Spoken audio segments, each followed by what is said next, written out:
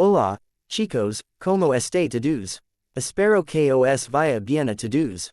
Hoy vamos a ver una increíble historia de que pasaría si, pero antes de empezar, es solo una humilde petición de que si son nuevos aquí, por favor, suscribíos porque en realidad me motiva mucho a publicar más. Además, las historias de mi canal son completamente escritas por mí, así que si tenéis alguna sugerencia para historias de que pasaría si, por favor, decidme saber debajo de la sesión de comentarios. Ahora, sin más demora, empecemos.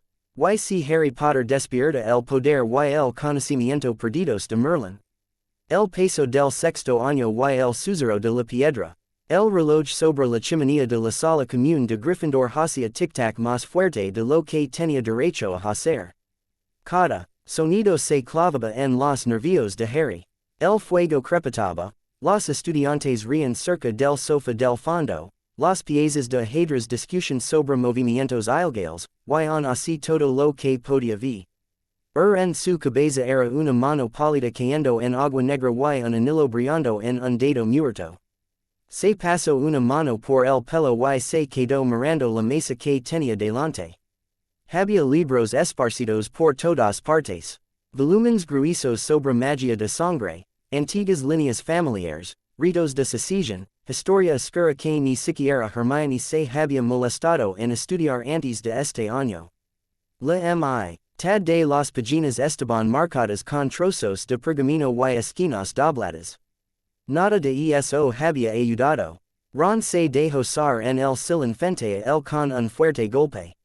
Los cojines protestaron. Ron apartó un libro que se deslizó en su regazo y frunció el ceño al ver el título. Anchors de sangre en la antigua Europa, leo Ron con voz inexpresiva. Brillante. Realmente se siente como mi cuento para dormir. Harry no sonrió. Hermione estaba sentada con las piernas cruzadas en la alfombra entre ellos, con tinta en los dedos y una pluma detrás de la oreja. Sus notas cubrían más la mesa que los libros reales. Columnas ordenadas de ideas y referencias que se entrecruzaban. Golpeó su pluma contra su rodilla y miró con furia su pila de fracasos. Nos estamos perdiendo algo, dijo ella. Tenemos que estarlo. No hay forma de que muchas familias antiguas usaran protección basada en la sangre y ninguno de estos autores la conectara con algo que Dumbledore piensa que vale la pena perseguir. Tal vez murmuró Ron, porque no tenían un señor oscuro que cortara su alma en pedazos y la escondiera en joyas. Ron, dijo Hermione, con voz de advertencia. Que, replicó él, solo digo, todo esto. Hizo un gesto con la mano hacia la mesa. El gesto abarcó la luz del fuego, el pergamino esparcido, la sala común que se sentía demasiado cálida y no lo suficientemente cálida al mismo tiempo. Todo esto es genial cuando tienes profesores que te dicen la verdad. Tenemos a Dumbledore dándole a Harry media pista a la vez y luego desapareciendo de nuevo. ¿Cómo vamos a seguir el ritmo? El estómago de Harry se retorció. La palabra desaparecer aterrizó en un lugar que ya estaba en carne viva. No lo hace por diversión, dijo. Su voz sonaba cansada incluso para él. Ron resopló. Tiene una forma extraña de mostrarlo. Todo el verano no consigues nada. Entonces aparece y te deja hacer un anillo que casi te derrite la mano. Luego dice que vas a cazar el resto del alma de ya sabes quien y ni siquiera te da el mapa completo. Hermione se colocó el cabello detrás de la oreja y miró de Ron a Harry. Sus ojos eran agudos pero también había tensión en ellos. Ron no se equivoca sobre la información que falta, dijo ella. Confío en el profesor Dumbledore. Por supuesto que sí, pero la forma en que compartimenta se está convirtiendo en un problema. Sabe más sobre horcruxes que cualquier persona viva. Sin embargo, estamos sentados aquí tratando de revertir un ritual oscuro a partir de pistas de segunda mano y advertencias vagas. Harry volvió a mirar la mesa. Las palabras de la página se volvieron borrosas. Presionó los dedos con fuerza contra la madera. Le dolió de una manera pequeña y firme. Lo sé, dijo él en voz baja. Sé que nos estamos perdiendo cosas. Esa es la cuestión. Se supone que debo seguirlo y aprender lo que él elige mostrarme. El resto es cosa mía. Adivinando sobre tu propia vida, dijo Ron. Su voz era espera ahora, on no estaba enojado, pero ligando a eso, y la nuestra. Te das cuenta de eso, sí. Cada vez que te vas con él, nos sentimos aquí preguntándonos si vas a volver. Vuelves con media historia y una nueva cicatriz. Y se supone que debemos ser que, un equipo de investigación de respaldo. Hermione se estremeció. Harry levantó la vista y vio la forma en que los puños de Ron estaban apretados sobre los reposabrazos, los nudillos blancos, la dura línea de su mandíbula. Bajo el gruñido había verdadero miedo. Yo no pedí nada de esto, dijo Harry. Las palabras salieron más afiladas de lo que pretendía. No pedí la profecía, no pedí horcruxes, no pedí pasar mi vida por sig. Viendo pedazos de Tom Riddle por todo el país. Nadie dice que lo hicieras, respondió Ron, cada vez más acelerado. Ese es el punto. No preguntaste, pero te lo dicen. Te enteras de cuál es el plan, incluso cuando está a medio hacer. Recibimos piezas, esperamos. Hermione interrumpió antes de que Harry pudiera replicar. Parad, dijo ella, los dos, parad un segundo. Cerró uno de los libros con más fuerza de lo realmente necesaria. Se levantó polvo. Esto no está ayudando. Estamos cansados y tenemos miedo, y nos lo estamos tomando el uno con el otro. Su mirada se suavizó por un momento mientras miraba a Harry. ¿Qué dijo exactamente? Palabra por palabra. Sobre el medallón. Sobre la línea que sigues repitiendo. Harry exhaló y se recostó en el desgastado sofá. Los mules crujieron. Señaló una frase en una de sus viejas notas, dijo Harry. Algo que su antiguo profesor escribió, aparentemente. Dijo que la había desconcertado durante años. La línea era que Salazar escondió su mayor pecado NDE la piedra recuerda la primera sangre. Los ojos de Hermione se agudizaron. No mencionaste la segunda mitad antes, dijo ella. Solo mencionaste la parte de la piedra. Harry se frotó la cara. No estaba tratando de ocultarlo. Simplemente no pensé que importara. Todo importa, respondió ella. El mayor pecado de Salazar tiene que ser o bien la cámara o algo relacionado con el horcrux. La línea sobre sangre primera subir familia. Línea de sangre. Tal vez una custodia codificada a sus descendientes. Ron frunció el ceño. Espera. Primera sangre. Podría ser la primera línea de sangre pura en Gran Bretaña o algo así. Alguna antigua mansión. Hermione negó con la cabeza. No. Salazar no era británico de la manera en que lo son las familias posteriores. Los fundadores vinieron de diferentes partes de Europa. Primera sangre en este contexto significaría el primer heredero de su línea, o el sacrificio original utilizado para vincular la magia. Harry los escuchaba lanzar ideas y sintió la familiar mezcla de respeto y frustración. La mente de Hermione daba vueltas alrededor de todos los demás. Los instintos de Ron iban directos al corazón de las cosas. Sin embargo, el techo sobre todos ellos era el mismo. Dumbledore sabía más. Dumbledore siempre sabía más. También dijo, añadió Harry en voz baja, que hay partes de Hogwarts más antiguas que los fundadores. Cosas construidas en la piedra mucho antes de que llegaran. Cree que Salazar usó uno de esos lugares. Torció algo que ya era antiguo. Eso los tranquilizó. Incluso Ron dejó de moverse inquieto. Más antiguo que los fundadores. Más antiguo que las historias de historia de la magia. Más antiguo que el castillo por el que Harry había caminado durante años sin llegar a verlo del todo. Hermione alcanzó uno de sus cuadernos con datos rápidos. ¿Por qué no empezaste con eso? Dijo ella, tratando de sonar molesta y sin lograrlo del todo. Antiguos significan magia más antigua. A la magia antigua no le importan las protecciones del ministerio ni los planes de construcción modernos. Si hay un ala oculta, podría estar atada directamente a la roca fundamental. Ron la miró fijamente. ¿Estás realmente emocionada? Por supuesto que sí, dijo ella. Es aterrador, pero también es la primera pista real que tenemos en semanas. Harry sintió cada una de ellas. Noches despierto escuchando el castillo gemir y moverse. Días pasados, cabeceando a través de lección que ya no parecían importar, mientras los mortífagos se reunían afuera y la orden luchaba con la mitad de los números. Cada vez que llegaba el correo, esperaba noticias de otro ataque. Brillante, dijo Ron, aunque su tono era más pleno que sus palabras. Así que buscamos alguna habitación misteriosa debajo del colegio que nadie haya visto en 1000 años. Fácil. Hermione se mordió el labio inferior. No tenemos que encontrar la habitación real de inmediato, dijo. Solo necesitamos un patrón. El castillo no es aleatorio. Hay reglas, guardias, puntos de unión. Si algo o se encuentra en una estructura más antigua, podría haber rastros. Extrañidades arquitectónicas, corredores que no llevan a ninguna parte en el mapa.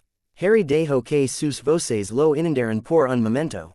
El fuego proyectaba una luz dorada sobre el cabello de Ron y recogía las manchas de tinta en las manos de Hermione.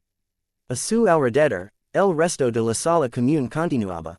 Lavender se rió demasiado fuerte de algo que dijo Seamus. Ginny se apoyó en el respaldo de un sofá y charló con Dean, aunque de vez en cuando sus ojos se dirigen a Harry, rápidos y culpables, como si estuviera comprobando que todavía estaba allí. Él apartó la mirada, sentía que ya no tenía derecho a querer nada simple.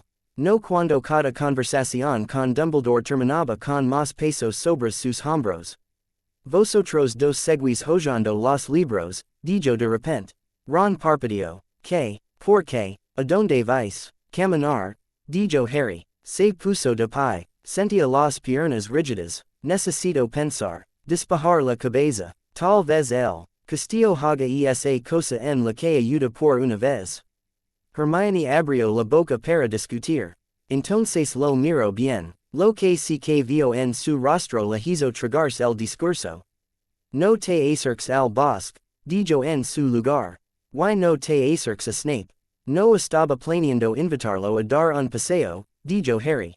Ron resopló ante eso. Parte de la tensión se alivió. Solo parte. Coge el mapa, añadió Ron, metiendo la mano debajo de la silla en busca de su mochila. Rebuscó en ella un segundo y sacó un trozo de pergamino desgastado. Si vas a vagar en medio de la noche, al menos dame la ilusión de que no vas a correr directamente a los brazos de Malfoy. Harry logró esbozar una débil sonrisa. Malfoy se desmayaría si me volviera a ver sin la mitad de sus guardaespaldas, dijo. Cogió el mapa y se lo guardó en el bolsillo. La sensación del mapa contra sus dedos le resultaba familiar, casi reconfortante. Se dirigió hacia el agujero del retrato mientras otra fuerte carcajada se elevaba desde el otro lado de la habitación. Harry, lo llamó Hermione en voz baja. Se detuvo y miró hacia atrás. Estamos contigo, dijo ella. Aunque parezca que no somos útiles ahora mismo. Lo sabes, verdad, trago saliva y asintió. Lo sé, trepó por el agujero del retrato y salió al pasillo. El castillo estaba en silencio, como solo lo estaba a altas horas de la noche. Los retratos susurraban a su paso. Algunos fingían estar dormidos. Los pretendientes de los cuadros bostezaban tras sus manos enguantadas. Las antorchas ardían bajas, proyectando sombras que se alargaban sobre la piedra. Harry abrió el mapa con rápida práctica. Lo golpeó con su varita y susurró la frase habitual. Las familiares líneas de tinta se extendieron como venas por el pergamino. Pequeños puntos etiquetados se movían a lo largo de los pasillos. Filch estaba en el segundo piso. Snape era una silueta oscura y afilada cerca de las mazmorras. El punto de Dumbledore permanecía inmóvil en su despacho. Harry se quedó mirando el laberinto de pasillos y escaleras. ¿A dónde habría ido Salazar? Donde la piedra recuerda la primera sangre, murmuró. La frase le daba vueltas en la cabeza. Primera sangre. Fundamentos antiguos. Lugares que precedían a la propia escuela. Si realmente había una parte de Hogwarts tan antigua, Sería en algún lugar que los constructores simplemente habían construido alrededor, no encima. Un nudo en el patrón. Recorrió el mapa con el dedo. Buscando no etiquetas sino extraños huecos. Áreas donde deberían haber habitaciones y no había ninguna. Lugares donde los pasillos se torcían sin razón alguna. Cerca de los niveles inferiores. Cerca de las mazmorras pero no del todo parte de ellas, había un espacio sin habitaciones marcadas en absoluto. Las escaleras lo bordaban y luego se alejaban. Las líneas de tinta lo rodaban como el agua alrededor de una roca. Harry sintió una pequeña sacudida en el pecho. Te tengo, susurró. Su propio punto estaba en el pasillo fuera de la sala común. El extraño hueco estaba dos pisos más abajo y un largo tramo a lo largo de la pared desde el área de Slytherin, más cerca de la parte del castillo que conducía hacia los viejos cimientos cerca del lago. Dobló el mapa de nuevo y se metió la varita en la manga. Luego se puso en marcha, las zapatillas silenciosas sobre la piedra. El paseo lo llevó junto a las dormidas y armaduras frías. Una vez, un traje se movió cuando pasó y murmuró algo sobre disciplina. Harry lo ignoró. Mientras bajaba otra escalera, la temperatura abajo. El aire adquirió un borde húmedo, como si las paredes contuvieran más agua aquí abajo. Las antorchas estaban más separadas. Algunas parpadeaban. Una se había quemado por completo, dejando un parche de sombra más profunda. Comprobó el mapa al pie de las escaleras. Su punto flotaba cerca del borde del espacio en blanco. De cerca, la falta de detalles era aún más extraña. La tinta no mostraba paredes allí.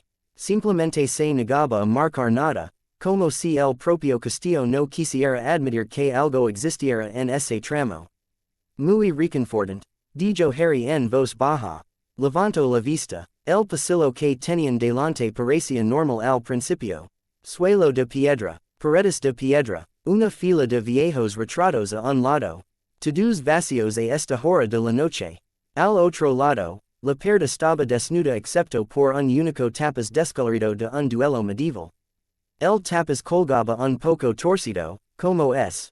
Hay algo hubiera tirado de una esquina hace mucho tiempo. Harry caminaba lentamente. Las suelas de sus zapatos susurraban en el suelo. Cuanto más se acercaba, más mal se sentía el espacio. No daba miedo, solo estaba mal. El aire estaba demasiado quieto. El sonido parecía hundirse en él. Incluso su propia respiración sonaba más tranquila. Se detuvo frente al tapiz y extendió la mano. Los hilos eran ásperos bajo sus dedos. El héroe de la escena levantó su espada en ese preciso momento y fulminó a Harry con la mirada. ¿Te importa? Dijo el caballero del tapiz. Estaba a punto de ganar. Contra un dragón que parece una almohada, murmuró Harry. El dragón sopló una pequeña lama bordada en señal de ofensa. Harry apartó el tapiz a un lado. Detrás de él, esperaba encontrar piedra sólida. En cambio, encontró una sección de pared que no coincidía con los bloques que la rodeaban. Las piedras eran más estrechas, colocadas en un patrón que no reconoció. Eran lisas, casi pulidas, y más frías que el resto de la pared. Cuando se inclinó más cerca, vio finas líneas taladas en la superficie. No eran palabras en ningún alfabeto que conociera, ni runas de sus estudios. Estas líneas se curvaban y sectaban de una manera que hacía que le dolieran los ojos si miraba demasiado tiempo. Hermione sabría que esto no es un conjunto estándar, pensó. De repente deseo haberlo arrastrado fuera de la sala si. Se imaginó su cara cuando viera el mapa señalando una brecha en el castillo y decidió que dejarla con Ron era más amable por el momento. Primera sangre. Extendió la mano y apoyó la palma plana sobre la piedra fría. No pasó nada. Harry frunció el ceño. De todos modos habría sido demasiado fácil. Abra, intento. Nada. Entrecerró los ojos ante la maraña de líneas taladas. Algunas de ellas casi parecían querer formar una forma que reconocía. Una curva como una serpiente. Un círculo con una cruz atravesándolo. Cosas antiguas. Las manitas de los duendes a veces tenían signos similares. Tal vez trabajo de gringos. El pensamiento se alejó en su mente. Hogwarts se construyó sobre cosas más antiguas. Duendes trabajando en las profundidades de la tierra.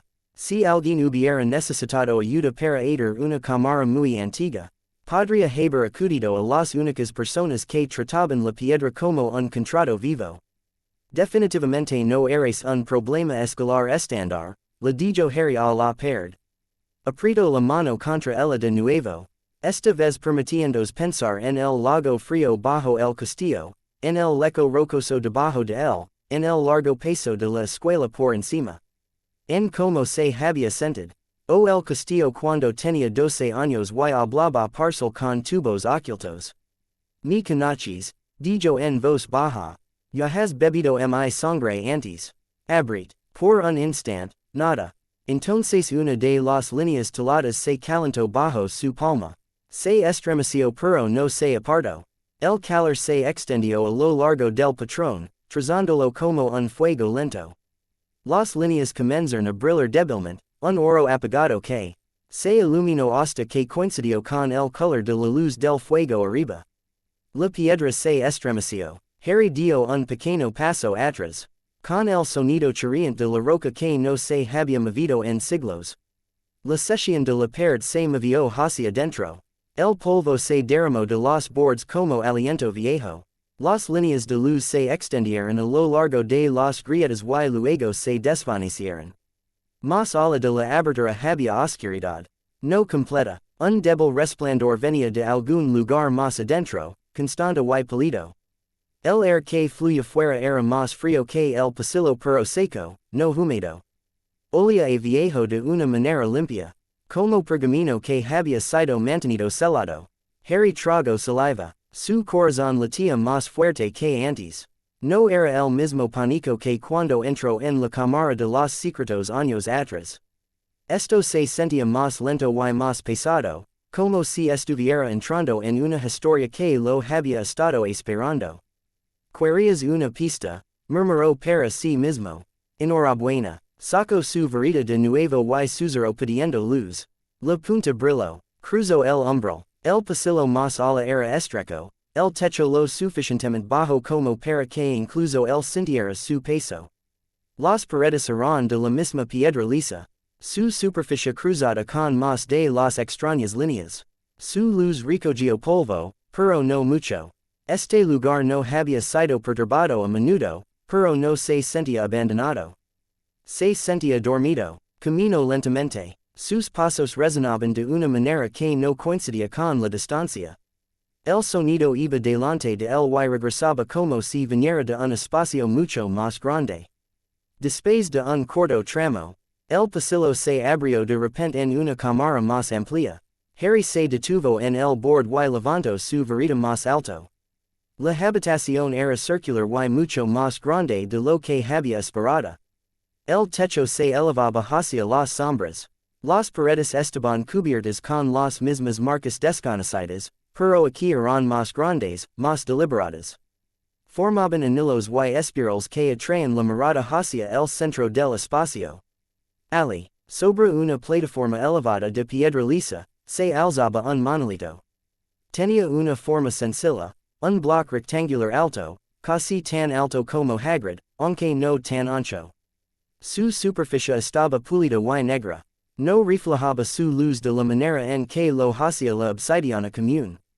En cambio, parecía absorberla. El débil resplandor que había visto antes no provenía de lámparas o antorchas, sino de las patronas en el suelo alrededor de la base. Se acercó más. El suelo justo debajo y alrededor de la plataforma estaba grabado con un círculo complejo que hacía que todos los diagramas de los departamentos de Hogwarts que él había visto se avergonzaron. Rutas de líneas taladas se encontraban en ángulos agudos, luego se curvaban de nuevo. Algunas de las formas eran similares a las de la pared exterior. Otras eran completamente nuevas. Se agachó en el borde del círculo y lo estudió. No había huecos obvios, ningún lugar donde insertar su varita, ningún objeto físico que girar o tirar. No era una cerradura tal como él los entendía. Parecía más bien una pregunta. Harry se enderezó lentamente y miró el propio monolito. De cerca, la superficie negra no era completamente lisa. Fáciles líneas corrían a través de ella, tan finas que casi no las veía. Brillaban muy levemente, como venas de plata profundas bajo un lago oscuro. Cuando se inclinó, se dio cuenta de que no eran aleatorias. Formaban letras que no reconocía, una escritura que se curvaba y se hendía de formas que la hacían picar la lengua. Se le erizó el velo de los brazos. No conocía el idioma, pero algo en su interior respondía a su ritmo. Brillante. Susurró. ¿Qué eres entonces? Su cicatriz hormigaba. No era la punzada aguda que venía con los estados de ánimo de Voldemort. Este era un latido lento y constante que coincidía con su pulso. Hacía que los huesos bajo su piel se sintieran huecos y extraños, como si estuvieran esperando a que los llenara algo. Dio un paso atrás y se obligó a pensar. La media nota de Dumbledore. El mayor pecado de Salazar. Primera sangre. Más antiguo que los fundadores. Líneas de duendes usadas como anclas. Un monolito que se sentía como nada más en el castillo. Esto no parecía un horcrux.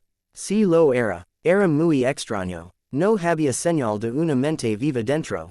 Ningún susurro de malicia, solo una tranquila expectativa. Esto está mal, murmuró una vocecita en el fondo de su mente. Vete, díselo a Dumbledore, no eres tú quien debería abrir cosas como esta.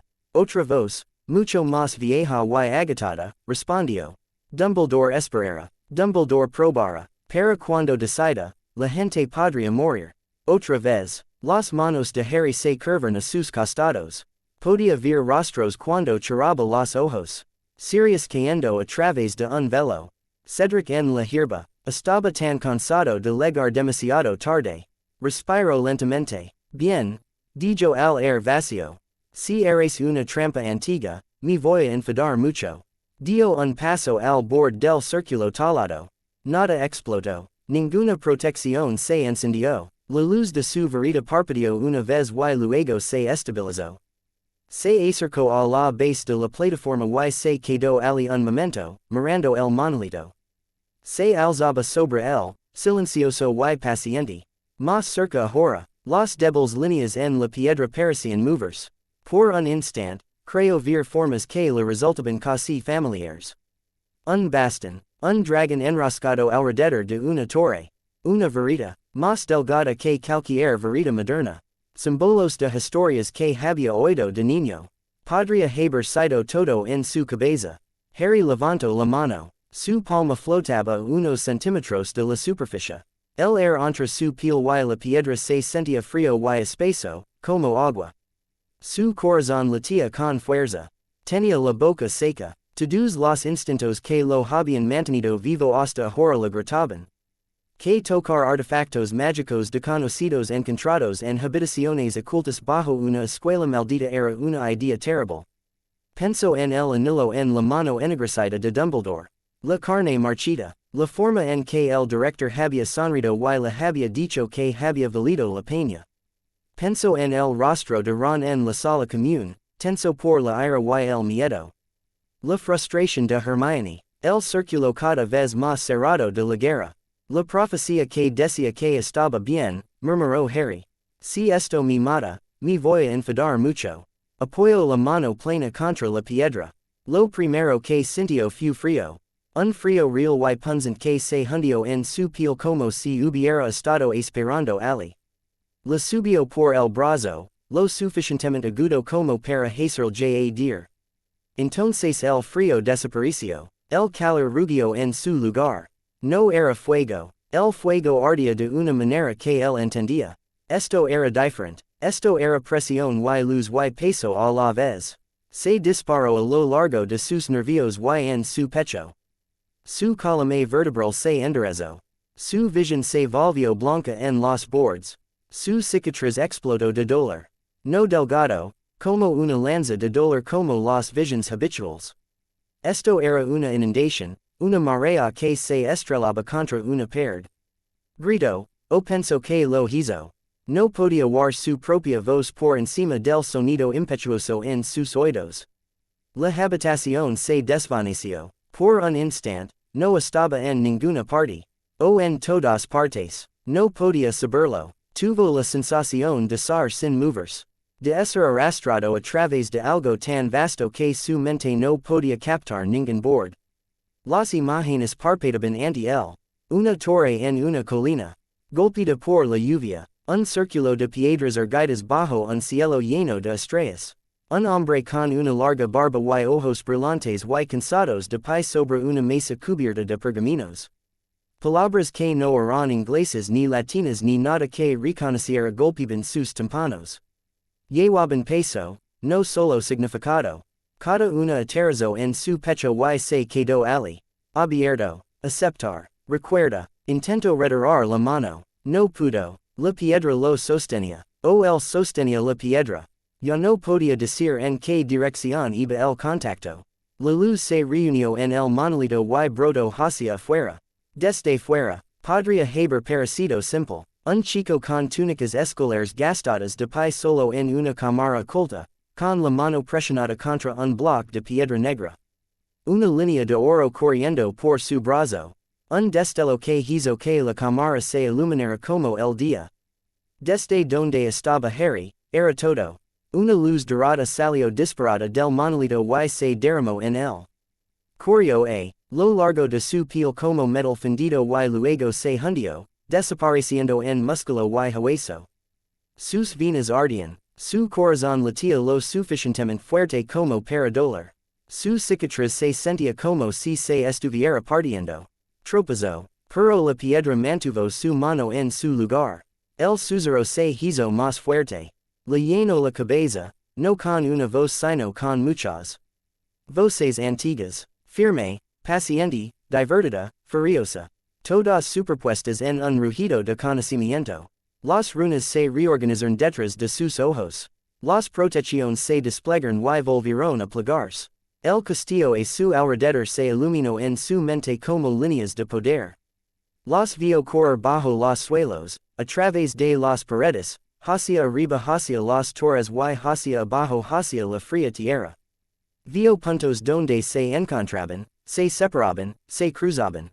En algún lugar a lo lejos, algo algo. Sonaba como desafío y miedo. Voldemort, se dio cuenta una pequeña parte de él. El siente esto. El pensamiento parpadeó y fue tragado por una ola mucho más grande.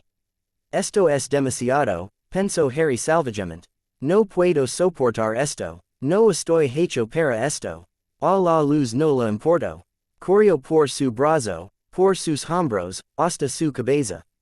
Por un momento, todo su mundo fue su cicatriz. Era una puerta, una herida y una llave a la vez.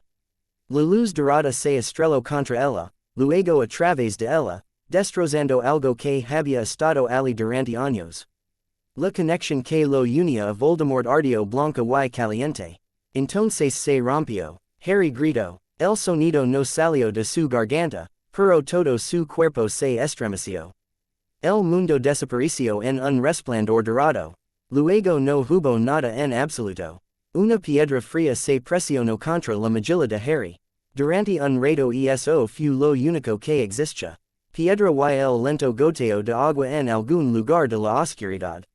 Su cabeza se sentía llena de lana y fragmentos brillantes de algo que no se quedaba quieto. Cuando intentó moverse, su estómago se revolvió. Se obligó a abrir los ojos. El techo sobre él era alto y curvo. Enormes columnas de piedra taladas como serpientes se enroscaban para encontrarse con él. Esculturas de serpientes descoloridas se enroscaban alrededor de cada una de ellas. Él era olía a roca húmeda y a algo más antiguo, un polvo seco que se pegaba a la parte posterior de su garganta. Harry miró fijamente el enorme rostro de piedra en el otro extremo de la cámara y supo exactamente dónde estaba. La cámara de los secretos. Se impulsó sobre los codos. El movimiento envió una punzada de dolor a través de su cráneo, un latido sordo que hizo que su visión se nublara. Fragam, entos de memoria regresaron en destellos rotos. La sala común de Gryffindor, las discusiones, el mapa, la fría per detrás del tapas, el pasaje oculto, el monolito negro. Luz dorada, presión, sus cicatriz abriendos desde dentro. Luego nada. Ahora estaba tumbado en el suelo en un lugar donde solo había estado una vez antes, años atrás, cuando era más pequeño y tenía más miedo y no sabía lo que estaba haciendo. Respiro hondo y se incorporó como es debido. Los huesos yacen en silencio alrededor de la orilla del agua. El cadáver del basilisco era un montón pálido en la penumbra, costillas como arcos derrumbados. La última vez que lo había visto, había sido aterrador y enorme. Ahora parecía un esqueleto quedado en un museo. Le dolía más la cabeza cuando intentaba mirarlo. No por miedo, por la forma en que su mente intentaba sumar números al tamaño sin que él los pidiera. Longitud en pies precisos, peso, el contenido de veneno en cada colmillo, la forma en que el cadáver había cambiado el FL. Ujo de en la cámara desde que murió. Cerró los ojos con fuerza. Por un segundo, eso empeoró las cosas. Con los ojos cerrados, la oscuridad detrás de sus párpados se llenó de patronas. Líneas de él, se deslizan en su lugar como marcas de tiza en pizarras gigantes. Guardias, viejas y nuevas, envueltas unas en otras. El castillo sobre él brillaba en su mente como un conjunto anodado de conchas. Algunas eran brillantes y recientes. Otras se asentaban más pesadas y profundas, colores para los que no tenía palabras. Sabía que encantamiento rastraba quien sostenía una varita dentro de las paredes. Que vigilaba las formas de animagus. Que rastraba el olor de los dementores a través de las fronteras. Sabía donde había estado anclado cada uno y cuántas personas trabajaban en cada regla. Nunca había visto nada de eso con sus propios ojos. No debería saber nada de eso. Su respiración se aceleró. Se dijo a sí mismo. Una cosa a la vez. Abrió los ojos de nuevo. Las patronas se desvanecieron de su visión interior. Aunque no desaparecieron, se sentaron en el borde de su conciencia, esperando. Colocó las manos planas sobre la piedra y se puso de pie con cuidado. La sensación de que el mundo se inclinaba se alivió cuando se puso de pie. El dolor en su cabeza permaneció, pero se convirtió en una fuerte presión en lugar de un latido salvaje. Su cicatriz picaba de una nueva manera. No como un corte, más como un mordón que se había presionado demasiado a menudo. Levantó los dedos y se tocó la frente. La piel estaba tierna y caliente. Cuando retiró la mano, no había sangre. Había algo más. Unos finos hilos de luz dorada se aferraban a las yemas de sus dedos, tenaces y débiles. Desaparecieron después de un momento, hundiéndose en su piel. Harry se miró la mano. Bien, dijo a la cámara vacía. Su voz resonó en las paredes. Eso es nuevo. Las palabras que le vinieron a la mente a continuación no eran ingleses.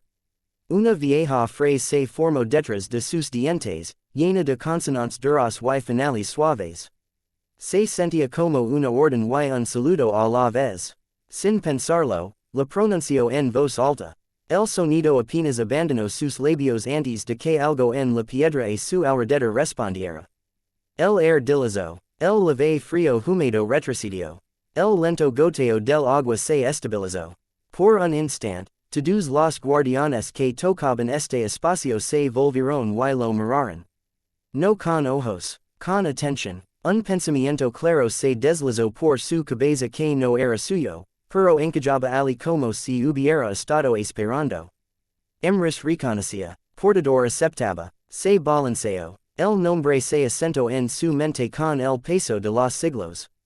Emrys, un título y una persona y una leyenda que había sido retorcida en las historias durante tanto tiempo que casi nadie usaba ya la palabra original.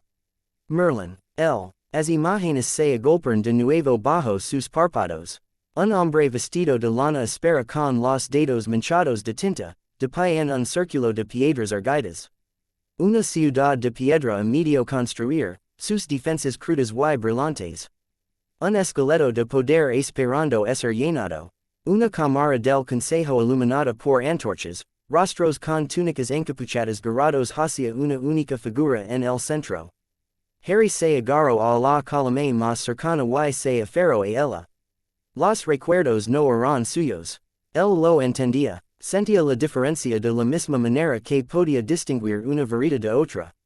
Pero y calaban en sus propios pensamientos como si siempre hubieran estado allí. Vio a un Merlín más joven discutiendo con un grupo de brujas y magos mayores.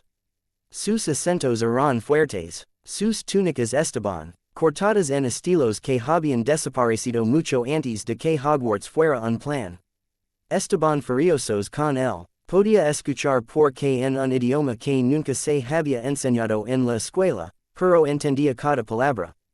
Ninguna mente puede contener todos los caminos. Rompe el mundo. Oyó su propia voz responder en ese mismo idioma. No era realmente la suya, pero estaba lo suficientemente cerca como para que se le erzara la piel. Si nadie los recuerda, los mismos errores se repiten. Si nadie recuerda la primera queda, la siguiente será la misma. Vio las votaciones, manos levantadas y bajadas, a vieja ley dibujada en fuego sobre una mesa de piedra, vinculante y definitiva. No más repositorios, no más emrys. Harry se apartó de la visión con una respiración entrecortada. Sus dedos se clavaron en la piedra talada del pilar. La serpiente bajo su mano pareció casi viva por un segundo, las escamas asperas bajo su palma. Lo soltó, brillante, susurró, le temblaba la voz, así que he quebranta, de una ley antigua que fue escrita antes incluso de que esta escuela existiera. Es bueno saberlo. Volvió a mirar alrededor de la cámara. La última vez que había estado aquí, tenía 12 años y estaba aterrorizado y furioso. Se había enfrentado a una partida Tom Riddle que se burlaba de él y le decía que no era nada sin la ayuda de otras personas. Había apuñalado un libro y había visto gritar al fantasma de un niño. Esta vez, el miedo era diferente, era más grande, más pesado, sin un rostro al que apuntar. Tomó otra respiración y se obligó a relajar los hombros. Piensa, ¿qué puedes hacer ahora que no podías hacer antes? ¿Qué ha cambiado realmente? Cerró los ojos de nuevo, con más cuidado. El mapa de Hogwarts se alzó de inmediato. No era como el mapa de los marauders, con sus pasillos pintados con tinta y sus nombres diminutos. Era más como un modelo construido con hilos de luz. Cada piso colgaba en su mente como una fina sabana, luego otro encima, y otro, todos unidos por líneas estrechas donde se encontraban las escaleras. Podía ver puntos de calor donde la gente estaba agrupada. La torre de Gryffindor brillaba con cálidos grupos de estudiantes y su magia cansada. La sala de profesor parpadeaba con algunos puntos fuertes, uno que se sentía como McGonagall, otro como Flitwick, comprimido y afilado. Los guardas lo envolvían todo. Podía trazar cada línea si se concentraba. Podía decir donde eran delgadas. Donde la guerra y las malas reparaciones los habían desgastado. También podía ver el límite de los terrenos. Mientras observaba, la línea exterior se estremeció. Una onda se movió a lo largo del límite cerca de las puertas delanteras. Las viejas piedras que marcaban el borde de la escuela se incendiaron en su mente, quejándose. Alguien afuera se apretó contra ellas, lo suficientemente fuerte como para dejar una aboladora. Los ojos de Harry se abrieron de golpe. No, murmuró. Ahora no. Buscó el mapa en su bolsillo por reflejo y luego se detuvo. No necesitaba tinta para saber lo que acababa de sentir. Las protecciones temblaron de nuevo. Esta vez la sacudida se propagó más profundamente, hacia el núcleo central de las protecciones. Algunas se tensaron por sí solas. Otras se tensaron. La magia antigua despertó. A lo largo del límite frontal, apareció un grupo de chispas brillantes y indecibles. Tenían una sensación particular, afiladas y oleosas al mismo tiempo. Pasadas con poder prestado. Algunas de ellas llevaban rastros que conocía demasiado bien del año pasado. Devoradores de la muerte, no estaban dentro, no del todo, Presionaron y buscaron, buscando puntos débiles. Harry podía sentirlos sin necesidad de vidrio o herramientas de distancia. Sabía exactamente a qué distancia de las puertas de entrada se encontraban, cuántas varitas sostenían, cua. Les tenían cicatrices en su magia por el uso previo de maldiciones imperdonables. Trago saliva. Bien, le dijo a la cámara vacía. Pánico más tarde. Ahora nos movemos. Giro en un círculo lento, tratan de recordar la disposición exacta de su visita anterior. Las serpientes. La puerta detrás del rostro talado. El largo túnel que conducía hacia el baño de chicas. Esta vez, otra ruta apareció en su mente. Caminos ocultos que nunca habían notado antes ahora destacaban como si estuvieran pintados. Un camino que subía en ángulo a través de la roca, evitando el túnel habitual y emergiendo mucho más cerca de los jardines delanteros. Se sentía como una ruta de emergencia.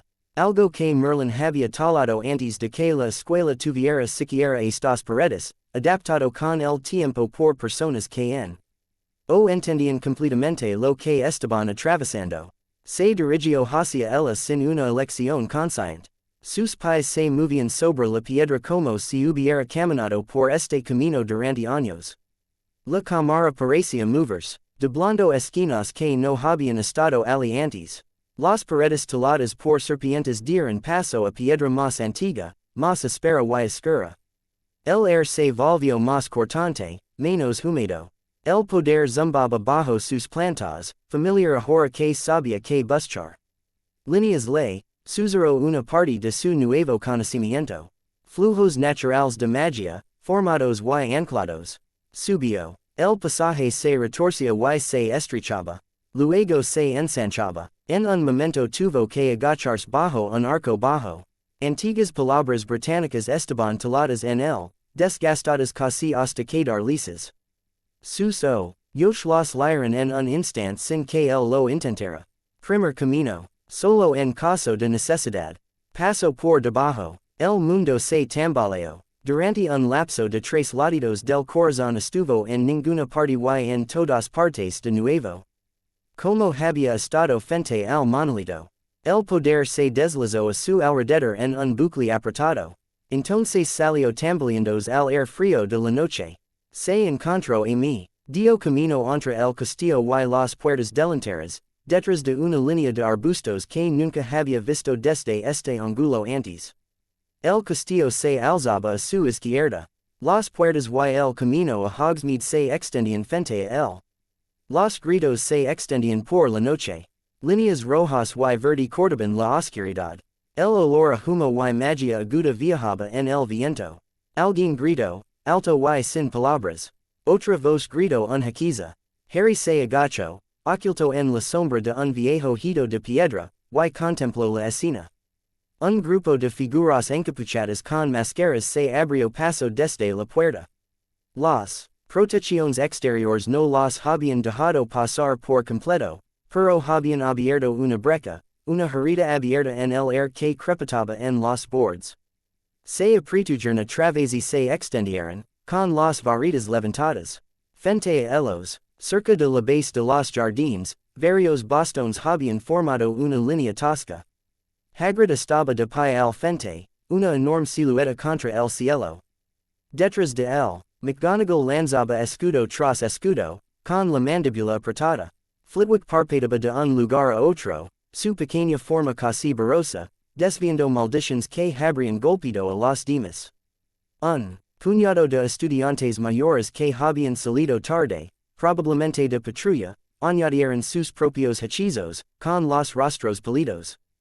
Harry vio a uno de los mortífagos levantar su varita y formar un patrón que reconoció al instante. Era el mismo movimiento de mano que había visto en el cementerio. Arrastró el aire de una manera que hizo que todo en su interior retrocediera. Maldición asesina. El objetivo era Hagrid. Harry no pensó. Su nueva percepción se agudizó.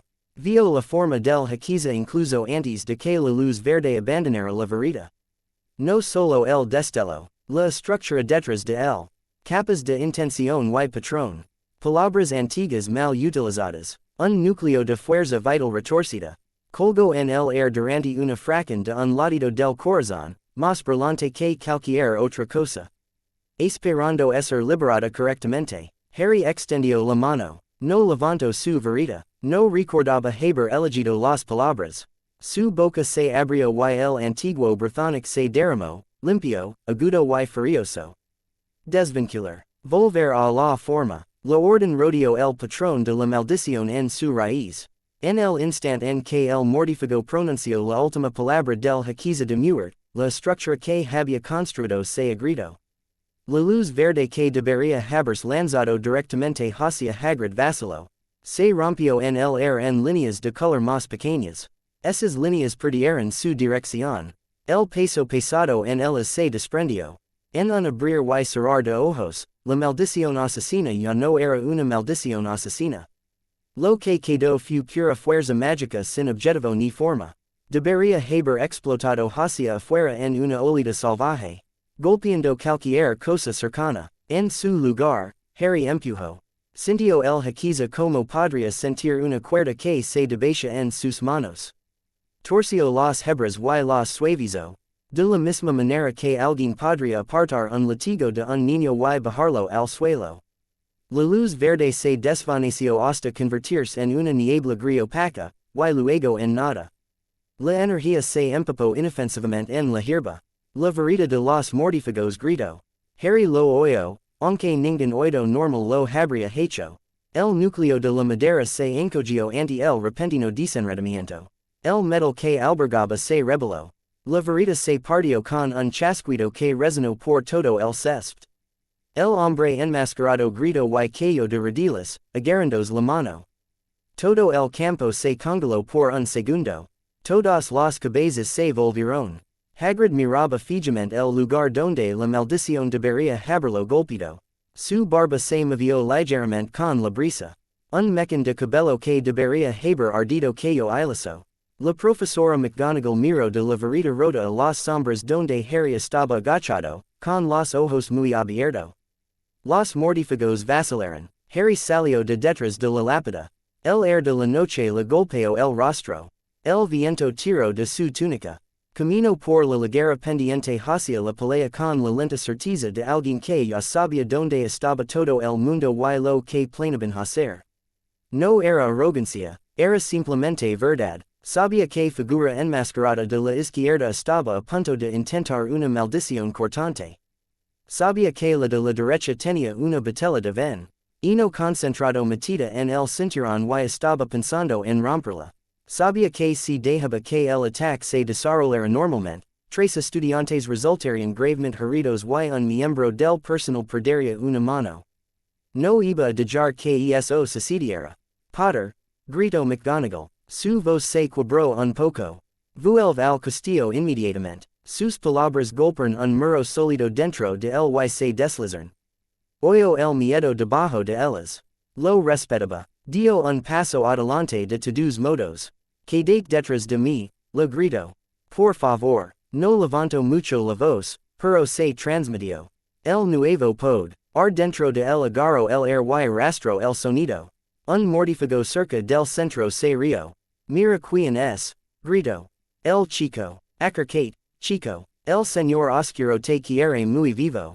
Harry levantó su varita. No canalizó los movimientos habituales que le enseñaban en la escuela. Los movimientos de muñeca y los golpes agudos que había practicado durante años ahora se sentían torpes. En su lugar, su mano te razó líneas que coincidían con las estructuras de la sala que podía ver en su mente. La tierra bajo los pies de los mortífagos respondió. Unas bajas crestas de piedras se elevaron sin previo aviso. Se curvaron alrededor de los tabilos y se solidificaron, clavando las piernas en su lugar. Varias figuras enmascaradas tropezaron y cayeron cuando el suelo las atrapó. Una logró lanzar una maldición antes de zar. Golpeó una de las nuevas crestas y chisporroteó. Harry movió su varita de nuevo, más un ajuste que un hechizo completo. Espigas de roca crecían de las crestas, trepando alrededor de los los y estómagos de los prisioneros para sujetarlos con fuerza. No cortaban la piel. No tenía ningún interés en herirlos de esa manera. Quería que fueran incapaces de correr. Uno de ellos gruñó y levantó el brazo con la varita. La única parte que no podía mover correctamente. Una ráfaga de color púrpura se disparó hacia Harry. Vio el haquiza por lo que era antes de que lo alcanzara, líneas de compresión dirigidas a sus pulmones. Había sido diseñado siglos atrás para ahogar a los dragones. El conocimiento llegó sin esfuerzo. Dibujó una forma corta en el aire. El haquiza golpeó un plano invisible y explotó. El aire se estremeció. Un anillo de presión inofensiva se extendió, alborotando el pelo y la hierba, nada más. Harry agitó su varita hacia el hechicero. La varita del hombre se evaporó. No hubo ningún destello, ningún estallido. Un segundo la varita estaba allí. Al siguiente era una débil nube de polvo que caía a través de sus dedos.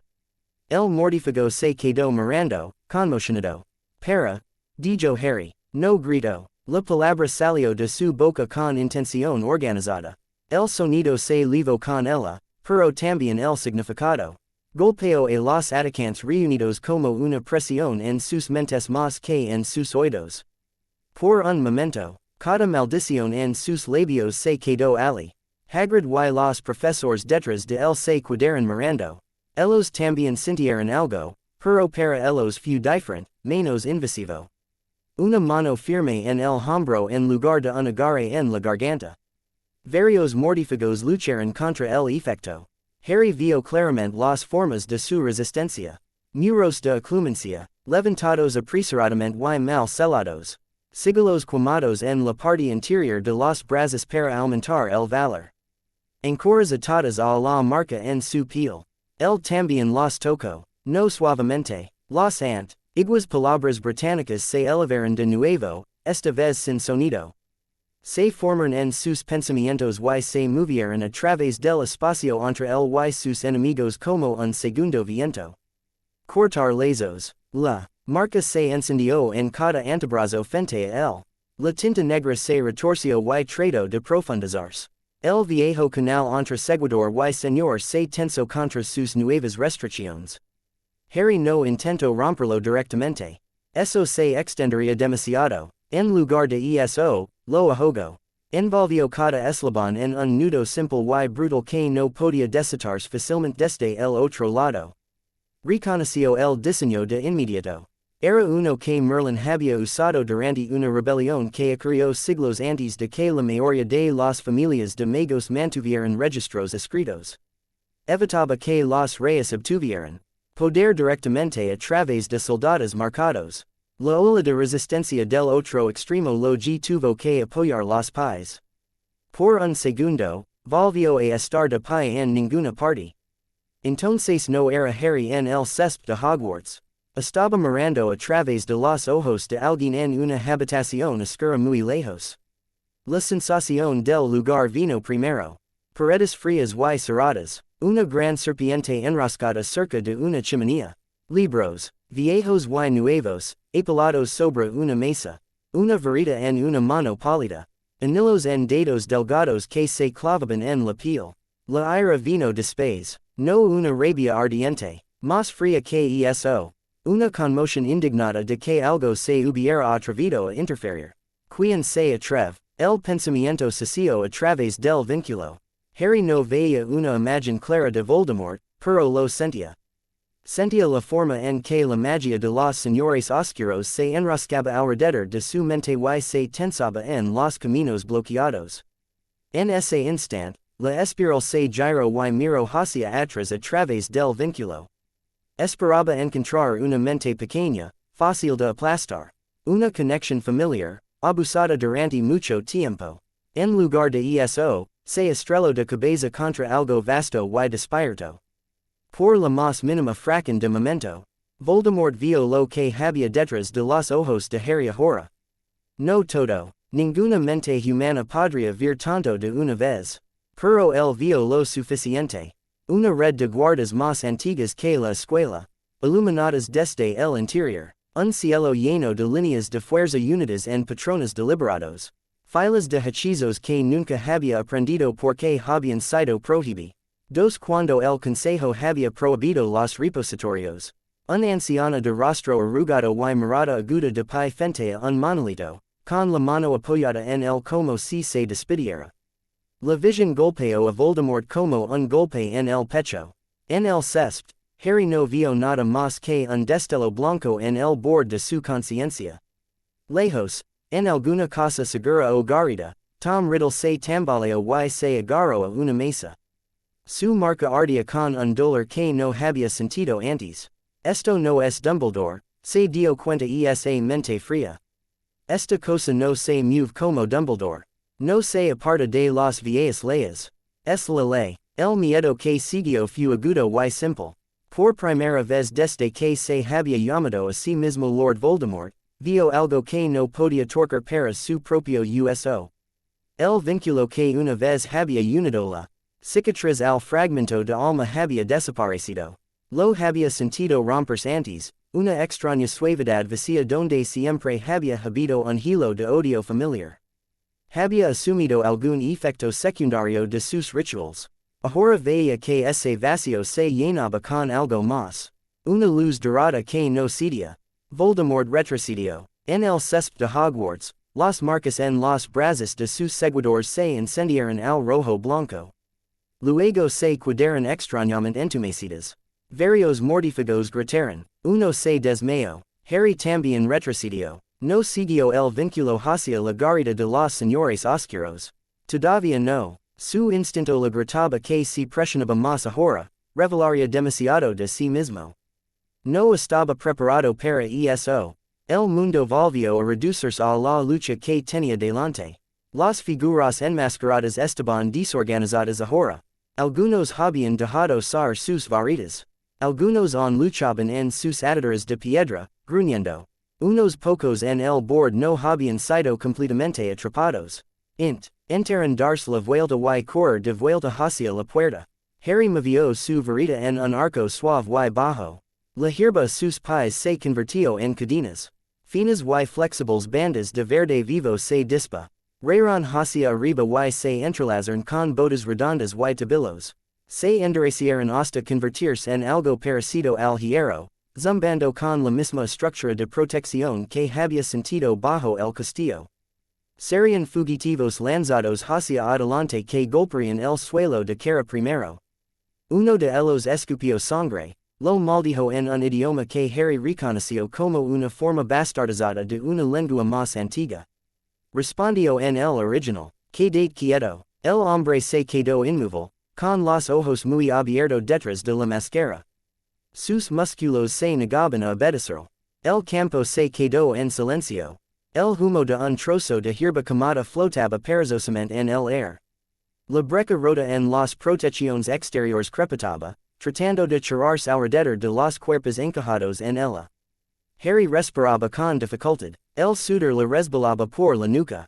A pesar de todo el poder que fluía en él, seguía siendo humano.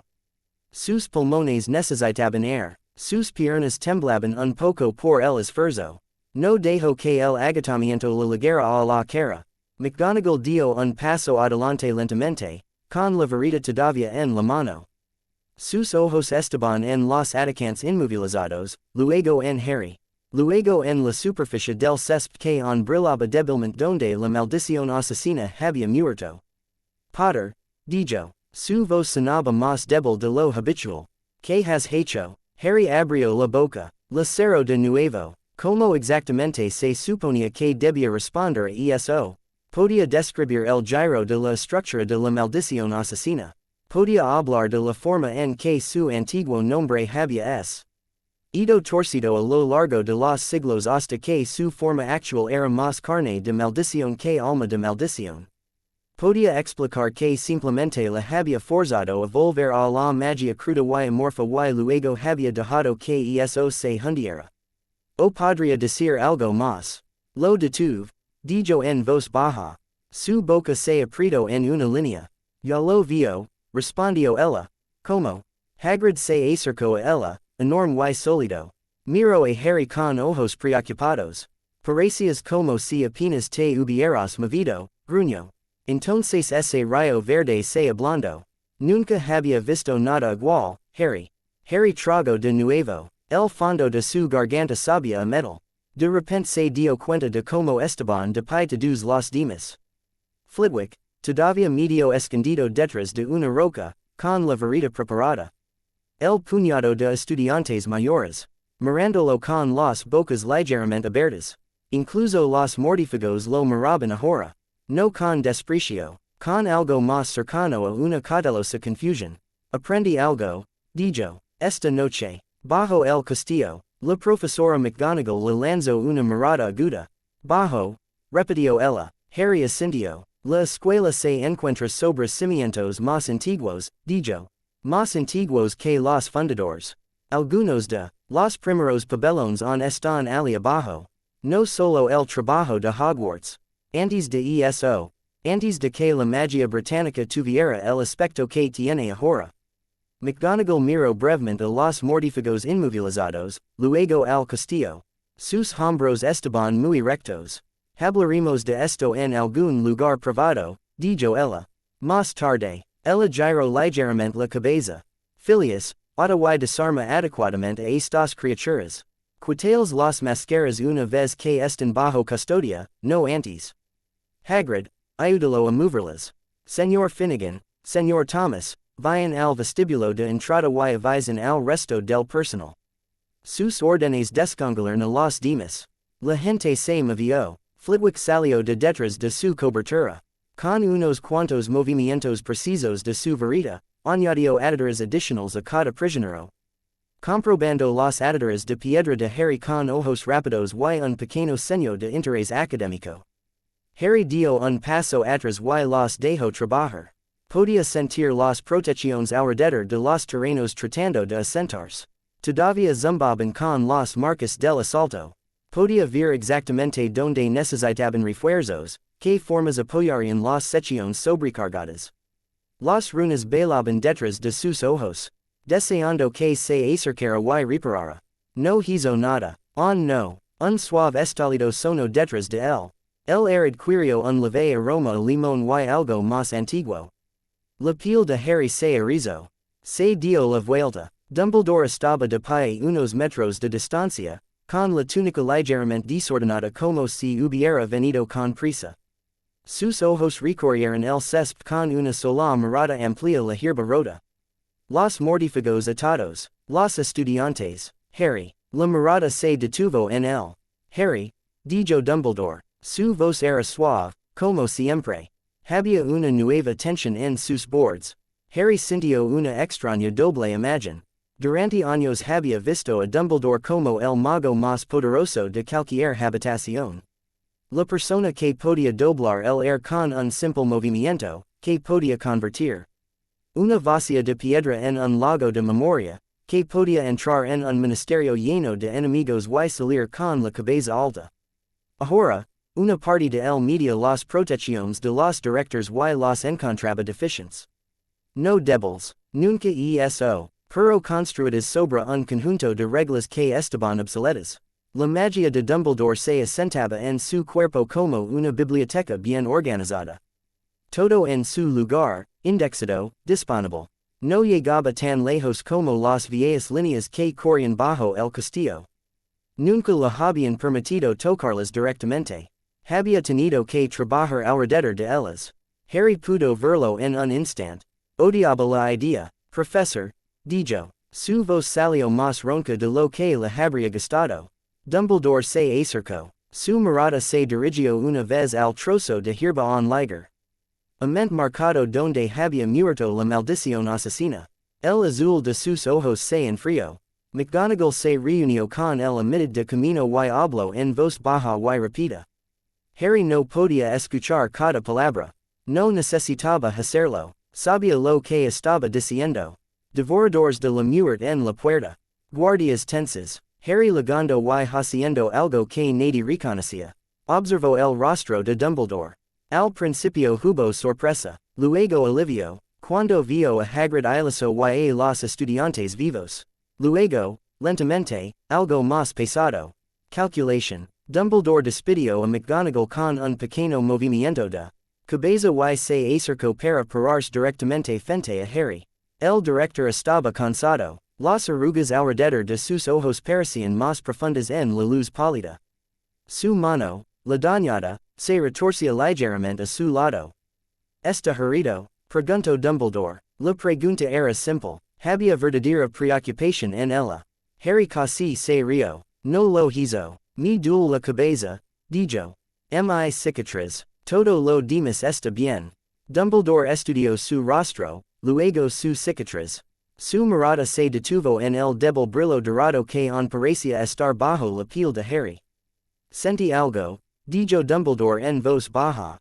Una olida de las antiguas protecciones. Más antigua que este castillo. Me despertó del sueño. Cuando intenté tocarla, me excluyó. Las últimas palabras fueron suaves, sin acusación. On se sentía como si una puerta se cerrara entre ellos. Harry cambió de postura. Encontré algo debajo de la escuela, dijo. Detrás del tapiz cerca de los niveles inferiores. Un pasaje que conducía a una cámara que nunca había visto antes. Había una piedra, negra, vieja, llena de algo. Habló con cuidado alrededor de las partes que no sabía cómo explicar. No mencionó la ley trazada con fuego. No mencionó el consejo que había juzgado a Merlín. No habló de la forma en que el monolito se había sentido casi vivo. Los ojos de Dumbledore se agudizaban con cada palabra. Un depósito, murmuró. Por supuesto. Debería haberlo adivinado. Harry parpadeó. ¿Sabías que estaba allí? Dijo. No exactamente, respondió Dumbledore. Sospechaba que había cosas bajo esta escuela que ni siquiera los fundadores habían creado. Cuando reparé algunas de las protecciones más profundas después de la caída de Grindelwald, vi rastros. Nunca encontré el núcleo. Su mirada se dirigió a la mano derecha de Harry, como si pudiera ver la marca del monolito allí. Hasta ahora, el silencio se extendió entre ellos por un momento. Detrás de Dumbledore, el personal se movía con sus tareas. Hagrid levantó a dos mortífagos atados a la vez y los levó con sombría satisfacción. Flitwick dirigió a un par de estudiantes aturdidos de vuelta al castillo. McGonagall le ladró una orden a alguien que se había acercado demasiado a la brecha de protección rota. El mundo continuó. Aquí, en esta pequeña extensión de hierba pisotera, algo había cambiado tanto que nada sería igual. Dumbledore bajó aún más la voz. ¿Cuánto te dio? Preguntó. Esta piedra. Harry trató de formular una respuesta. Pensó en intentar contar gotas de agua en un río. Era inútil. No lo sé, dijo al final. Lo suficiente como para que cuando los mortífagos empujaron contra las protecciones. Vi todo lo que hicieron. Lo suficiente para detener una maldición asesina separándola. Lo suficiente para ahogar las marcas en sus brazos sin tocarlas. Su mandíbula se tensó. Suficiente para saber que el vínculo entre él y yo se ha ido. La conexión de la cicatriz. Se rompió cuando la luz golpeó. Dumbledore inhaló. Se ha ido, repitió. Sí, dijo Harry. Todavía tiene horcruxes. Puedo sentirlos como estilas viejas. Pero el vínculo que le daba acceso a mi cabeza ha desaparecido. Lo que sí que hizo la piedra, lo rompió. Omitió la parte en la que Voldemort había intentado abrirse paso de nuevo y había visto los bordes de lo que Harry ahora sostenía. Tendría que contarle eso a alguien. Más tarde, ahora mismo, quería que una persona tuviera una noticia clara. Dumbledore miró al suelo durante un largo momento. Cuando levantó la mirada de nuevo, Harry vio dos cosas allí. El primero fue un alivio genuino.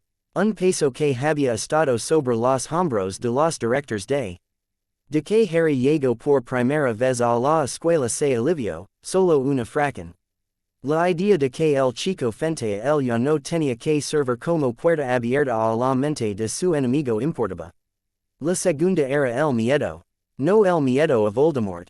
Eso era viejo y familiar. Esto era más nuevo. Dumbledore siempre había sido el portador de conocimientos ocultos. El que tenía piezas extra del rompecabezas. El que guardaba las cosas para sí porque creía que los demás no podían manejarlas. Ahora, de pi frente a él, estaba un estudiante cuya mente contenía ramas enteras de magia que habían estado encerradas durante 1000 años. Un chico que había detenido la maldición más temida del mundo sin sudar. Un chico que había atado a los soldados de los señores oscuros a su propia piel de formas para los que la ley moderna apenas tenía nombres. Harry vio que el cálculo se agudizaba. Dumbledore no solo estaba decidiendo cómo ayudarlo, estaba decidiendo cómo contenerlo. El director sonrió, suave y cansado. Y alegro por ti de que el vínculo haya desaparecido, dijo. Solo eso ya sería un milagro. Lo que describes es más que un milagro. Es un cambio en las reglas de la guerra. Sus ojos se desviaron brevemente hacia McGonagall. Luego hacia el castillo, luego hacia los mortífagos atados. Por ahora, continuó, nadie fuera de este césped necesita conocer los detalles. Harry lo miró fijamente. ¿Quieres ocultar esto? Dijo. Manteniendo la voz tranquila, Dumbledore extendió ligeramente las manos. Quiero evitar el pánico, dijo. Acabas de hacer algo imposible. Si se extiende la noticia de que un estudia, NTE puede deshacer maldiciones asesinas y ahogar marcas oscuras, el ministerio reaccionará con miedo. La orden reaccionará con asombro.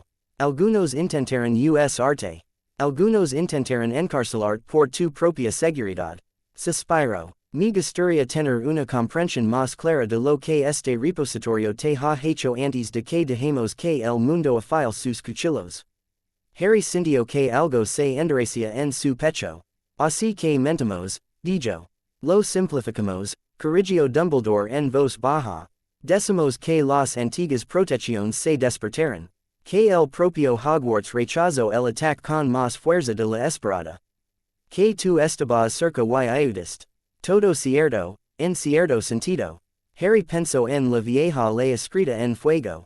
La que decía que ninguna mente individual podría retener tanto conocimiento de nuevo. Pensó en la forma en que se había diluido lo acepto de todos modos. Pensó en el miedo que había visto en el estremecimiento de Voldemort y en el cálculo en los ojos de Dumbledore. No confiaba completamente en ninguna de esas reacciones. Bien, dijo lentamente, por esta noche, Dumbledore inclinó la cabeza, aceptando la condición en las palabras. Hablaremos mañana, dijo, en mi despacho. Quiero un informe completo. Mientras tanto, ve a ver a la señora Pomfrey.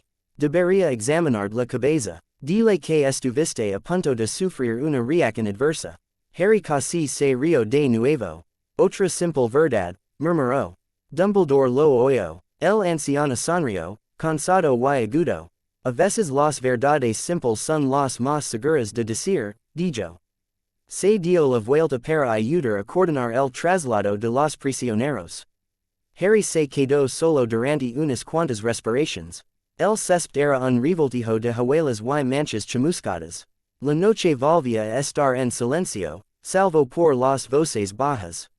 Y el susurro de los cuerpos que se movían. La brecha en las protecciones se estaba cerrando, la vieja magia se tejía de nuevo bajo la vigilancia de hechizos más nuevos. Dentro de su cráneo, el nuevo conocimiento se movía como un animal inquieto. Podía sentir la antigua ley que una vez había intentado prohibir esto. Podía sentir donde se había gritado para dejarlo pasar. Sabía, de una manera que iba más allá de las palabras, que acababa de convertirse en la cosa que consejos enteros de poderosas brujas y magos habían decidido que no debía existir nunca más. También sabía que si no lo hubiera hecho, Hagrid estaría muerto ahora mismo. Al menos uno de los estudiantes también. Se miró la mano. Una débil línea dorada trazaba las venas bajo la piel. Pulía una vez al ritmo de su corazón. Emrys, susurró. La palabra se sentía como un peso en su lengua y una capa acomodándose alrededor de sus hombros. No sabía si salvaría el mundo o lo destruiría. Se volvió hacia el castillo y comenzó a caminar de vuelta, cada paso medido. El mapa de Hogwarts brillante y esperando en su mente. La oficina olía a tinta, humo y limón. Harry se sentó en la misma silla en la que lo habían puesto para las Astigos y los duros charlas desde que tenía once años. Los brillantes baratias que normalmente llenaban los estantes estaban más tenues esta mañana. Unas pocas cosas zumbants en el rincón permanecen quietas. Con sus brazos de latón cruzados como pajaros enferruñados. Dumbledore estaba de pie cerca de la ventana con la espalda medio vuelta, mirando hacia los terrenos. Desde aquí, los jardines parecían tranquilos. No había rastro de la hierba quemada ni de las marcas de arañazos donde Hagrid había arrastrado a los mortífagos. Harry no necesitaba la vista para saber donde estaba cada marca. El patrón de la pelea aún permanecía en su cabeza como una imagen impresa. La señora Pomfrey dice que tu cráneo está intacto, dijo Dumbledore suavemente. Lo cual es tranquilizador. Ella está menos tra. Inquila por la forma en que tu magia se siente cuando la toma el pulso. Por fin se volvió. Harry lo miró a los ojos y tuvo que reprimir una mueca de dolor. Era como mirar en una biblioteca y ver que faltaba la mitad de los estantes. Dumbledore seguía siendo poderoso. Eso no había cambiado. Él era su alrededor zumbaba con capas de hechizos, antiguos y cuidadosos. Pero ahora, detrás de eso, Harry veía brechas. Lugares donde el director nunca había tenido acceso a las líneas más profundas que corrían bajo el castillo. Antiguas leyes se enroscaban alrededor de su magia y lo prohibían de ciertas raíces. Dumbledore ni siquiera sabía que los valles estaban allí. Había trabajado alrededor de ellas durante tanto tiempo que había confundido el camino con todo el campo. El conocimiento llegó tan rápido que Harry casi perdió el hilo de la conversación real. Le dije que estaba a punto de sufrir una reacción adversa, dijo. Que algo en las protecciones se movió cuando el ataque golpeó. Dumbledore sonrió ligeramente. Una simple verdad, repitió. Como discutimos. Se dirigió a la silla detrás de su escritorio y se sentó. La mano dañada descansaba en el reposabrazos, envuelta en tela y sombra. Otra mano se alzaba en forma de aguja frente a su boca. Harry, dijo, necesito que me cuentes, tan claramente como puedas, lo que pasó después de que salieras de la sala común. Harry inhaló lentamente. En su mente, tres respuestas se alinearon a la vez. El primero era el completo. El pasaje detrás del tapas, el duende talando piedras, el monolito, la ley escrita en fuego, la forma en que Merlín había discutido con personas cuyos nombres la historia había perdido. La luz dorada, la grieta en la vieja prohibición. La segunda era la mitad de eso. Suficiente para explicar el nuevo poder sin nombrar el consejo o la ley. Repositorio, sí, Emrys, tal vez, no se hablaba de decisiones vinculantes tomadas antes de que Hogwarts existiera. La tercera era el mínimo. Piedra antigua, magia antigua, inundación repentina. Todo después de eso era unborn. Cada camino traía su propio conjunto de reacciones. Si la contaba toda la historia, Dumbledore estaría fascinado y aterrorizado en igual medida. También se sentiría culpable por no haber encontrado nunca el repositorio él mismo. Esa culpa se reduciría. Se convertiría en una obstinada negativa a dejar que nadie más tocara esas profundidades sin su supervisión. Si Harry le daba la segunda versión, Dumbledore seguiría teniendo miedo, pero la culpa sería menor. Se concentraría en gestionar el presente en lugar de reescribir el pasado. Insistiría en las pruebas, en los límites, en los juramentos. La tercera dejaría a Dumbledore ciego. Sospecharía más pero no sabría dónde poner su preocupación. Empezaría a observar a Harry como si fuera un objeto maldito. Ninguna de las opciones mantenía la confianza a salvo. Cada una movía los piezas en un patrón diferente. La conciencia de eso hizo que a Harry le picara la piel.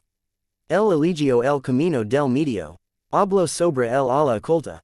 Sobre seguir el mapa hasta el extraño espacio vacío cerca de los niveles inferiores. Sobre la pared talada y las líneas de estilo goblin. Sobre la forma en que el castillo había respondido cuando llamó a la sangre ya derramada en sus pasillos. Describió el monolito en la cámara circular. Le canto a Dumbledore como se había sentido al tocarlo, como la luz se hab. Ia derramado a través de sus cicatriz y había roto el viejo vínculo. Menciono ver hebras de protecciones, el castillo como líneas de poder, la forma en que los mortífagos se sienten cuando presionaban contra el límite. No hablo del consejo, no menciono el nombre de Emrys, aunque la pasaba en la lengua.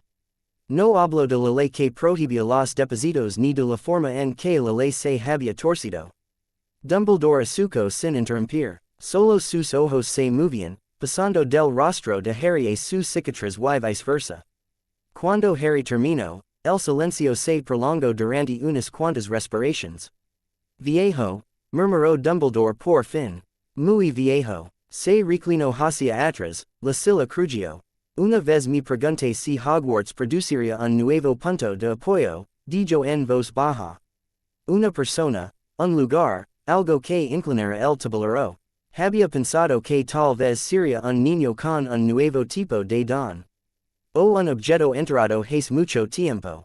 Confieso que no imaginé que el propio castillo te ofrecería la mente de Merlín. Harry se estremeció. No había usado el nombre. Dumbledore lo puso ali de todos modos. Lo reconociste, dijo Harry. Solo en parte, admitió Dumbledore.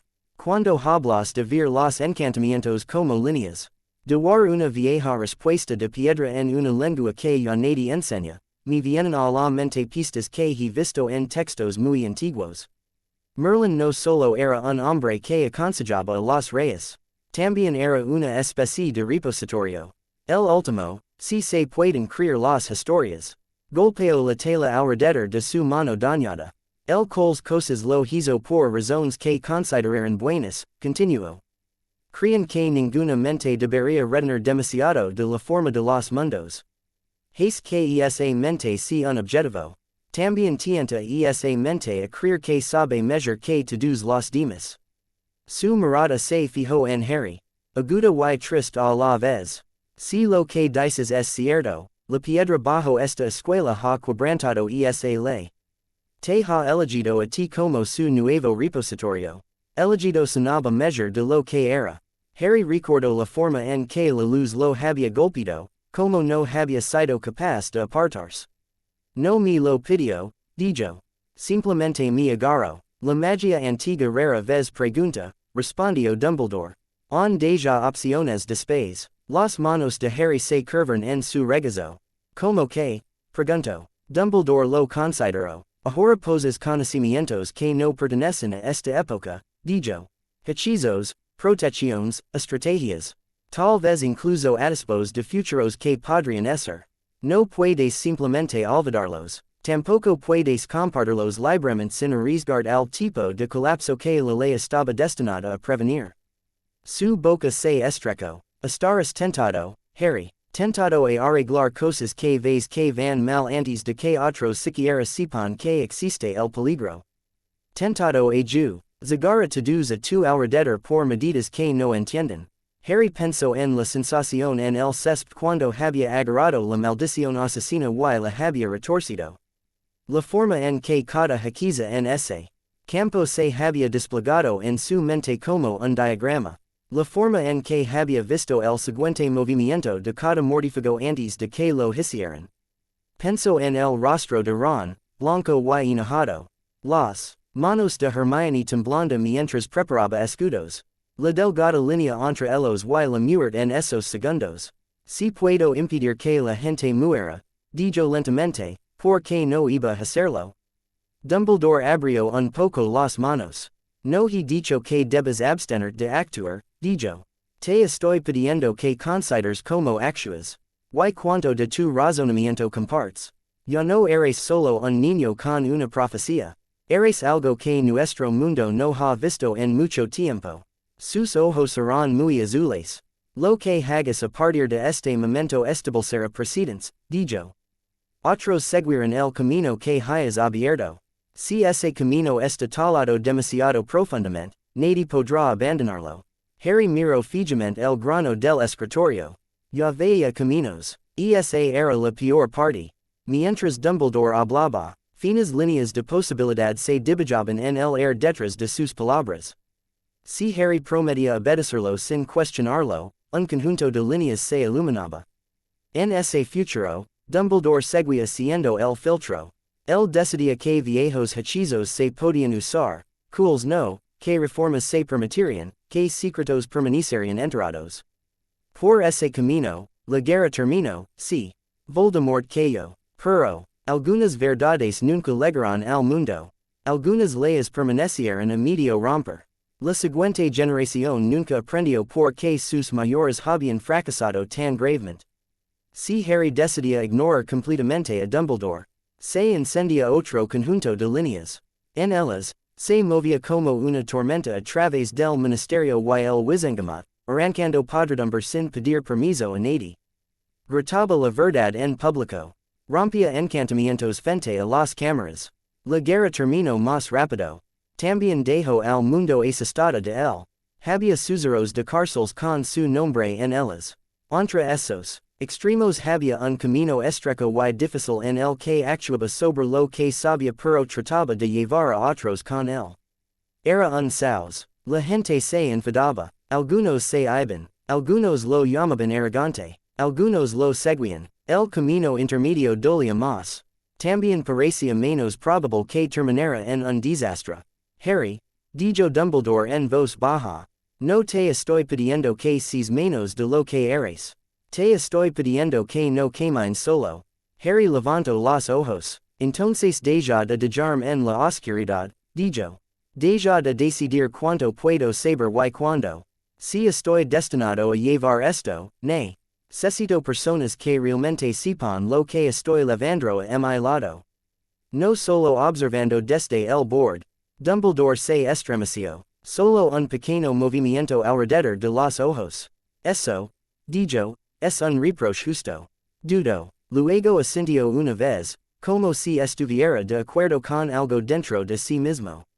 Te diré más, dijo. Sobre los horcruxes, sobre las viejas protecciones, sobre la política que te tendrás que enfrentar cuando Voldemort caiga. Te digo eso. Pero no podemos hacer todo de una vez. Tu mente ya está bajo tensión. Puedo sentirlo desde aquí. A Harry le dolía la cabeza. Una presión sorda se asentaba detrás de sus ojos. Un recordatorio constante del nuevo peso embutido en su cráneo. Cada vez que buscaba una idea simple, tres complicadas intentaban acompañarlo en el viaje. Si intenta, es usar ese repositorio como un mapa para cada elección, añadió Dumbledore, te perderás en él. Deja que te alcance, no dejas que te reemplace. Eso aterrizó en un lugar que no era la memoria de Merlín. Era simple, personal. Harry exhaló. Bien, dijo. Vamos paso a paso. Pero he terminado de hacer tu arma secreta mientras finges que solo soy un estudiante. Si vamos a hacer esto, lo haremos honestamente. La mirada de Dumbledore se dirigió de nuevo hacia la ventana, y luego de vuelta. Tan honestamente como la situación lo permita, dijo con ironía. Lo cual, debes admitir, no es tanto como a ninguno de los dos nos gustaría. No era una respuesta completa. Era lo más cerca que Harry iba a llegar hoy. Entonces empecemos por una cosa, dijo Harry. Deja de excluir a Ron y Hermione de todas las discusiones. Los cejas de Dumbledore se alzaron. Nunca te he prohibido hablar con tus amigos, dijo. Nunca tuviste que hacerlo, respondió Harry. Hiciste bastante claro que preferías que no lo hiciera. Querías que los protegiera mintiendo. Eso se acabó. Ya están en peligro. Merecen saber a que se enfrentan. El director parecía como si quisiera discutir. Entonces su mirada cayó sobre la cicatriz de Harry. Sobre el débil oro que brillaba allí, y suspiró. No te impediré que se lo cuentes, dijo en voz baja. Te pediré que tengas cuidado con que partes compartes. No porque cree que son débiles, y no porque algunas verdades son como esa piedra. Una vez tocadas, no se sueltan. Harry asintió una vez. Yo decidiré que pueden soportar, dijo. Son mis amigos. Una sombra de algo pasó por el rostro de Dumbledore. Harry no pudo decir si era arrepentimiento o aceptación cansada. Muy bien, dijo Dumbledore. Ve a desayunar. Intenta comer. Madame Pomfrey me ha asegurado que no has tomado una comida adecuada. Hizo una pausa. Why Harry? Añadió, pace lo que pace, me alegro de que sigas aquí. Las palabras eran simples, también eran sinceras. Por un momento, las líneas de posibilidad en la cabeza de Harry se calmaron. Yo también, dijo. Salió de la oficina con la cabeza zumbando y el estómago revuelto. Cuando llegó al gran comedor, el desayuno estaba a medio terminar. El ruido lo golpeó en el momento en que las puertas se abrieron de par en par. El tintineo de los cubiertos, el murmullo de las voces, el susurro de los bujos mientras se lanzaban con el correo tardío. Los olores de huevos, tostadas y gachas lo envolvieron. La nueva conciencia lo golpeó aún más fuerte. Cada lama de vila en el air tenía un patrón. Cada una se derivaba de un pequeño bucle de jaquiza de calentamiento grabado en el techo. Podía ver cuales se estaban consumiendo y cuales habían sido grabados por un elfo doméstico distraído. Podía decir que estudiante de cada mesa había lanzado un jaquiza simple en los últimos minutos por la forma en que su magia rozaba las protecciones. Las conversaciones se iluminaron con pequeñas chispas de intención. La magia de Seamus se sacudió con culpa. Había prendido fuego a armatorio y estaba planeando mentir al respecto. El hora de Dean palpitaba de irritación. La magia brillante y alatiente de lavender revolativa alrededor de Ron como un pájaro inquieto. La de Ginny estaba sentada en un apretado nudo. Mitad vuelta hacia la entrada, mitad hacia Dean.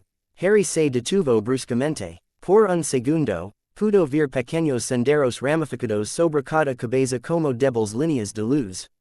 Si Seamus se disculpaba adecuadamente, Dean lo perdonaría. Si no lo hacía, su amistad se rompería. Si Ginny se acercaba a Harry ahora mismo, Dean la dejaría en una semana. Si se quedaba donde estaba, la relación se arrastraría en algo que se sentía como pan rancio. También vio ramificaciones más serias. Un Hufflepuff cerca del frente estaba leyendo el profeta con el ceño fruncido. Si escribía a casa sobre lo que acababa de ver en la primera página, su tío en el ministerio iniciaría una cadena de quejas que terminaría en una audiencia. Si doblaba el periódico y se quedaba calada, el asunto moriría por ahora.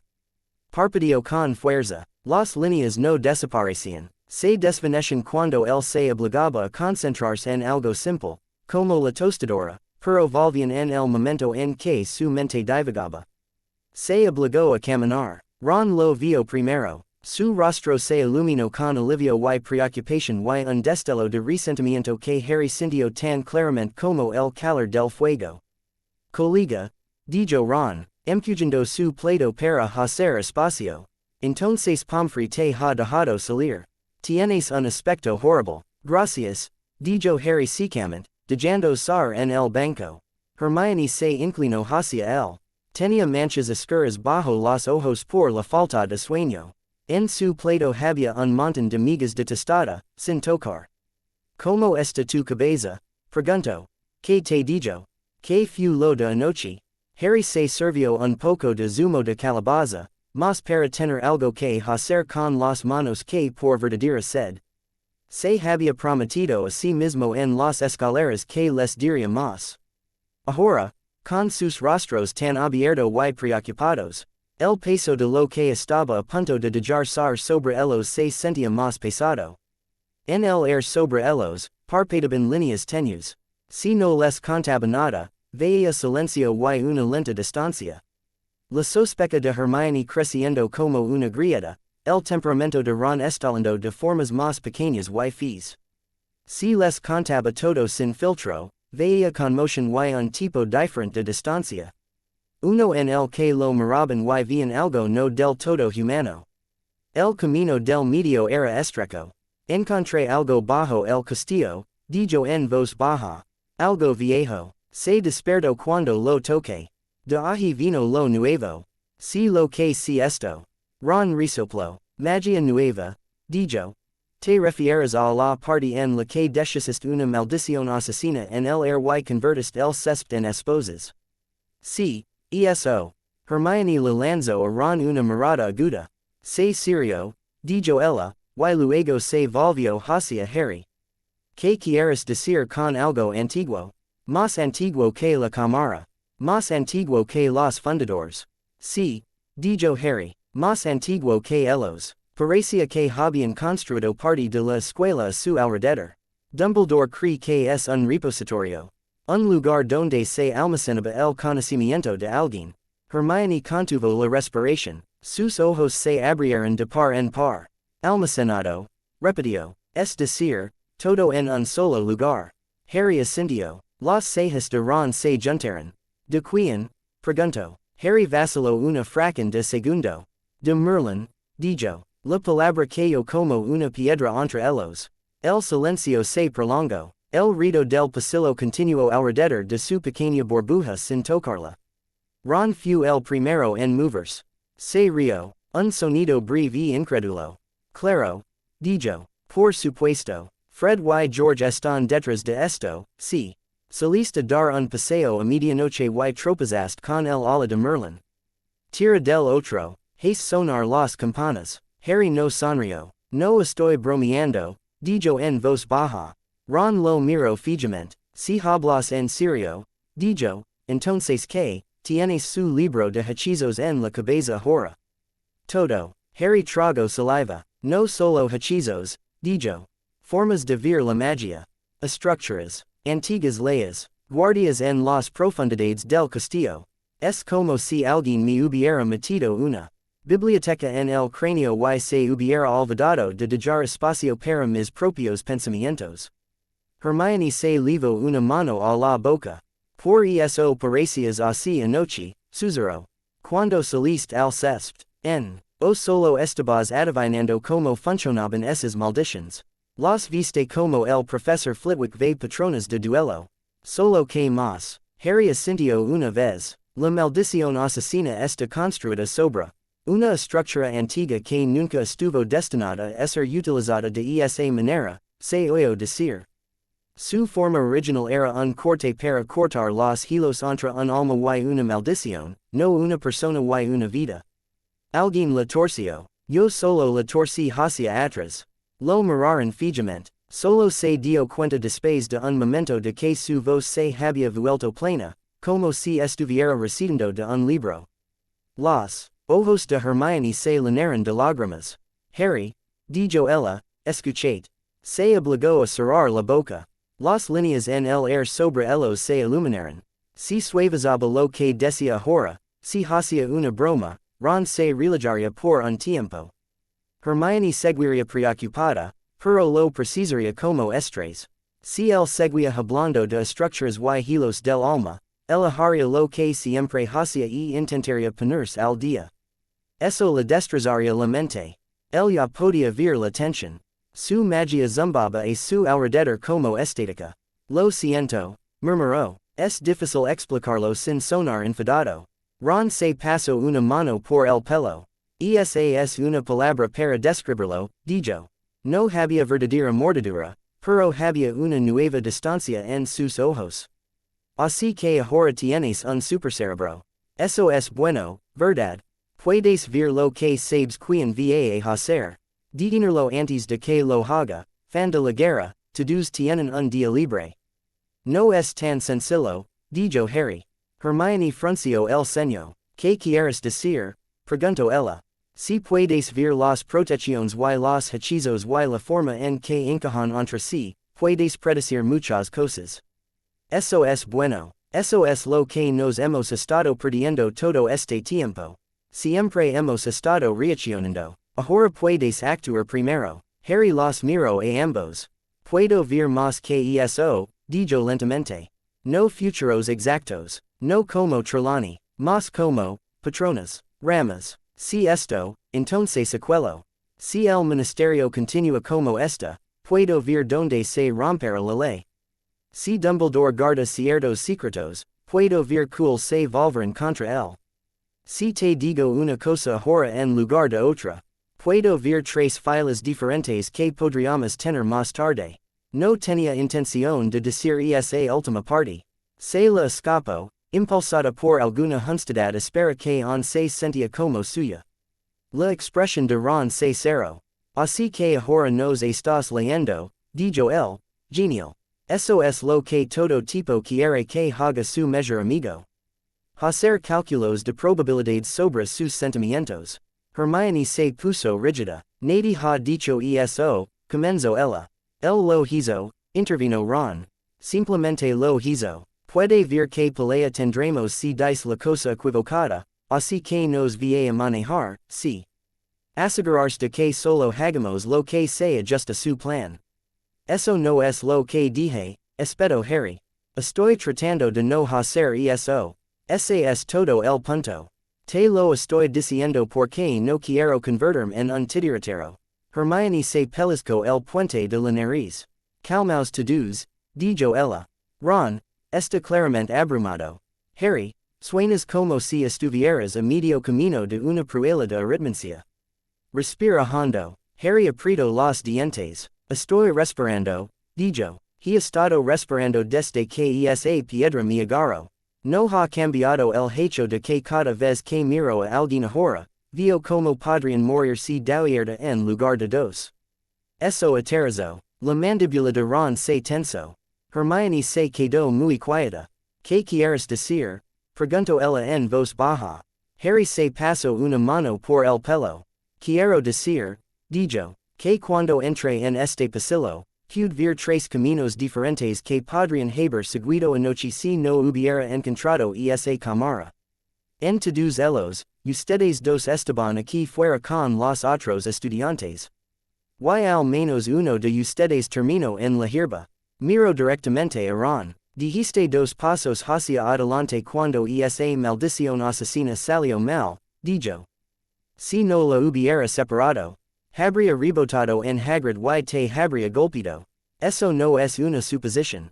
Puedo ver la línea. Puedo sentir donde habría ido la energía. Ron se sonrojó, luego se puso pálido. Hermione's eyes shone. Y ahora lo ves todo el tiempo, susurró ella.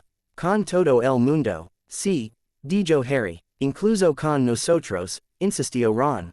Sí, repitió Harry. Ron soltó una carcajada que sonó más como una tos. Brillante, dijo. Así que cada vez que hablamos, no solo escuchas, estás, que, comprobando las probabilidades. Averiguando si nuestras elecciones valen la pena. Eso es bueno. Eso me hace sentir sí. Como una persona real y no como una pieza de ajedrez. Harry sintió que algo frío se asentaba en su estómago. Eso no es justo, dijo él. Sabes que eso no es lo que quiero. Puede que no sea lo que quieres, dijo Ron, pero es lo que tienes. Estás sentado ahí con la mente del mago más famoso de la historia en tu cabeza. Ves el futuro en líneas. Acabas de admitirlo. Cuánto falta para que dejes de ver. Nos a mí y Hermione y empieces a ver porcentajes. Basta, dijo Hermione con brusquedad. Ron, ya basta. Ron se volvió hacia ella. Así que simplemente asentimos y sonreímos entonces, dijo. Decimos, claro, Harry. Adelante y mantén el mundo en tu cabeza y decide que podemos manejar. Ya lo hiciste una vez. Recuerda la profecía. Recuerda el quinto año. Eso salió bien. No sacas el tema. La espeto Harry. El recuerdo de la queda de Sirius Sergio, crudo y repentino. ¿Por qué no? Replicó Ron. Entonces te fuiste por tu cuenta porque pensaste que tenías que hacerlo. Ahora lo vas a hacer porque crees que lo sabes mejor. La voz de Hermione los cortó, aguda. Parad, los dos, dijo. Su mano temblaba donde yacía sobre la mesa. Estás convirtiendo esto en algo que no es, continuó ella. Harry nos está diciendo la verdad. ¿Qué es lo que siempre hemos pedido? Podría haber ocultado esto. No lo hizo. Ron abrió la boca, la cerró de nuevo, luego miró fijamente su plato. No estoy diciendo que quiera que mienta, murmuró. Estoy diciendo que no sé cómo sentarme junto a alguien que puede ver como muero y no conseguir que eso cambie nada. Harry cerró los ojos por un segundo. Entonces no preguntes, dijo en voz baja. No voy a ir por ahí dándole citas a todo el mundo. Eso sería enfermizo. Usaré lo que vea para mantener con vida. Eso es todo. Lo decía en serio. Las líneas en el air discrepaban. Parpadeaban, mostrando un futuro en el que alguien suplicaba detalles, otro en el que alguien lo culpaba por no advertirlos, otro en el que el silencio devoraba la confianza desde el interior. Aparto las imágenes. Seguimos siendo nosotros, dijo. Yo sigo siendo yo. Ron levantó la cabeza. ¿Lo eres? Preguntó. La pregunta dolió más de lo que Harry esperaba. No tenía una respuesta clara. Los acuerdos de Merlín yacen bajo los suyos, pasados y viejos. No podía fingir que no estaban allí. También se negaba a fingir que eran todos él.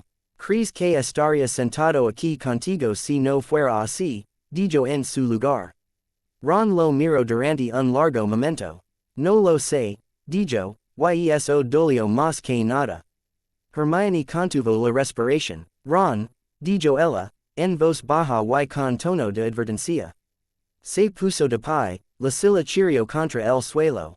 Necesito air, murmuró. Agarró una rebanada de tostada que ni siquiera había untado de mantequilla y salió del pasillo, con los hombros tensos. Las líneas de posibilidad cambiaban con cada paso que daba. Harry los vio y sintió como si alguien le hubiera puesto una mano alrededor de la garganta y la apretara. Hermione se quedó muy quieta durante unos segundos. Luego se secó los ojos con rabia y se volvió hacia Harry. Esta es estada, dijo. Eso es todo. No piensa bien cuando esta es estada. Harry miró fijamente su plato. Lo sé, dijo él. Eso no es que esté equivocado. Hermione frunció el ceño. Él tampoco tiene razón, dijo ella. Tú no eres un dios. Eres un chico con demasiado en la cabeza. Hay una diferencia. Extendió la mano y la tomó la suya. Sintió el débil ardor de su magia a través de su piel. Olía a pergamino, a aceite de lavanda y a terquedad. Por un segundo, el viejo consuelo de eso atravesó el rido. Lo resolveremos, dijo ella. Juntos. No me voy a ir, me oís. Él se apretó hacia atrás. Te asuco, dijo él. Él no le dijo que en la mitad de las filas sobre sus cabezas, ella se fue de todos modos. No porque quisiera, sino por que algo se rompió más tarde que ninguno de ellos vio venir. El profeta llegó a la hora del almuerzo. Para entonces, la mayoría de la escuela había oído alguna versión de lo que había pasado. La historia crecía a medida que se contaba. Para cuando llegó a los años más jóvenes, Harry aparentemente había levantado un muro de piedra de la nada, golpeado a un mortífago con él, y ahuyentado a los demás. Con una sola mano mientras Dumbledore observaba. Los titulares no ayudaron. Los mortífagos repelidos en Hogwarts, anunciaba uno en gruesas letras negras. Antiguos hechizos reaccionan, otro misterio. Bajo la tinta, Harry leía más que la letra impresa. Vio la forma en que se había compuesto el artículo. Que frases había empujado el ministerio en una silenciosa habitación trasera. Que había añadido, el amigo de Rita Skeeter en el periódico, el que prefería el drama a los hechos. Que líneas estaban allí porque el reportero estaba realmente asustada. A mitad de la columna, un informe más pequeño llamó su atención. Iniciativa de seguridad del ministerio retardada tras malfunción imprevista. Sintió que el viejo conocimiento se agitaba. Las palabras de la página se reorganizaron ante sus ojos. Una breve descripción de un nuevo plan para distribuir tokens protectors a todas las familias nacidas muggles parpadeó. Los tokens habrían contenido un nuevo hechizo de rastreo y una llave de protección. Para una evacuación rápida en caso de ataque, había tres pequeñas citas de miembros del Wizengamot llamándolo visionario. Había una línea sobre una prueba que salió mal. Sin detalles, solo una garantía de que el esquema estaba siendo revisado. Los datos de Harry se apretaron sobre el papel. En su mente, el esquema se desplegó como un jaquiza. Los tokens habrían estado conectados no solo a protecciones, sino a un conjunto de maldiciones condicionales construidas por un pequeño grupo de antiguas familias de sangre pura.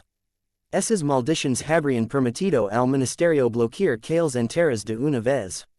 En las manos adecuadas, podrían haber salvado vidas. En las manos equivocadas, habrían convertido cada hogar nacido muggle en una jaula. La línea entre esas manos era delgada. Volvió a ver caminos. En una, el plan siguió adelante. Los símbolos funcionaron el tiempo suficiente para que la gente confiara en ellos. Entonces alguien leal a Voldemort, enterrado en lo alto del ministerio, torció la frase de orden. Familias enteras desaparecieron en bolsillos celados silenciosamente.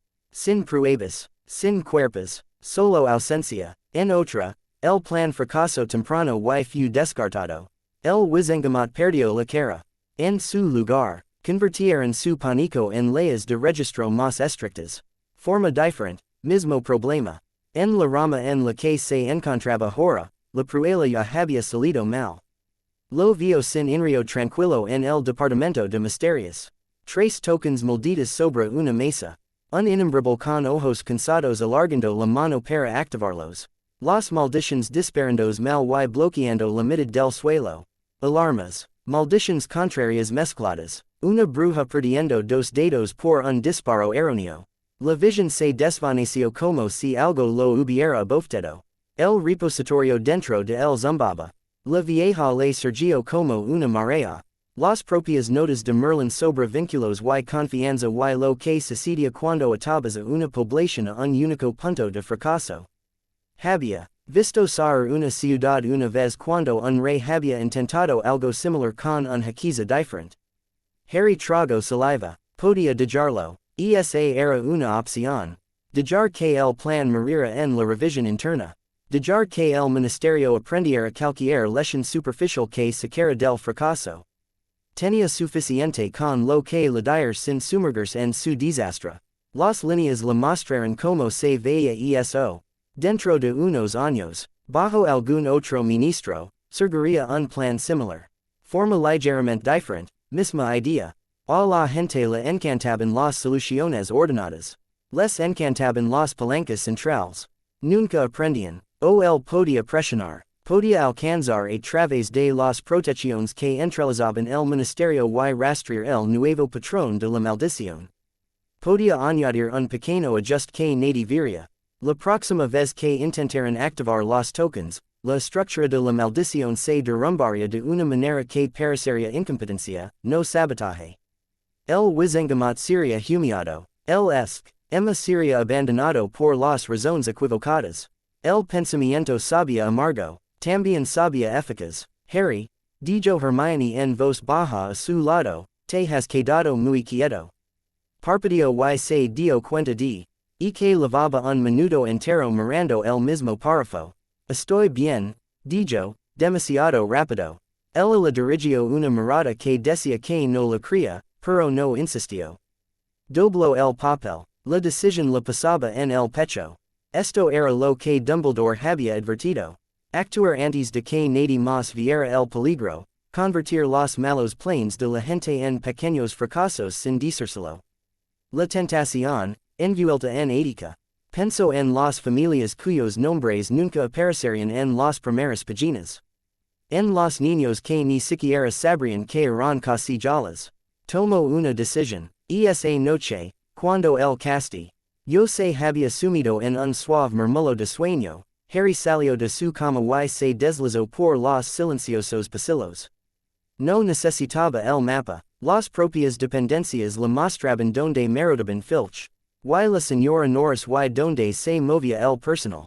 Caminaba entre sus caminos como alguien que camina bajo la lluvia sin mojarse. En lo alto de la torre de astronomía, se detuvo. El cielo nocturno se extendía claro y nítido. Las estrellas ardían frías. El viento tiraba de su cabello. Alcanzó, no con su varita, con el nuevo sentido que se había abierto bajo el monolito.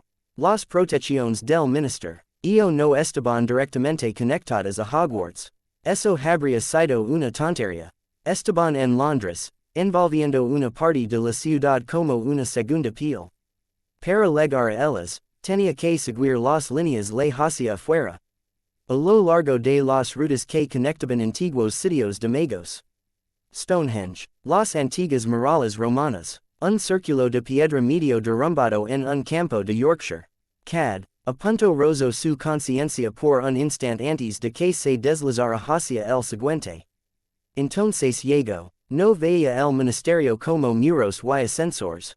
Lo veía como capas de amuletos apilados sobre un gran nudo desordenado. El nuevo patrón de maldición para los tokens nacidos muggles brillaba cerca del centro de ese nudo. Pulsaba débilmente por el uso reciente. Era inteligente. Podía verlo. Los innombrables no habían sido perezosos. Habían construido en cortes de seguridad, redundancias, órdenes de autodestrucción. También lo habían anclado todo a una única runa de mando maestra que podía anular sus buenas precauciones. Harry trazó esa runa con su mente. Vio su historia, la forma en que había sido tomada de un viejo jaquiza de campo de batalla y reutilizada. Vio las huellas dactilares del hombre arrugado que lo había sugerido en la reunión. Vio el desprecio que sentía por las personas a las que rastrearía. La rabia tituló en lo más profundo de su estómago. No dejó que impulsara la magia. Esa era una de las cosas que los recuerdos de Merlín la habían grabado a fuego. La ira hacia que los hechizos fueran torpes. Inhaló, exhaló y realizó tres pequeños cambios. Modificó la runa de coma. NDO principal para que cualquier intento de usarla en combinación con la frase de bloqueo desencadenara una cascada nula. La regla de la maldición se derrumbaría en luz inofensiva. Nadie que tocara los tokens resultaría herido. Los hechiceros serían golpeados por una inofensiva y humilante explosión de humo colorado. Auto esa cascada un desencadenante secundario. Si alguien intentaba cambiar la frase de comando sin posar el mapa completo de la maldición, toda la estructura se desenrolaría y se negaría a reordenarse. No podrían repararla. Tendrían que construir desde cero.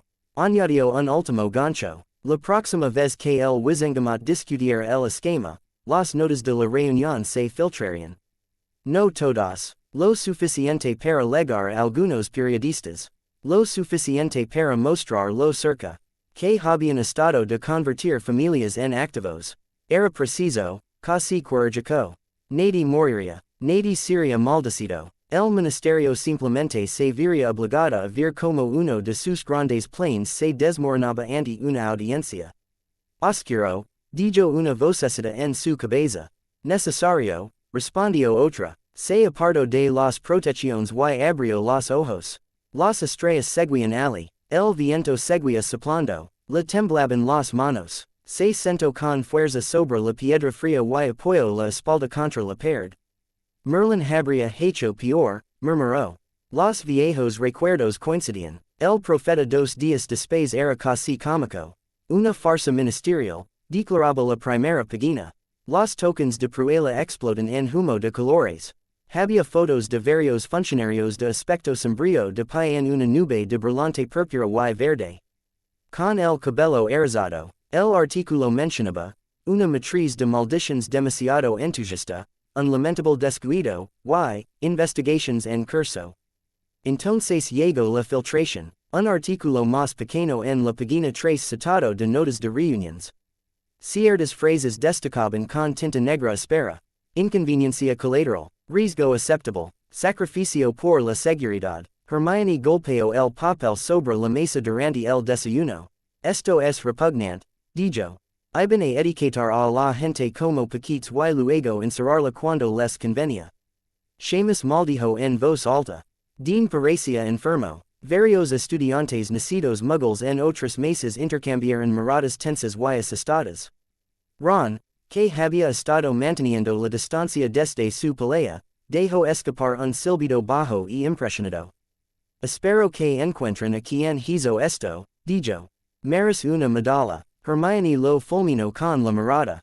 Quienquiera que haya hecho esto altero las protecciones del ministerio, espeto ella. Eso es más que ilegal. Es aterrador. Ella miró a Harry durante medio segundo, como si alguna parte de su cerebro ya hubiera dado un salto que no quería reconocer. Luego apartó la mirada. Harry mantuvo una expresión neutra. En su cabeza, las líneas volvieron a cambiar. En las ramas donde nunca tocó la maldición, este artículo no existe.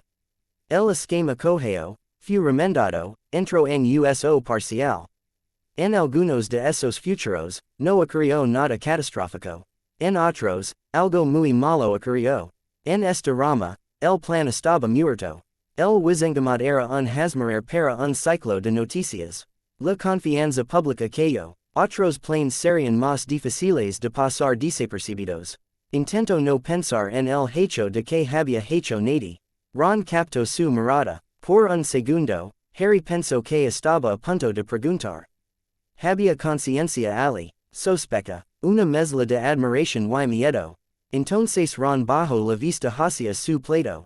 Supongo que los gemelos están furiosos porque no pensaron en el humo morado, dijo con ligereza. El momento pasó. Esa tarde conoció a Daphne Greengrass. No fue dramático. No hubo magia mágica, ni tropezones en los pasillos. Sucedió en la biblioteca, de todas las cosas. Lo que Hermione probablemente consideraría ofensivamente obvio. Había ido ali para alejarse del rito. El zumbido de demasiadas mentes lo estaba desgastando. Incluso con el repositorio, su cráneo seguía siendo humano. Se acurrucó en un rincón alejado entre estanterías de viejos textos de derecho. Durante unos benditos minutos, leo en silencio. El libro que tenía delante no era de texto escolar. Era una copia polvorienta de un tratado sobre cartas mágicas. Las notas de Merlín zumbaban bajo las palabras empresas. Se encontró corrigiendo al autor en su cabeza, lo cual era inquietante en unos 7 niveles. Estas tres estantes por delante de donde se supone que debe estar cualquier persona de tu edad. La voz era tranquila, seca. Harry levantó la vista. Daphne Greengrass estaba al final del pasillo, con una pila de libros en los brazos. Su túnica estaba ordenada. Su cabello estaba recogido hacia atrás. Su expresión estaba controlada de una manera que le recordó a McGonagall en un buen día. Él sabía quién era ella. Por supuesto, Slytherin silenciosa, mantenía la cabeza baja, nunca parecía impresionada por la teatralidad de Malfoy. Sangre pura de una vieja casa que había logrado evitar la mayoría de los escándalos más obvios. También sabía, por la forma en que su magia se asentaba a su alrededor, que era más aguda de lo que dejaba entrever. ¿Hay alguna señal? Preguntó él. He saltado el límite de edad en asuntos legales aburridos. Una esquina de su boca se contrajo. La señal es tinta invisible, dijo ella. Solo puedes verla si nunca has hecho estallar una poción. Parpadeó. Entonces no hay forma de que la mitad de esta escuela sepa que está aquí, dijo. El tic se convirtió en el más pequeño fantasma de una sonrisa. Ella se acercó y deslizó un libro en el estante sobre su cabeza. Greengrass, dijo. Daphne. Lo sé, respondió él. Harry. Lo sé, repitió. No había asombro en la forma en que dijo su nombre. Ningún temblor. Solo un simple reconocimiento. Señaló el libro que tenía delante. Act of Magical Governance and Charter Formation, dijo ella. Título largo, poco valor. Harry levantó una ceja. Lo has leído, dijo él. Una vez, respondió ella. Mi padre me obligó. Dijo que si quería sobrevivir a este siglo con una espina dorsal de Greengrass, necesitaba saber cómo pensaba la gente que escribía las leyes. Why? Preguntó Harry. Why? Dijo, deslizando otro libro en el estante. Descubrí que la mayoría de ellos no pensaban mucho. Copiaban viejas fórmulas y fingían que eso era sabiduría. Los recuerdos de Merlín se agitaron en acuerdo. Harry cerró el libro con un suave golpe. Has venido hasta aquí para criticar mis elecciones de lectura, dijo él. No, respondió Daphne. Vine aquí porque estás sentado en la sesión de derecho 3 días después de que Las ruinas de un plan del ministerio salieron en los periódicos y dos días después de que deshicieras una maldición asesina en el césped del entero. Él lo miró a los ojos. Me pareció una combinación interesante. Allí estaba. Harry consideró Jesús el tonto. Las líneas sobre su cabeza mostraron varios caminos. En uno, él la rechazó. Él se encogió de hombros y se alejó. En otro, él mintió mal. Él lo catalogó como inestable y peligroso. En un tercero, él le dio suficiente verdad para ver que haría con ella. Estaba cansado de fingir. Interesante. Repitió. Esa la palabra educada en tu casa para aterrador. En mi casa, dijo, reservamos aterrador para las cosas que no se pueden entender. Tú no eres eso. Solo inusual. Dejo los libros que la cataban y se deslizó en la silla frente a él sin preguntar. De cerca, pudo ver las pequeñas cosas que la diferenciaban de Draco y su manada. Los puños de su túnica eran sencillos, no bordados. Su anillo familiar era sencillo. Su postura era erguida, pero no rígida. ¿Qué quieres? Preguntó él. Salió más contundente de lo que pretendía. Sus ojos se dirigieron a su cicatriz, y luego volvieron. Clarity, dijo. Vivimos en el mismo castillo. Si puedes convertir maldiciones en humo y hacer que los estatutos del ministerio se derrumben desde una torre, me gustaría saber si planeas hacerlo de una manera que prenda fuego a todo o de una man. Era que deje suficiente espacio para que el resto de nosotros viva. Sus dedos se apretaron en el borde del libro. Yo no toqué los estatutos, dijo él con cuidado. No era del todo una mentira. Había tú, cado la maldición construida sobre ellos. El ministerio se hizo esto a sí mismo. Por supuesto que sí, dijo él secamente. Siempre lo hacen. Eso no cambia la cuestión. Él la miró. ¿Crees que voy a derribar toda la estructura? Dijo él. Creo, respondió ella, que si quisieras, podrías. Su voz no tembló. Lo declaró como un hecho. La cuestión, continuó ella, es si tienes intención de hacerlo. Y si no, con que piensas reemplazar las vigas podridas cuando se caigan solas. Sus palabras hicieron vibrar algo en su pecho. La mayoría de la gente hablaba del ministerio como si fuera algo sólido. Un edificio que solo necesitaba gente nueva en las silas. Daphne hablaba como si fuera un andamio. Temporario. Reemplazable. Estás muy tranquila con la idea de que nuestro gobierno se derrumbe, dijo Harry. Mi familia ha visto derrumbarse 3 gobiernos en los últimos siglos, respondió. Nosotros escribimos las cuentas de 2 de ellos. El mundo no terminó. Cambio. La pregunta es si eres el tip. O de cambio que lo quema todo o el tipo que corta la infección y deja la extremidad. El resopló. No soy un sanador, dijo él. Soy un chico con demasiadas lecciones de personas muertas en la cabeza. Merlín, dijo en voz baja.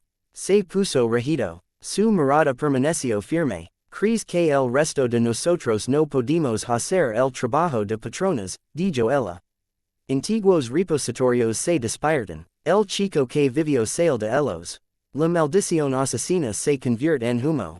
Viejas garitas gimen. El plan del ministerio se debruces con la vergüenza suficiente para cuidarse.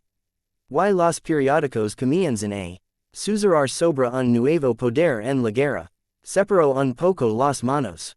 O te has convertido de repente en el prodigio más dotado en 1000 años, o alguien muy viejo está mirando por encima de tu hombro. A Harry se le secó la boca. Sigo siendo yo, dijo él. No he dicho que no lo seas, respondió ella. Estoy diciendo que ya no eres solo tú. Lo que significa que el resto de nosotros necesitamos ajustar como jugamos a tu alrededor. No había servilismo, ni miedo. Solo una estrategia clara. Algo en él se relajó por primera vez desde el monolito. Todos los demás se quedan mirando o fingen que no pasa nada, dijo él. Tú te acercas y me preguntas si voy a cortar la rama o quemar el bosque. Parecía eficiente, dijo ella. Él la estudió. ¿Por qué te importa? Preguntó él. ¿Podrías mantener la cabeza baja? Sentard y dejar que la guerra pace sobre ti y tu casa como la niebla.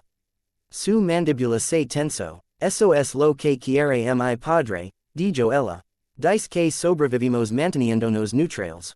Ofrecemos pociones y sanadores a quien tenga la silla, dentro de lo razonable. No nos enfrentamos a maldiciones.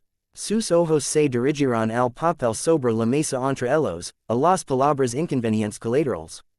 Ya no estoy segura de que la neutralidad sea real, dijo. Creo que hay una diferencia entre negarse a tomar partido y negarse a tomar partido cuando una parte está planeando literalmente conver. Tira mi primo en un activo en un libro mayor. Harry volvió a ver ramas. En la mayoría de los futuros, su familia trató de mantenerse neutral y terminó aplastada entre facciones. En algunos, eligieron un lado y pagaron por ello. En una línea delgada, eligieron cuidadosamente y ayudaron a dar forma a la nueva era en lugar de ser arrastrados detrás de ella. ¿Has decidido de qué lado quieres estar? Le preguntó en voz baja. Ella sostuvo su mirada. Quiero que la mágica Gran Bretaña exista dentro de 20 años sin que la mitad de sus hijos estén muertos y la otra mitad atada por votos que no entendieron, dijo. Quiero un mundo donde no tenga que fingir que la crueldad casual es un rasgo de personalidad. Si ese lado existe, me gustaría apoyarlo. No era el tipo de respuesta que la mayoría de los Slytherin darían en voz alta. Sintió que el nuevo conocimiento se agitaba de nuevo. A Merlín le habían gustado las personas así. Pensadores claros. Aquellos que podían sostener dos verdades a la vez. No estoy tratando de quemar todo, dijo Harry. Estoy tratando de evitar que repitamos los mismos horrores estúpidos con mayor iluminación. Entonces necesitarás personas que entiendan esos horrores en primer lugar, dijo Daphne. Personas cuyas familias se sentaran en esas sillas del Wizengamot y escribieran esas cartas. Personas que saben donde están enterrados los cuerpos porque sus abuelos los pusieron allí. Era una forma brutal de decirlo. También era cierto. Eso es lo que estás ofreciendo, dijo él. Estoy ofreciendo información, respondió ella. A cambio de claridad y una oportunidad. De no ser aplastada cuando empieces a empallar. Él casi se echó a reír. Hablas como si ya estuviera decidido que empallaré, dijo él. Lo es, respondió ella. No puedes llevar lo que llevas y quedarte quieto. Si lo intentaras, el propio conocimiento te picaría hasta la muerte. No podía discutir con eso. Se hizo el silencio por un momento. No incómodo, solo pensativo. Daphne, dijo él. Sí, respondió ella. Cuando el ministerio caiga, dijo, no será porque yo haya lanzado la primera piedra. Será porque los cimientos ya están agrietados. Todo lo que estoy haciendo es asegurarme de que la gente vea. Las grietas antes de dejar salir a sus hijos sobre ellas. Ella asintió una vez. ¿Y después? Preguntó ella. Después, vio destellos. Un nuevo estatuto escrito sin la mitad de los viejos prejuicios arraigados. Una escuela reconstruida, o una nueva fundada, donde los niños nacidos muggles no tuvieran que mendigar por varitas. Un consejo que no ocultara cada mala decisión bajo capas de secretos. Undo donde los repositorios no fueran necesarios porque la historia se enseñara realmente. También vio versiones más oscuras. Versiones en los que fracasaba. Versiones en los que vivía y el mundo decidía que un emrys era uno de más. Todavía no lo sé, dijo con sinceridad. Tengo ideas. También tengo un señor oscuro que eliminar antes de que alguien los escuche. Ella lo estudió. Me gustaría escuchar esas ideas, dijo ella. Cuando tengas tiempo. Algo cálido y afilado se retorció en su pecho ante la forma en que lo dijo. Cuidado, dijo él con ligereza. Si haces demasiadas preguntas, podrías acabar ayudándome a escribirlas. Las hierbas verdes llevan mucho tiempo escribiendo cosas en segundo plano, dijo ella. No sería nada nuevo. Solo menos aburrido. La más mínima chispa de humor pasó entre ellos. Se sintió como la apertura de una válvula de alivio. Ven otra vez, dijo él. Si quieres. Mi vendría bien alguien que realmente disfrute leyendo esta basura. No he dicho que me gust, respondió ella, poniéndose de pie. He dicho que la conozco. Recogió su pila de libros. Potter, añadió. Harry, la corrigió él. Ella inclinó la cabeza. Harry, dijo ella, intenta no derrumbar más planes si. En al menos avisar a la gente que va a tener que cuidarse entre los escombros. Lo intentaré, dijo. Él la observó alejarse entre los estantes, con pasos medidos. Por encima de su cabeza, las líneas de posibilidad se movían. Dibujando nuevas ramas que no habían estado allí antes. En varias de ellas, ella estaba de pie junto a él en habitaciones llenas de viejas brujas y magos furiosos, con la voz tranquila y cortante. En una, se apoyó en su hombro en un balcón mientras la multitud gritaba abajo. El cerró esa rama rápidamente. Una imposibilidad a la vez. Esa noche, él se sentó en su cama detrás de. Y las cortinas con las cortinas medio cerradas y el ruido del dormitorio de los chicos murmurando a través de la tela. La magia lenta y constante de Neville latía desde el lecho de al lado mientras regaba una planta. Seamus y Dean discusión sobre un partido de Quidditch. Ron estaba sentado en su propia cama, en silencio. La distancia entre Harry y su amigo más antiguo parecía mayor que el espacio entre castillos y guarderías. Sostenía el conocimiento dentro de sí como una taza demasiado llena. Caminos, leyes, hechizos más antiguos que Hogwarts. Nombres de personas que habían tenido poder y lo habían desperdiciado. Diagramas de protecciones que podían mantener a los dementores fuera de condados enteros si se colocaban correctamente. Rituals que podían purificar objetos malditos en lugar de simplemente esconderlos. Podía haber formas de terminar la guerra más rápido. Formas difíciles, formas peligrosas, algunas que le costarían más que tejido cicatrizal. También podía haber lo que eso le haría a la gente a su alrededor. Si se movía demasiado rápido, el miedo de Ron se convertiría en resentimiento. La necesidad de comprender de Hermione se rompería bajo la tensión. La orden se dividiría. Dumbledore intentaría recuperar el control. El ministerio entraría en pánico. Si se movía demasiado despacio, más personas morirían mientras él vacilaba.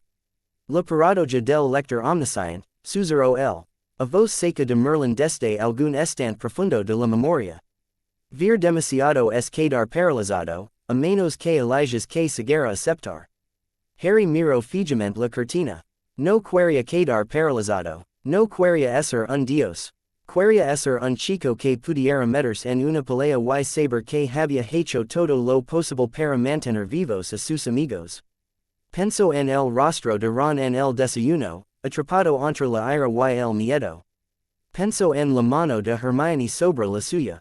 Pensó en la pregunta tranquila de Daphne sobre extremidades y fuegos. Eligia su ceguera. No miraría demasiado lejos cuando se trataba de sus amigos. Usaría el conocimiento para sacarlos de la muerte inmediata, sí. No lo usaría para sopesar cada elección que pudieran hacer en 10 años. De esa manera residia la locura. Miraría hacia adelante cuando se tratara de estructuras. Leyes, estrategias de guerra. Usaría el repositorio para arrancar la podredumbre y construir nuevos soportes. No dejaría que el miedo a ser llamado ar. Rogant le impidiera salvar vidas a una escala que los demás aún no podían ver. Era una línea fina, la delaria, lo haría de todos modos. Fuera de sus cortinas, Ron se dio la vuelta con un suspiro. Líneas de luz se movían y se asentaban. Algunas se hacían más brillantes, otras más tenues. En algunas de ellas, Ron se alejaba por un tiempo y regresaba más tarde, mayor y más enojado y listo para escuchar. En otras, no lo hacía. Harry cerró los ojos. Mañana, susurró, una cosa a la vez. El conocimiento no dejó de zumbar. Dejó, por un momento, de tirar. Se dejó ser en el sueño, no con respuestas, sino con una decisión que al menos era suya. Harry salió de la nada al tejado pleno de un bloque de oficinas en el centro de Londres y exhaló entre dientes. El aire frío de la noche le golpeó el rostro. La ciudad zumbaba abajo, todas las farolas naranjas y las luces de las coches y la música tenue de algún pub nocturna. Nada de eso era lo que sus ojos enfocaban. Miro más al Merlín le había mostrado. Finas bandas de poder corrían bajo las calles y los edificios, brillantes para el incluso a través de capas de piedra y tierra. Se curvaban y se cruzaban como ríos que habían olvidado como ser agua. Una gruesa cortaba directamente bajo el Támesis, pulsando lenta y constantemente. Otras se encontraban con ella en ángulos agudos o curvas suaves, y en cada punto de contacto se le erizaba el velo de las brasas. Esa es estable. Esa es débil. Esa se rompera si alguien empuja en la dirección equivocada. Se le apretó el pecho. Trago saliva y habló en voz baja. Muy bien. Muestrame las brecas. Las bandas se movieron en su visión. Los defectos brillaban más intensamente. Viejas protecciones del ministerio, colocadas encima de trabajos más antiguos, parpadeaban a lo largo de las líneas en manchas grises opacas. Estaban líneas de cortes cortos, anclas baratas y intenciones descuidadas. Reeds protectores que no respetaban lo que envolvían. Harry levantó su varita. No la apuntó a nada en este mundo. La apuntó a lo largo de la banda de poder más cercana. Tranquilizate, dijo. La palabra no era inglesa. Salió de él en la vieja lengua que había venido con Merlín. Gruesa, pesada, segura. La línea le bajo sus pies respondió. El poder se hundió, se enfrió, se entralizó. La tosca protección del ministerio que cabalgaba sobre el tembló, luego se ajustó sin siquiera saber por qué. Algo se relajó en la parte posterior de su cabeza. Measure. Una voz aguda cortó detrás de él. Pareces a punto de caer de ese tejado. Harry se volvió. Daphne Greengrass estaba cerca de la puerta del tejado, con la capa escolar bien cerrada. El cabello pálido recogido en una simple corbata. Sus mejillas estaban un poco rosadas por el viento. No parecía impresionada por el viaje que acababa de hacer, que un momento antes había estado en un pasillo tranquilo cerca de la biblioteca de Hogwarts y ahora estaba sobre Londres sin el menor sonido de aparición. Él se había extendido a través del castillo. Había atrapado la cuerda que pasaba por la escalera principal, y los había arrastrado a ambos aquí en un solo parpadeo. Lo siento, dijo Harry. Debería haberte avisado. Dijiste que querías mostrarme algo importante. Ella se acercó. Con cuidado con sus pasos sobre la superficie espera. El viaje instantáneo sin sonido cuenta como una advertencia en sí mismo, creo. Sus ojos se desviaron hacia el borde, luego hacia el cielo. Nubes grises y ahumadas flotaban sobre la ciudad. Ladeó la cabeza, estudiándolo. Así que, arquitecto, dijo ella, este es uno de tus nuevos puntos de vista. El resopló. Por favor, no me llames así. Te pasas las noches en los tejados, mirando a un poder invisible y murmurando en lenguas muertas, dijo Daphne. Si no quieres título dramáticos, estás haciendo un mal trabajo con la marca. Él sonrió a su pesar. Se sentía extraño y un poco doloroso, como usar un músculo que no se había movido en todo el día. Ven aquí, dijo él. Ten cuidado con ese trozo suelto junto a tu pie izquierdo. Ella comprobó. Vio una baldosa agrietada y la rodeó. Exhibers, murmuró ella. Harry respiró lentamente y abrió más su visión. Por un momento, la corriente presionó contra su cráneo, dura y aguda. Como si cada línea le quisiera su atención al mismo tiempo. Se concentró. Solo Gran Bretaña. Solo los flujos principales. Solo los nodos que importaban. La inundación se calmó. Extendió la mano, esta vez no con su varita, sino con pensamientos formados por reglas que ahora conocía de memoria.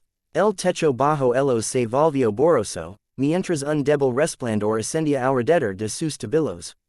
Como una niebla que se elevaba al revés. Daphne se puso rígida. No te muevas, dijo Harry. Estás a salvo. Te lo prometo. Dices eso mucho ahora. Su voz era tensa. La última vez que hiciste algo así.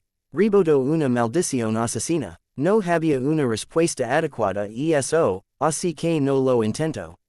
Presiono su palma plena en el aire. La realidad cedió. El techo se desplomó en un deslizamiento suave y silencioso. La ciudad de abajo seguía allí, pero ahora parecía pequeña y lejana, como si estuvieran sobre cristal por encima de ella. Las líneas le brillaban plenamente. Grandes franjas, de color cruzaban el mapa de Gran Bretaña, desde viejos círculos de piedra hasta viejos castillos, desde bosques profundos hasta tiendas de varitas apiñadas en calles estrechas. Daphne Jadillo, le agarró la manga, con los dedos fríos y apretados. KSESO, la tierra, dijo Harry en voz baja, las partes que los magos casi olvidaron como ver. Ella miró hacia abajo, sus ojos se movieron a lo largo. O de una franja brillante que corría desde Escocia hasta la costa sur, luego siguieron una red de líneas más pequeñas que envolvía Londres como una red. Eso está debajo de nosotros. Todo el tiempo, sí. Y puedes tocarlo, sí. Te das cuenta de lo loco que suena eso. Harry tragó saliva, sí. Él le quitó la mano de la manga y, después de un segundo de vacilación, no la soltó. Los dedos de ella se crisparon. Luego se acomodaron en su agarre. Mira Ali, dijo. Él guió su mirada hacia un punto donde varias líneas se encontraban cerca de las afueras de la ciudad. Un nudo gris opaco y furioso estaba Ali, pesado y lento. Envuelto en un patrón familiar de runas. El centro de vigilancia del ministerio, dijo Daphne de inmediato. Anclan la mayoría de sus grandes hechizos Ali para que no inundan la ciudad. Bien, dijo Harry, ahora mira, pronunció otra palabra, más antigua, más afilada, sabía y metal en su boca. El nudo se inflamó, luego se desangró en las líneas que lo rodeaban. La energía bruta fluyó a través del centro. Despojó las capas torpes del trabajo del ministerio, y se asentó en un anillo suave y uniforme que coincidía con el flujo natural. Abajo, miles de protecciones más pequeñas parpadearon y se reiniciaron. Ninguno de los muggles se daría cuenta. La mayoría de los magos tampoco. Daphne contuvo el aliento. Acabas de reescribir cada ancla que tienen en la ciudad. Yo los corregí, dijo Harry. La forma en que lo prepararon tiró demasiado de la corriente principal. Todo lo que habría hecho falta habría sido un ritual de pánico de alguien como Voldemort y todo se habría roto. La mitad de los hechizos de Londres habrían fallado de inmediato. Y ahora las líneas llevaron el empuño y lo extenderán, dijo. Los encantamientos se tambalearán pero no se romperán. El miro de las bandas brillantes a su rostro. ¿Sabes cuánto tiempo tardaría el departamento de misterios en diseñar algo así? Sí, ¿cuánto tiempo? Hizo una pausa. Unos años, dijo. Tal vez más. Lo hiciste en una noche. Él se encogió de hombros. Merlín hizo la mayor parte del pensamiento hace mucho tiempo. Solo estoy instalando actualizations. Daphne lo miró fijamente durante mucho tiempo. La ciudad brillaba bajo ellos. El viento tiraba de su capa. No estás buscando horcruxes, dijo lentamente. Ya sabes dónde están. Las palabras no eran una pregunta. Los dedos de Harry se apretaron alrededor de los de ella. Sí. ¿Y estás haciendo esto en su lugar? Sí. ¿Por qué? Porque matar a Voldemort no es suficiente, dijo Harry. La última vez que un señor oscuro se alzó, todos dijeron nunca más. Cambiaron algunas leyes y limpiaron algunos nombres, luego volvieron a la misma estructura que le permitió alzarse en primer lugar. No voy a hacer eso. Sus labios se apretaron. Suena como, si planeas mantener el mundo a salvo para siempre. Sé que no puedo. Bajo la voz. Pero puedo hacer que sea más difícil para el próximo monstruo burlar las reglas. ¿Y las reliquias de la muerte? Preguntó Daphne. Sabes de ellas. El resopló. Sé exactamente lo que son. Poder de la vieja historia y la propia muerte, dijo. La capa, la piedra, la varita invenc muy importantes para un chico que pasa su tiempo en las líneas ley. No lo son, dijo Harry. No de la manera en que la gente piensa. sus ojos se entrecerraron. Explicate. Volvió a mirar las líneas, luego dejó que la visión se desvaneciera. El techo se solidificó bajo ellos. El resplandor alrededor de sus tabillos se desvaneció. Londres volvió a su brillo normal, aunque ahora parecía pleno y apagado comparado con lo que acababa de ver. Harry le soltó la mano con cuidado, por si ella quería retroceder. No lo hizo. La capa es buena, dijo. Measure de lo que debería ser cualquier capa. La varita es fuerte porque tiene una larga H. Historia de victorias y mucha sangre legada a ella. La piedra, juega con el filo entre la vida y la muerte pero no lo cruza. Son importantes porque la gente cree que lo son. Y en verdad, en realidad, dijo Harry. Son herramientas que van por encima de las reglas que ya entiendo. Doblan el juego. No cambian el tablero de juego. Así que son triviales para ti. Vacilo. Son pequeños en comparación con esto. Levanto la mirada. Refiriéndose a la red que se encontraba bajo el mundo. Ninguna varita, ninguna capa, ninguna piedra puede igualar lo que ocurre si mueves los cimientos mismos. Daphne lo estudió. Te das cuenta de cómo suena eso, dijo ella en voz baja. Arrogante, dijo Harry. Peligroso, imprudent, todo eso, dijo ella. Y honesto. Su boca se curvó. Y por eso, Potter, sigo aquí. Al día siguiente, el señor oscuro intentó moverse. Fenrir Greyback se rodeó sobre la piedra fría en un sótano húmedo que olía a mojo y sangre vieja. Sus manos temblaban mientras sostenía un pergamino. La marca oscura en su brazo ardía. Un ardor constante que nunca se desvanecía del todo ahora. Mi señor, dijo con voz ronca. Las protecciones alrededor de las cosas seguras de los nacidos muggle. En el norte están más débiles esta semana. Nuestro contacto dice que el ministerio cortó su poder para trasladarlo a Londres después de lo de las pulseras. Podemos. Voldemort le arrancó el pergamino de la mano. Ojos rojos examinaron las líneas. Labios delgados se curvan. Idiotas, sació el señor oscuro. Siempre moviendo piezas en el tablero sin sentido. Agitó su varita. Un mapa tosco de Gran Bretaña apareció en el aire. Con marcas brillantes donde se encontraban las cosas seguras conocidas. Levantó su varita de nuevo, extendiendo su propio poder para sentir las protecciones que las cubrían. Esperaba puntos blandos, paredes delgadas, pequeñas brecas por las que podría deslizarse una maldición inteligente. En cambio, sintió una presión suave y sólida. Su frente se arrugó, empujó con más fuerza. El poder se estrelló contra la red de protecciones. La grieta esperada no llegó. Las protecciones se flexionaron y se tragaron el empujón como una cosa viva que había esperado el golpe. En el mapa, las marcas alrededor de las cosas seguras se iluminaron. El estómago de Voldemort se retorció. Eso no es trabajo del ministerio, susurró. Greyback presionó su frente contra el suelo. Mi señor, silencio. Voldemort empujó de nuevo, esta vez más sutilmente. Exploró los bordes de la casa segura más cercana, buscando anclas descuidadas, runas baratas, cualquier signo de error humano. No había ninguno. Quienquiera que hubiera moldado esto había trabajado con una escala y cuidado que hacían que incluso su propio trabajo anterior pareciera infantil. Retrocedió con una respiración aguda. Las cicatrices a lo largo de su alma palpitaban.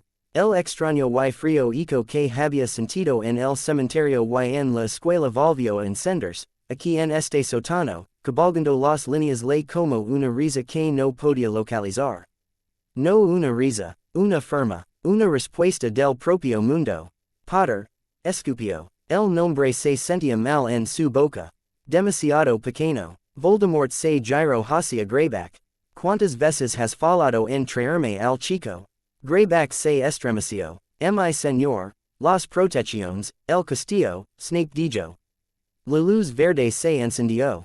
El cuerpo del hombre lobo golpeó la piedra con un sonido pesado y se quedó inmóvil. El sótano estaba a pelo chamuscado y magia quemada. Los otros mortífagos en las sombras no se movieron. Nadie habló. El pecho de Voldemort subía y bajaba con fuertes sacudidas. Miro fijamente el mapa. Cada marca de casa segura brillaba constante, indiferente.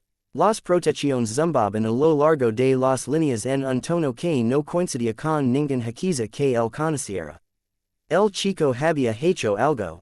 Él siempre lo sabe. Cada movimiento, cada plan, el pensamiento se arrastró por su cabeza.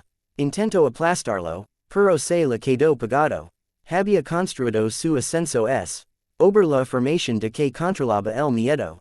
No podía mostrar debilidad, no lo haría, pero las líneas le no se preocupaban por el miedo o la voluntad. Llevaban poder crudo, y en algún lugar a lo largo de ellas. Harry Potter había deslizado sus manos en el flujo principal y se había apoderado. Voldemort se obligó a mantener la voz fría. Lucius, dijo. Lucius Malfoy dio un paso adelante, pálido y regido. Sí, mi señor. Retira todos los ataques para la próxima semana, dijo Voldemort. Cada movimiento que hagamos está siendo observado. Cada golpe alcanza el aire vacío. No bailaremos cuando otra mente toque la melodía. Lucius tragó saliva. El ministerio lo considerara una debilidad. El ministerio ya está sumido en el caos, espetó Voldemort.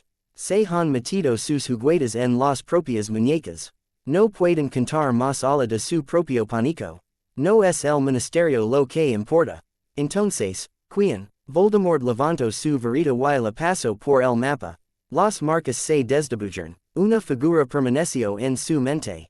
Un chico con una cicatriz, de pie en el centro de una red de poder. No dijo el nombre de nuevo. Los nombres tenían poder. Los nombres daban forma. No la consideraría eso al chico. Esperamos, dijo. Observamos. Y en el momento en que el chico se escape, golpeamos con todo lo que tenemos. Nadie le había dicho que la estructura que quería explotar ahora pertenece a otra persona. El lugar que Albus Dumbledore eligió para su conversación no aparecía en ningún mapa de Hogwarts. Harry salió del pasillo del segundo piso a través de un estrecho hueco entre dos tapices y el aire frío y cortante. La piedra dio paso a la hierba seca bajo sus zapatos. El olor del mar le golpeó la nariz un momento después, sal y viento y roca vieja. Se encontraban en un promontorio desnudo muy por encima del agua oscura. Las olas se estrellaban contra los acantilados muy por debajo. Una piedra alta y vertical se alzaba en el centro del espacio plano, erosionada y agrietada, pero inestable. El cielo por encima era pálido y fino. Dumbledore esperaba junto a la piedra con la capa bien envuelta. Su barba se agitaba con el viento. La varita de saco descansaba en su mano, pero la punta apuntaba hacia abajo, hacia la hierba. Harry no necesitaba el conocimiento de Merlín para ver el nodo. El poder se acumulaba alrededor de la piedra en pie en olitas. Las líneas le se encontraban aquí en Peter. Ones tan antiguos que incluso el castillo parecía joven en comparación. Has elegido bien, dijo Harry. Los ojos de Dumbledore estaban cansados. Mucho antes de Hogwarts, mucho antes de que la mayoría de los asentamientos humanos en esta tierra, la magia se movía por este lugar, dijo. Parecía apropiado. Gracias por venir, Harry.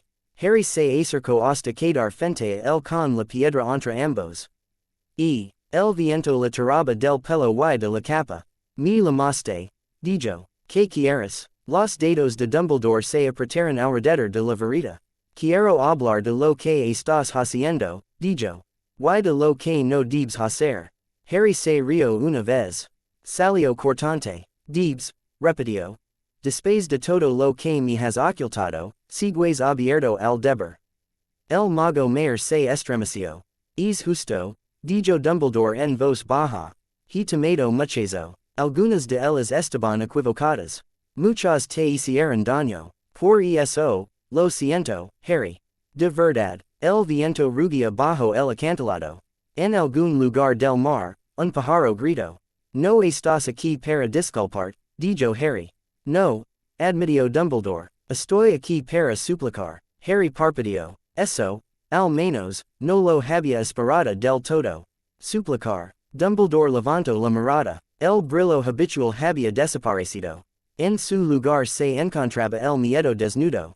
He sentido el cambio en las líneas le, dijo. He visto la forma en que te mueves a través de ellas. He visto al ministerio tropezar y a Voldemort fracasar, y te he visto de pie en el centro de ese patrón. Se lo que encontraste bajo el castillo. Harry no dijo nada. Se lo de la prohibición de Merlín, continuó Dumbledore. He pasado mi vida trabajando alrededor de las sombras proyectadas por el conocimiento que no me estaba permitido aprender. Cuando era joven, pensé que podía burlar esos límites. Grindelwald también lo pensaba. Nos equivocamos. Miro la piedra, no a Harry. Hay verdades que desgarran las mentes, dijo suavemente. Hay poderes que deshacen más de lo que molden. Merlin no ocultó su conocimiento por orgullo. Lo hizo por miedo. Un miedo que ahora comparta. Las manos de Harry temblaban. Cerró los dedos en puños a los lados. Así que quieres que lo vuelva a meter en un agujero en el suelo, dijo. Que finja que nunca lo toque. Sé que no puedes. La voz de Dumbledore se endureció. La transferencia está hecha. Lo que te pido es más simple, y al mismo tiempo, más difícil. Te pido que no lo compartas. No completamente. No abiertamente. Te pido que seas la prisa que detiene la inundación. Harry lo miró fijamente. Quiere que mienta el resto de mi vida, dijo. Quiere que conozca la forma. A cada trampa y deje que la gente caiga en algunas de ellas porque la alternativa es peor. Dumbledore hizo una mueca. Dicho así, suena monstruoso. No lo niegas. No puedo, dijo Dumbledore. Volvió a mirar a Harry a los ojos. Tienes razón sobre el ministerio. Tienes razón sobre nuestro mundo. Es mezquino, temeroso, perezoso. Dales toda la verdad de lo que ahora sabes, y trataron de armarlo, romperlo en pedazos. Encadenarlo a su política. El desastre que seguirá hará que la guerra de Voldemort parezca pequeña. Harry sintió que las líneas le bajo el promontorio pulsaban al ritmo de su corazón. Se envolvieron alrededor de la piedra, alrededor de él, antiguas y constantes. Y si me lo guardo todo para mí, preguntó. Si hago lo que quiere, si guardo toda la dura verdad encerrada en mi cabeza. ¿Qué pasará entonces? Sobrevivimos, dijo Dumbledore, imperfectivamente, estancados, tal vez, pero vivos. Hay seguridad en la ignorancia. A Harry le dolía la garganta. Crecí en un armario por ignorancia, dijo. Vi a Sirius sar a través de un velo porque tu elegiste no decirme lo que venía. Caminé hacia el bosque para morir porque un puñado de hombres decidió que mitad de una profecía me estaba permitido escuchar. No me hables de seguridad en la ignorancia. Dumbledore se estremeció de nuevo, esta vez con más fuerza. Pensé que te estaba protegiendo, susurró. Estabas protegiendo al mundo de la verdad, dijo Harry. Para ti es lo mismo. El silencio se prolongó. Las olas golpearon las rocas 3 veces antes de que Dumbledore volviera a hablar. Harry, dijo, no te estoy pidiendo que dejes que este mundo siga siendo como es. Se necesitan cambios, se necesitan reformas. Solo te estoy pidiendo que lo acompases. Que no arranques todos los velos a la vez. Que aceptes cierta medida de secreto como precio de la supervivencia. Harry soltó una risa breve y amarga. Eso me suena familiar. Sí, dijo Dumbledore, porque es lo que he hecho toda mi vida. Y mira a donde nos ha llevado. La admisión quedó suspendida entre ellos. Por un momento, Harry vio al hombre no como una leyenda o un intrigante, sino como un viejo mago en un acantilado, cansado y asustado. Yo no soy usted, dijo Harry. Lo sé, respondió Dumbledore. Y eso me aterroriza. Porque eres más. Algo en Harry se quebró. Tienes miedo porque no puedes controlarme, dijo. De lo. Dumbledore cerró los ojos. Sus hombros se hundieron. Sí, dijo. Tengo miedo porque no puedo controlarte. Porque nadie puede. Porque ahora estás más cerca de Merlín que de cualquier estudiante al que haya enseñado. Y he visto lo que pasa cuando el genio se libera. Abrió los ojos de nuevo. Te lo suplico, Harry, dijo. No reveles la prohibición. No enseñes las leyes más altas. Deja que el mundo se mueva peldaño a peldaño. No abras toda la escalera. Harry miró la piedra entre ellos. Podía sentir la historia de este lugar escrita en sus grietas. Una vez, un grupo de humanos se había parado aquí, desesperados y brillantes, y habían pedido ayuda a las líneas. La habían obtenido, también la habían pagado, con sangre, costo y miedo. Merlín ocultó su trabajo para mantener a la gente a salvo, dijo Harry lentamente. Funcionó. Dumbledore vaciló. Impidió un colapso completo, dijo. Durante muchos siglos, y dejó que este mundo se pudriera, replicó Harry. Dejó que el poder se acumulara en pequeños círculos. Dejó que los señores oscuros se alzaran sin que nadie supiera cómo enfrentarse ellos adecuadamente. Te dio la excusa para guardar secretos. Le dio al ministerio espacio para construir un sistema que funciona sobre el miedo y el prejuicio. Porque nadie podía ver hasta el fondo de las reglas. Así que no, profesor. No funcionó. Sus manos volvieron a temblar. Los obligó a quedarse quietas. No voy a arrojar todos los secretos a la primera página del profeta, continuó. No soy tan estúpido. Pero no voy a mantener este nivel de verdad encerrado para siempre en mi propio cráneo solo porque Merlín y un puñado de viejos pensaron que el mundo era demasiado infantil para manejarlo. Dumbledore apretó la mandíbula. Entonces, ¿qué vas a hacer? Harry miró hacia arriba. El cielo se extendía ancho. Las líneas le pulsaban. En algún lugar lejano, sintió a Daphne en la biblioteca, inclinada sobre un libro, trazando su propio camino a través de estos eventos. Sintió a Ron en la torre, enojado y herido. Hermione en la sala común, rodea. Dada páginas abiertas que ya no daban las respuestas lo suficientemente rápido. Construiré, dijo Harry, cuidadosamente, lento donde debe ser lento, rápido donde debe ser rápido. Diseñaré estructura, es que hagan que este tipo de guerra sea más difícil de comenzar. Enseñaré lo suficiente para que la próxima generación pueda avanzar más sin destrozar las cosas. No mentiré sobre lo que es posible. Y si distorsionan lo que les das? Preguntó Dumbledore. Si surge otro Tom Riddle de tu propia escuela de pensamiento. A Harry le dolía el pecho. Entonces ese es mi problema para resolver también, dijo. Pero prefiero enfrentarme a un mago oscuro que aprendió en un mundo que conoce las reglas, que a otra serpiente nacida de la ignorancia. La mirada de Dumbledore se posó en la varita que tenía en la mano. La giró una vez, lentamente.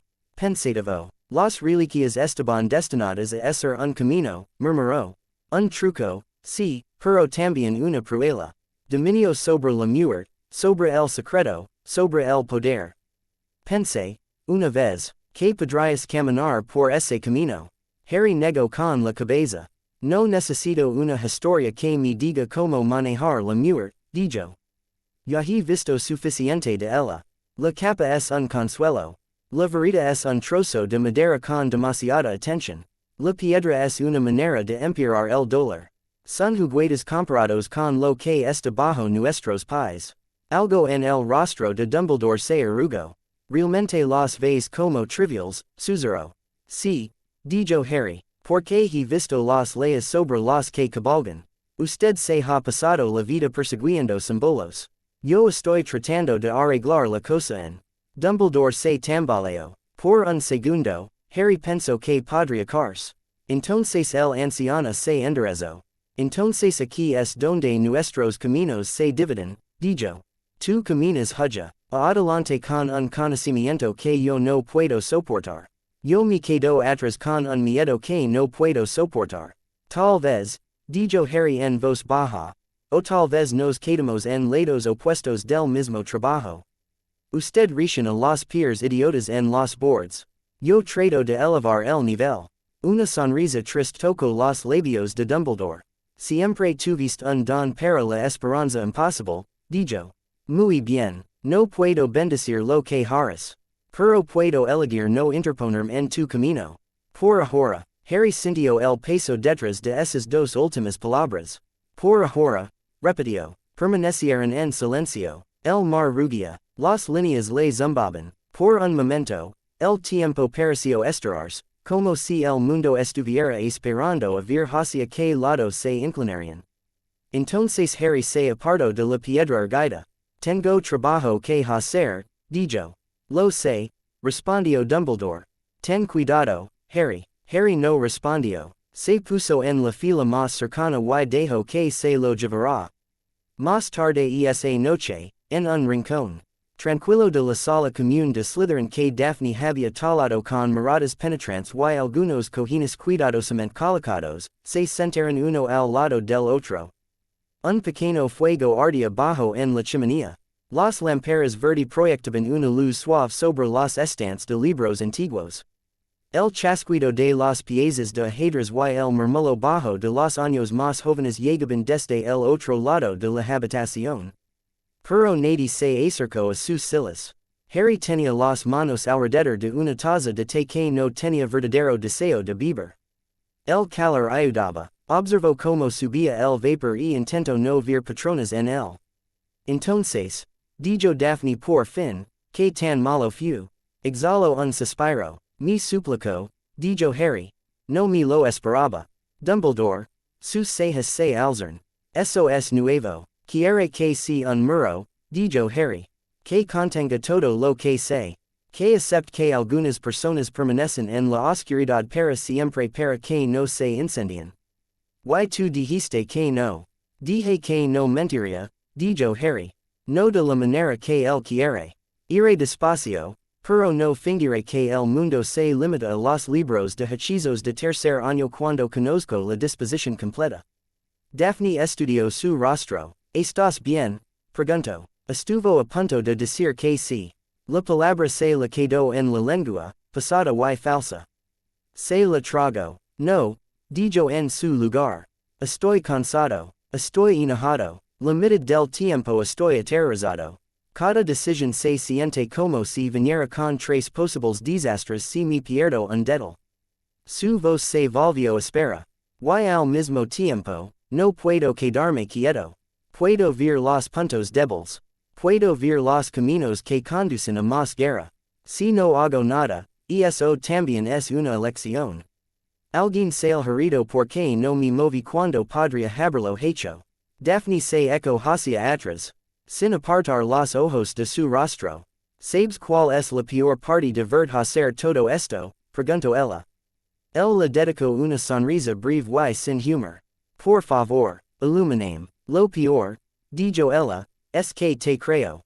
Te creo cuando dices que puedes ver los caminos, y creo que puedes detener las cosas antes de que ocurran.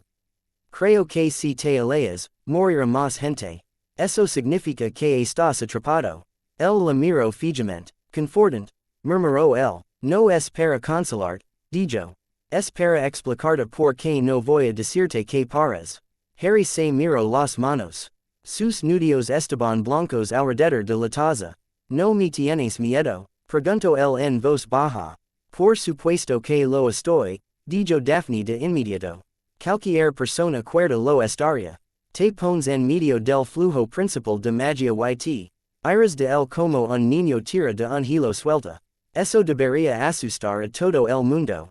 Él hizo una mueca, pero, continuó, también he observado la forma en que miras a la gente cuando crees que no te ven. He visto tu cara cuando hablas de los Weasley, y de Hermione, incluso de Dumbledore. No disfrutas de este poder. No lo anhelas. Su voz se suavizó. Esa es la única razón por la que estoy aquí. Porque ahora mismo, el equilibrio del mundo está en manos de un chico que está aterrorizado de convertirse en lo que Dumbledore teme. Y ese es el único tipo de persona que debería poseer ese tipo de poder. Algo se rompió en su pecho. Dejó la taza con cuidado sobre una mesita. Le temblaba la mano. Sigues diciendo chico, dijo él. Porque tú lo eres, respondió ella. También eres hembras, si las viejas palabras son ciertas. Esas dos verdades van juntas, y duelen. Ninguna cantidad de líneas le cambia el hecho de que todavía haces bromas estúpidas y te olvidas de comer cuando estás disgustado. El dejo escapar una pequeña risa sorprendida. Esas tu prueba de que estoy a salvo. Mi terrible dita. Es la prueba de que eres humano, dijo Daphne. Yeso es lo que tienes que aferrarte. Se hizo el silencio. El fuego crepitaba. Las voces del otro lado de la habitación subían y bajaban. ¿Puedo decirte algo egoísta? Preguntó Daphne después de un rato. Continúa. No quiero que te agotes, dijo ella. No por lo que eso la haría al mundo. Por lo que me haría a mí. Se le cerró la garganta. Ella lo miró directamente, con los ojos grises firmes. Eres la primera persona que conozco que ve las cosas de la misma manera que yo, dijo. Ves el tablero desde arriba. Ves como la política, la sangre, el dinero y el miedo se retuercen juntos. Antes de todo esto, pensaba que la única manera de sobrevivir a esa vision era seguir el juego y tomar el poder que pudiera para mi familia. Entonces entraste en la biblioteca y tranquilamente arruinaste el ministerio con un truco legal mientras parecías querer vomitar. Recuerdo ese momento, la conmoción en su rostro, las preguntas silenciosas y afiladas que habían seguido. Me hiciste darme cuenta de algo, continuó. Que es posible ver el tablero y en ACP. Reocupars más que por tu propia puntuación. Eso es nuevo para mí. Sus mejillas se sonrojaron, solo un poco. Así que sí, dijo. Soy egoísta. Te quiero vivo y cuerdo porque no estoy lista para volver a ser la única que ve tan lejos. A Harry le escochan los ojos. Parpadeó con fuerza. No eres el único, dijo en voz baja. Incluso sin Merlín, no lo serías. Hermione ve más de lo que nadie la ha tribe. Ron conoce a la gente de una manera que yo nunca he conocido. Dumbledore, a pesar de todos sus errores, vio más capas de los que puedo contar. No soy único. Lo eres, dijo Daphne. Eres la única, que combina todo eso con lo que hay dentro de tu cabeza ahora. Deja de fingir que eres solo un sexto año ligeramente más fuerte. Esa mentira no ayuda a nadie. Dejo escapar un suspiro tembloroso. Bien, dijo él, soy una aterradora animalia mágica. Contenta ahora, ella sonrió, un poco, él la miró, a la forma cuidadosa en que se mantenía, a la forma en que sus dedos estaban apretados alrededor del brazo de su silla. Incluso mientras su voz permanecía tranquila. Ahora mismo tienes miedo, dijo él. Obviamente, respondió ella. Acabas de volver de una reunión con Dumbledore en lo que bien podría ser un punto de referencia mundial. Si él decide que debes ser contenida, toda la escuela lo seguirá. Mi casa lo seguirá. Estar a tu lado es peligroso. Y sin embargo te quedas. ¿Sabes por qué Slytherin tiene tan mala reputación? Preguntó ella. Porque la mitad de la gente de Voldemort vino de tu casa. Porque somos honestos sobre querer el poder, dijo. Los demás fingen que no lo quieren. Tien, es más poder que cualquier Slytherin en la historia, y sigues tratando de usarlo para salvar a idiotas que te entregarían alegremente al ministerio si se asustaran lo suficiente. Ese es el movimiento he visto nunca o el más valiente. Se inclinó hacia adelante, solo un poco. Quiero estar cerca de la persona que elige la estupidez valiente en lugar de la crueldad segura, dijo. Se le cortó la respiración. Por un momento, la habitación se desvaneció, el fuego, las lámparas, el sonido del agua en las paredes. Todo se desvaneció bajo el simple hecho de que el rostro de Daphne estaba cerca del suyo, sus ojos firmes. Sus labios entreabiertos solo una fracción. Se movió antes de que pudiera pensarlo demasiado. Se inclinó hacia adelante y la besó. No fue suave. Sus narices chocaron. Su mano golpeó el costado de la silla. Por un segundo pensó que había cometido un error enorme. Entonces ella hizo un sonido suave y le devolvió el beso. El calor le recorrió el pecho. No era el poder de las líneas ley. No era la ley antigua. Solo era la simple y estúpida emoción de tener 16 años y besar a alguien que entendía al menos la mitad de la locura que tenía en la cabeza. Se separaron después de un momento, ambos respirando más rápido. Bien, dijo Daphne, eso lo resuelve, entonces. Harry parpadeó. Eso resuelve que estoy en esto contigo, dijo ella. No como seguidora, como socia, política y de otro modo. Sintió que una sonrisa intentaba trepar por su rostro. Intento combatirla y fracaso. Compañeros, dijo él. Ella chocó su hombro contra el de él. Bien, ahora vete a la cama antes de que te quedes dormido en mi silla. Lo último que necesito son chismes sobre el chico que duerme la siesta en Slytherin. Se rió, se puso de pie, y el mundo volvió a entrar a toda prisa. Dolor detrás de los ojos.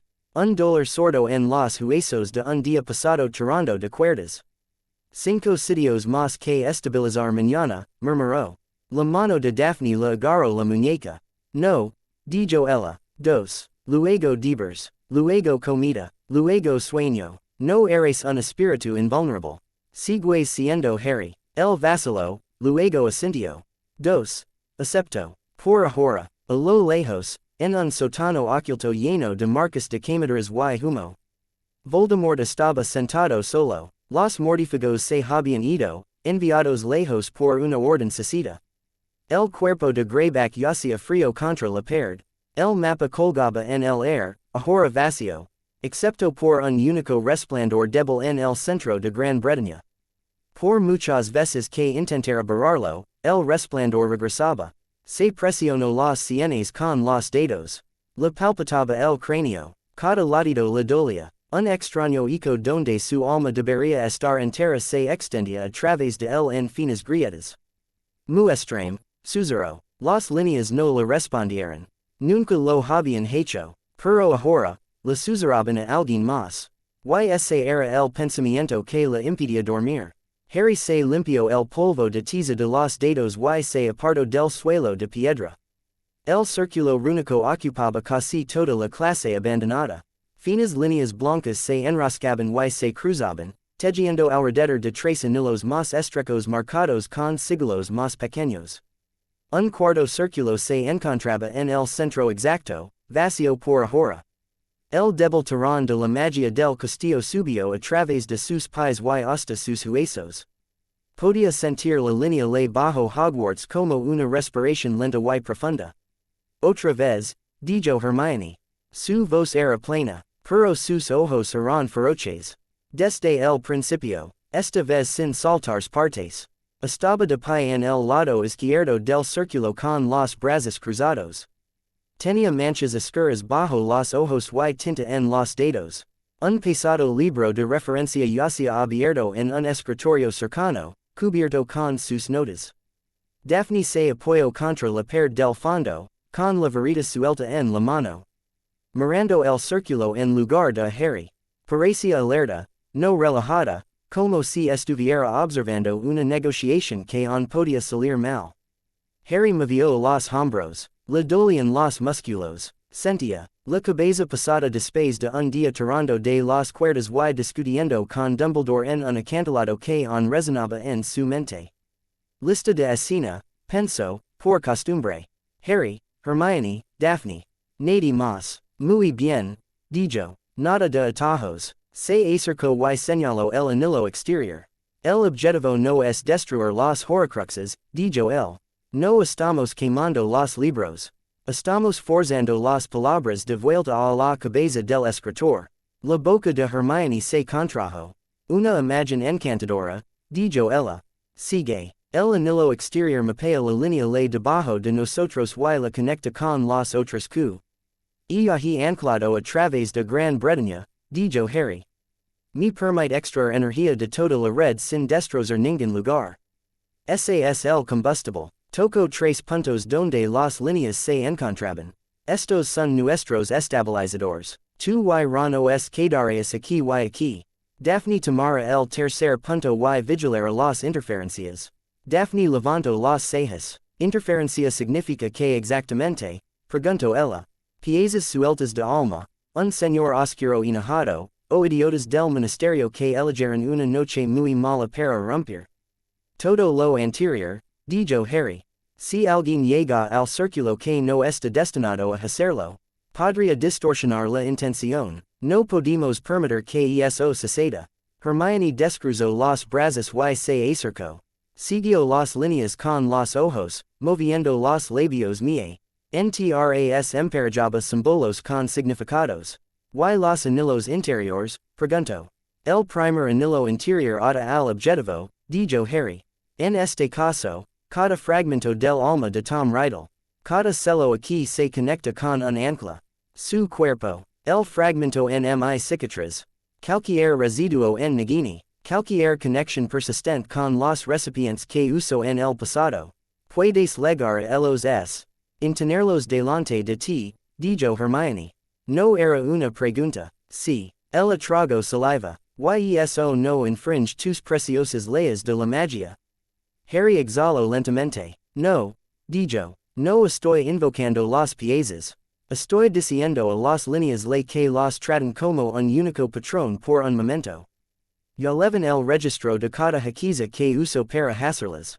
Solo estoy invocando ese registro y dándole forma. Hermione frunció el ceño. Y el segundo anillo interior. Eso es lo que más importa, dijo Harry. Entró en el círculo central vacío y miró hacia abajo.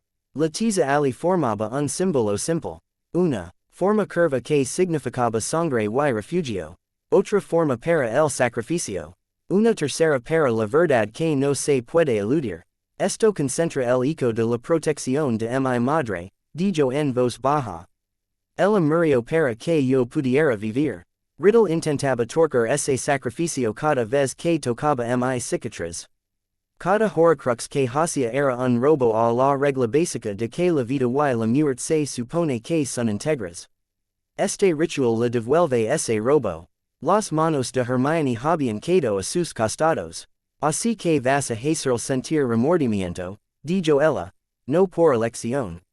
Por fuerza. Sí, dijo Harry. Daphne se apartó de la pared. ¿Cómo? Preguntó ella. No puedes hacer que alguien se arrepienta si no lo está. Harry la miró a los ojos.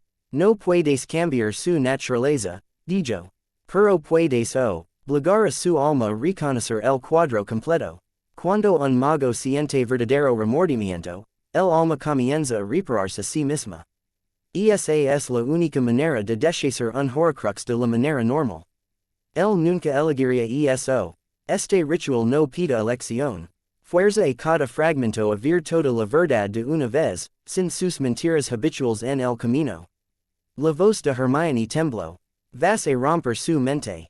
Su mente ya está rota, dijo Harry. Voy a impedir que se esconda de elo. Las líneas le unirán su alma por un momento. Esa parte verá todo lo que ha hecho. A todos los que ha matado. Hermione miró fijamente la tiza. Su respiración era rápida y superficial. ¿Y qué hay de ti? Preguntó ella. Dijiste que hay un fragmento en tu cicatriz. Eso también se ve arrastrado a esto. Sí. Y contigo. Harry abrió la boca. Luego la cerró de nuevo. Podía verlo en su mente. La ola de dolor. El torrente de recuerdos que no eran suyos. Los ecos de una vida pasada convirtiéndose en Tom Riddle. Tenía miedo. Forzo la verdad de todos modos. Va dolor, dijo. Mucho. El fragmento en mi sentir lo que sienten los demás. Las líneas hablaran entre nosotros. Tendré que sostener la forma hasta que esté hecho.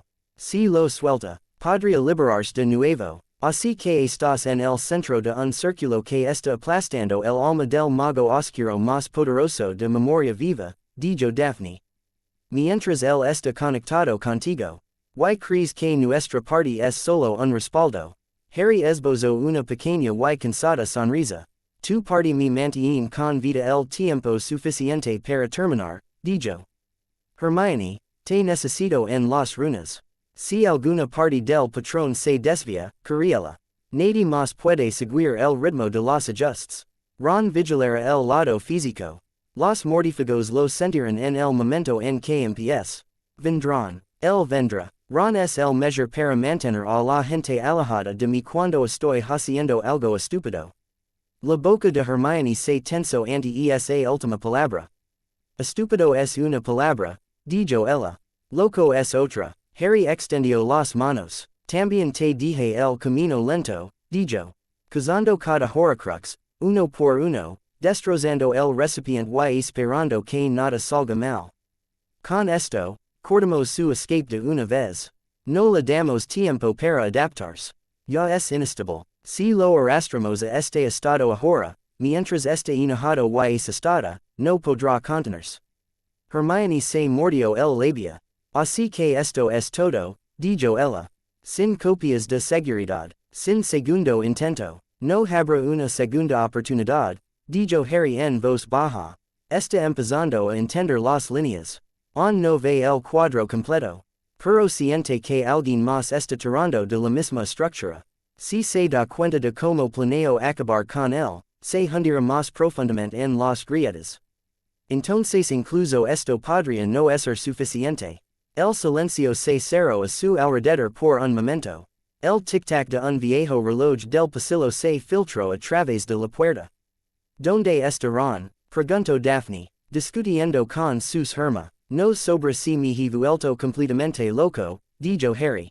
Hermione resopló a su pesar. Eso no responde a nada. Vendrá, dijo Harry. Ya sabe que esto está pasando. Le di la opción de irse.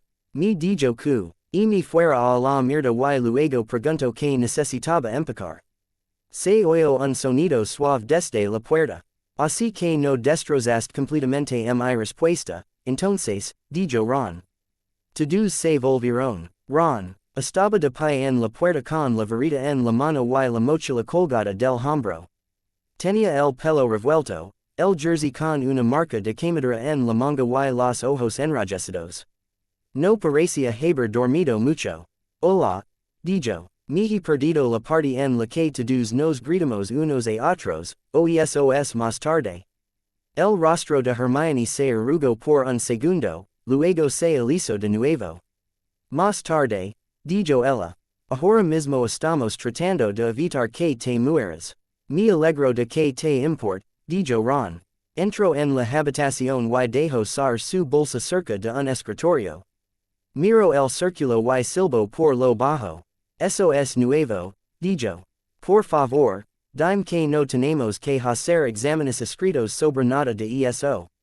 Simplemente mantente vivo a través de elo y aprobarás, dijo Harry.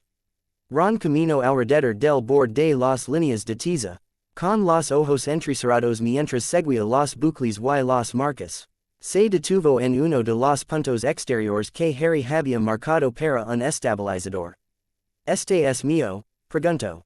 Sí, dijo Harry. Tú sostienes el escudo principal. Si alguien intenta cruzar el anillo, tú lo detienes. Estaremos de pie en un lugar que ni siquiera Dumbledore usa a menudo. Es antiguo, fuerte, eso lo es valioso. Él no es el único que sabe dónde está. Ron asintió una vez. Bien, dijo. ¿Dónde y cuándo? Harry lo miró a los ojos. Esta noche, dijo. No podemos esperar. Ya está probando encantamientos por todo el país. Tengo que terminar los últimos anclajes antes de que cambie de estrategia. La mandíbula de Ron se tensó. Entonces lo haremos, dijo. Hermione lo señaló con el dedo. Se supone que debes decir que esto es una locura, espeto. Se supone que debes apoyarme cuando le diga que está a punto de encontrarse en medio de un antiguo ritual que une su alma un asesino en masa. Ron se encogió de hombros. Dije que era una locura, dijo. Solo que no lo dije en voz alta. Pero he visto lo que puede hacer ahora, Hermione. También he visto lo que pasa cuando esperamos. Cada vez que esperamos, alguien más muere. No voy a volver a hacer eso. Los ojos de Hermione se llenaron, luego se aclararon. Sois idiotas, dijo ella. Pero sois mis idiotas. Ron sonrió. Entonces eso es un sí, preguntó él. Ella lo fulminó con la mirada, luego se volvió hacia el círculo.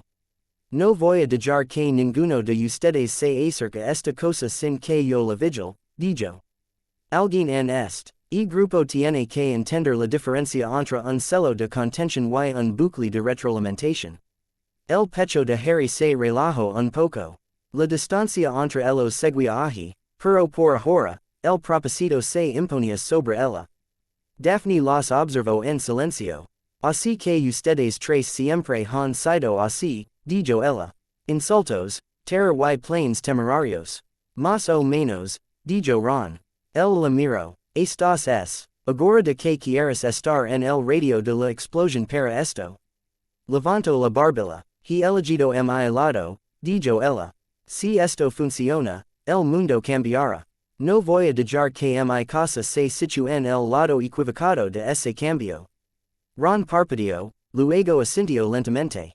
Bien, dijo él, solo comprobando. Harry respiró hondo. Empaqueted lo que necesitas, dijo. Varitas, pociones, cualquier cosa que penseas que pueda ayudar. Nos encontramos aquí a medianoche. Desde allí, iremos al sitio. Hermione frunció el ceño. ¿Qué sitio? Harry miró el círculo de tiza, luego a ellos. Una piedra que era antigua antes de Hogwarts, dijo. La misma línea que alimentó a Merlín cuando construyó la prohibición. Vamos al lugar donde solía escribir su ley. Ya es hora de que alguien la use contra el que rompió todos los demás. La noche se cernía sobre las piedras erguidas. Salieron de la tierra oscura formando un anillo apretado en una colina desnuda a kilómetros de cualquier pueblo. El aire era frío y húmedo, lleno del olor de la hierba mojada y la piedra vieja.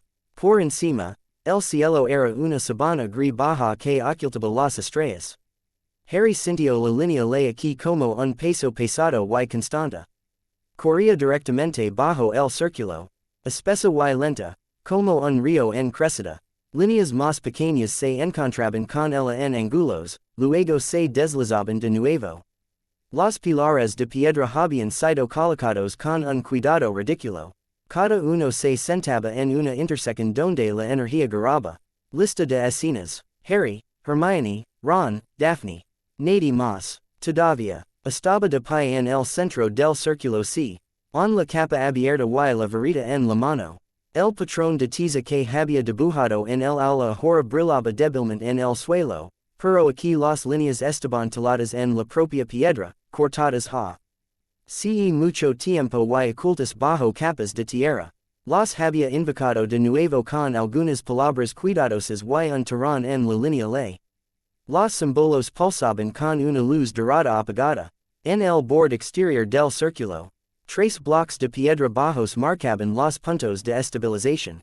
Hermione se puso a la izquierda, con la varita apuntando hacia abajo al símbolo talado en el block, con los labios apretados.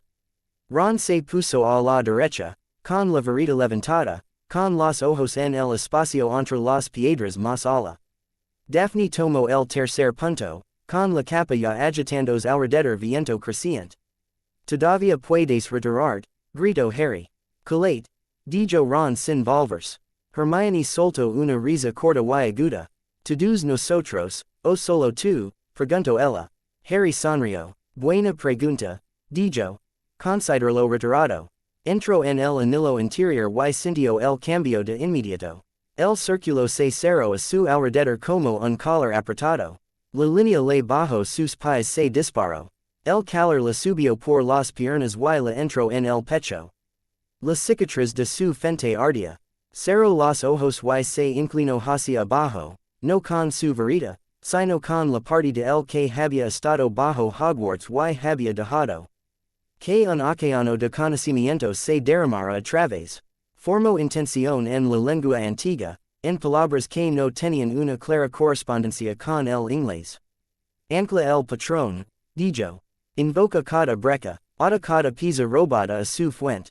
El círculo se encendió. Hermione contuvo la respiración. Las runas a lo largo del anillo exterior se iluminaron una por una, como linternas en la oscuridad. Los blocks estabilizadores bajo sus pies zumbaban. Harry vio la red de horcruxes desplegarse en su mente.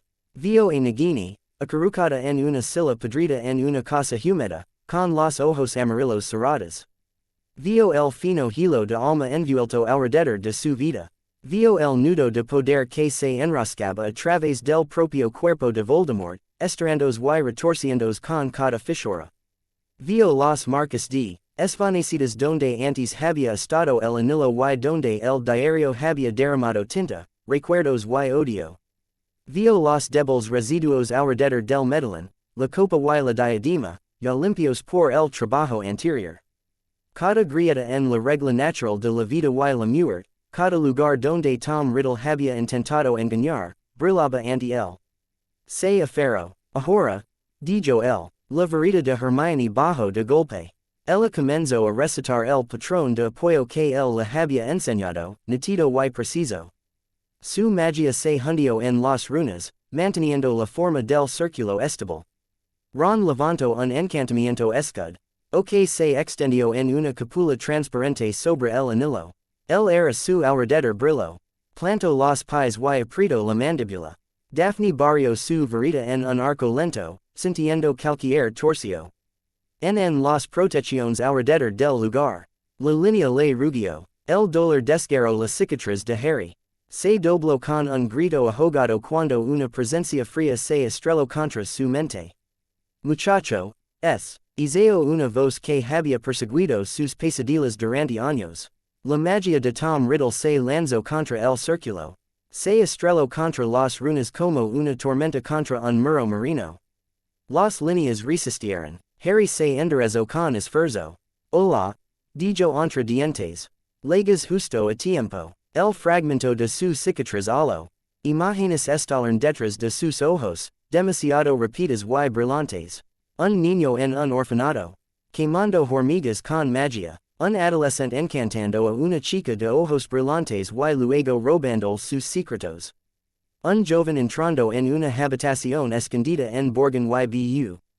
Rkes y aprendiendo exactamente cómo desgarrar su propia alma. Harry contuvo un grito. Harry, llamo Hermione, hablame, estoy bien, mintió, le temblaban las manos. Mantén el patrón estable. Levant, o su verita y pronunció el siguiente conjunto de palabras. Enlaza los fragmentos. Forza la coherencia. No más escondert. El círculo se iluminó de blanco.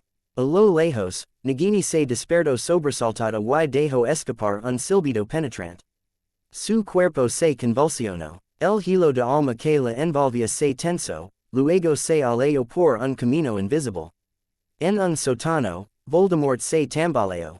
Se levó la mano al pecho. El mundo se inclinó a su alrededor. Por un momento vio las piedras erguidas en la colina. Se teletransportó sin pensar. Un latido del corazón y estaba en su propia garita.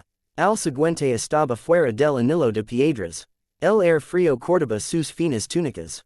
Ron maldijo en voz baja. Tenemos compañía, dijo. Harry no se volvió. Podía sentir al mago oscuro en el borde de su protección como un carbón ardiendo. El círculo ya lo había marcado como parte del patrón. Era tanto un intruso como un objetivo. Mantén el escudo, dijo Harry. Manténlo fuera hasta que termine el enlace. Si entra antes de eso, podría romper el círculo. Los nudillos de Ron se pusieron blancos sobre su varita. Genial, dijo. Sin presión, Voldemort levantó su varita. Potter, gruñó. Su voz golpeó el escudo como un hechizo. La cúpula tembló. Ron gruñó cuando la fuerza se estrelló contra su brazo. Atrás, murmuró Ron. No puedes arruinar esto. Voldemort soltó una maldición asesina. Una luz verde enfermiza voló hacia la cúpula. Golpeó y se extendió en una olita de color, luego desapareció. Las runas se la bebieron. Los ojos de Daphne se agrandaron. ¿Ha funcionado como creo que ha funcionado? Preguntó ella. Sí, dijo Harry. Las palabras salieron a través de los dientes apretados. Las líneas tienen hambre. Que se queme. Se concentró en su interior de nuevo. Los fragmentos de alma estaban ahora apretados unos contra otros. Retenidos por el círculo, se enfurecen y se retorcían, tratando de volver a deslizarse en sus grietas. Podía sentir su pánico. Se arrastraba bajo su piel. Necesitaba el eco de Lily. La sangre llama a la sangre, susurró. Apretó el pulgar contra su varita y la pasó sobre la cicatriz de su antebrazo donde Umbridge había grabado su mensaje años atrás. La piel se abrió. Sangre caliente brotó y goteó. Golpeó el cielo central en el suelo. Las runas a su alrededor se encendieron de un rojo brillante antes de asentarse en oro de nuevo. Por un momento, el dolor desapareció. Un suave calor le llenó el pecho. Suave y firme. La voz de una mujer que solo había oído una vez, en el eco de una jaquiza, pareció susurrar su nombre. Harry. Se tragó un solozo. Lily Potter, dijo, con voz temblorosa. Que eligió morir en lugar de apartarse. Que se interpuso entre su hijo y la muerte. Llamó a tu sacrificio a la ley que este hombre trató de romper. La línea le respondió. El poder surgió de la tierra. A través de la sangre, a través de la cicatriz, a través del círculo. Voldemort gritó. Fuera de las piedras, se tambaleó hacia atrás cuando su propia magia se volvió contra él. La Aka oscura en su brazo estalo de dolor. Los pedazos fracturados de su alma, atados a anclas por todo el país, fueron arrastrados hacia la colina.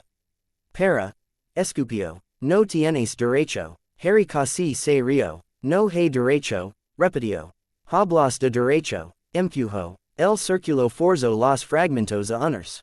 Dentro de la cabeza de Harry, el mundo explotó. Vio cada asesinato que Tom Riddle había cometido. No desde el exterior, no como observador, sino desde detrás de los propios ojos del Señor Oscuro. La primera vez que mató, la olida de poder, la emoción enfermiza. La segunda, la tercera, la vigésima, cuando se convirtió en rutina.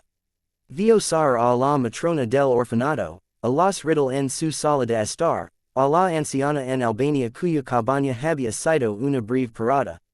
Vio a sus padres, sus rodillas golpearon la piedra, sus manos arañaron el suelo, su sangre manchó el cielo. Harry. La voz de Hermione era áspera. Estás perdiendo el equilibrio. Puedo sentirlo en el patrón. Levantó la cabeza. El sudor le corría por los ojos. Estoy aquí, dijo con voz ronca. Sigue adelante. Fuera. Voldemort se arañaba el pecho. La varita se le cayó de la mano.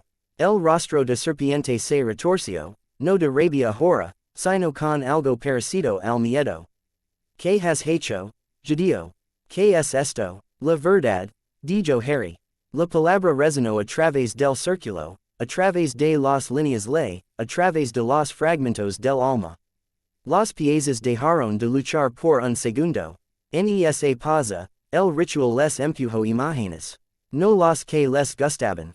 No los momentos de victoria. Las partes que nunca moraban. Los ojos suplicantes. Labia lastimado para practicar. Los amigos a los que había traído en la escuela. La mujer que había llorado y la había suplicado que perdonara a su hijo. El terror en su propio rostro la primera vez que se dio cuenta de que su ancla no era tan estable como pensaba. Por primera vez en su retorcida existencia, Tom Riddle se enfrentó a sí mismo. Harry lo sintió. El horror. No de ser golpeado. No de morir. De ver en lo que se había convertido sin excusas. Se atragantó. Se le revolvió el estómago. Giró la cabeza y vomitó sobre la piedra. El sabor de la bilis y el viejo miedo le llenaron la boca. Ron se estremeció al oír el sonido. Pero no se movió. Su escudo aguantaba. El sudor le corría por la cara. Las maldiciones asesinas seguían llegando, pero ahora eran más débiles, salvajes y desenfocadas. Vamos, entonces, murmuró Ron. Sigue gritando. Cuanto más grits, más le darás con que trabajar. Daphne lanzó una maldición al borde del círculo, no para golpear a Voldemort, sino para hacer ti. Repasar a los mortífagos que acababan de aparecer en grupo detrás de él. Habían seguido su rastro, atraídos por el dolor de su amo. Compañía. Llamo. 5 de ellos. Tal vez 6. Deténlos. Se obligó a decir Harry. Eran formas borrosas en el borde de su visión. Mascaras. Túnicas negras. Destellos de luz. Las maldiciones de Daphne eran afiladas y precisas. Un mortífago cayó con una cuerda de magia alrededor de los tobillos. Otro cayó cuando un aturdidor silencioso lo golpeó entre los ojos. Hermione volvió a ajustar las runas, moviendo su varita en arcos firmes y controlados. Estaba pálida, pero su voz no temblaba. El círculo está tratando de ensancharse, llamo. Quiere atraer más magia. Lo estoy sosteniendo por los anclajes, pero tienes que terminar esto pronto o comenzar a extraer de lugares que no podemos contener. Lo sé, dijo Harry. Su cicatriz ardía como una marca. Sintió el último cambio. Los fragmentos habían dejado de desgarrar los ataduras. Se colocaron juntos, presionado. En una sola forma por el círculo y las líneas y el eco de Lily. Por primera vez, el alma de Tom Riddle estaba completa. No reparada, solo juntos. Era suficiente. El remordimiento rugió a través de ella como fuego. No porque lo quisiera, porque esa era la única forma en que un alma construida para una vida humana podía reaccionar cuando se veía obligada a ver todas las cosas terribles que había hecho. Echo sin ninguna mentira que pudiera esconderse detrás. Harry gritó. Sintió como si su propio pecho se estuviera desgarrando. Su cuerpo temblaba. Por un momento no pudo distinguirse a sí mismo del hombre que estaba matando. Entonces algo cálido y firme envolvió su mente. Esta vez no era Lily. Daphne. Sintió que su magia rozaba el borde de la suya, firme y fría. Sin entrar, sin intentar cambiar nada, solo dándole algo en lo que apoyarse. Estoy aquí, dijo ella. Su voz le llegó a través de los oídos y del círculo a la vez. No eres él, aguanta. El agarró ese ancla. Él era Harry. Tenía 16 años. Le gustaban los estúpidos partidos de Quidditch y las tostadas con demasiada mantequilla. Se ponía gruñón cuando estaba cansado. Tenía amigos que le gritaban y aún así aparecían cuando importaba. Tenía una chica que lo besaba en una habitación con luz verde y le decía que creía que no se convertiría en un monstruo. Él no era Tom Riddle. Él se negó a serlo. Metió la mano en el círculo y empujó una última vez, no con ira, sino con simple rechazo. No más, dijo. No puedes quedarte con ninguna parte de este mundo.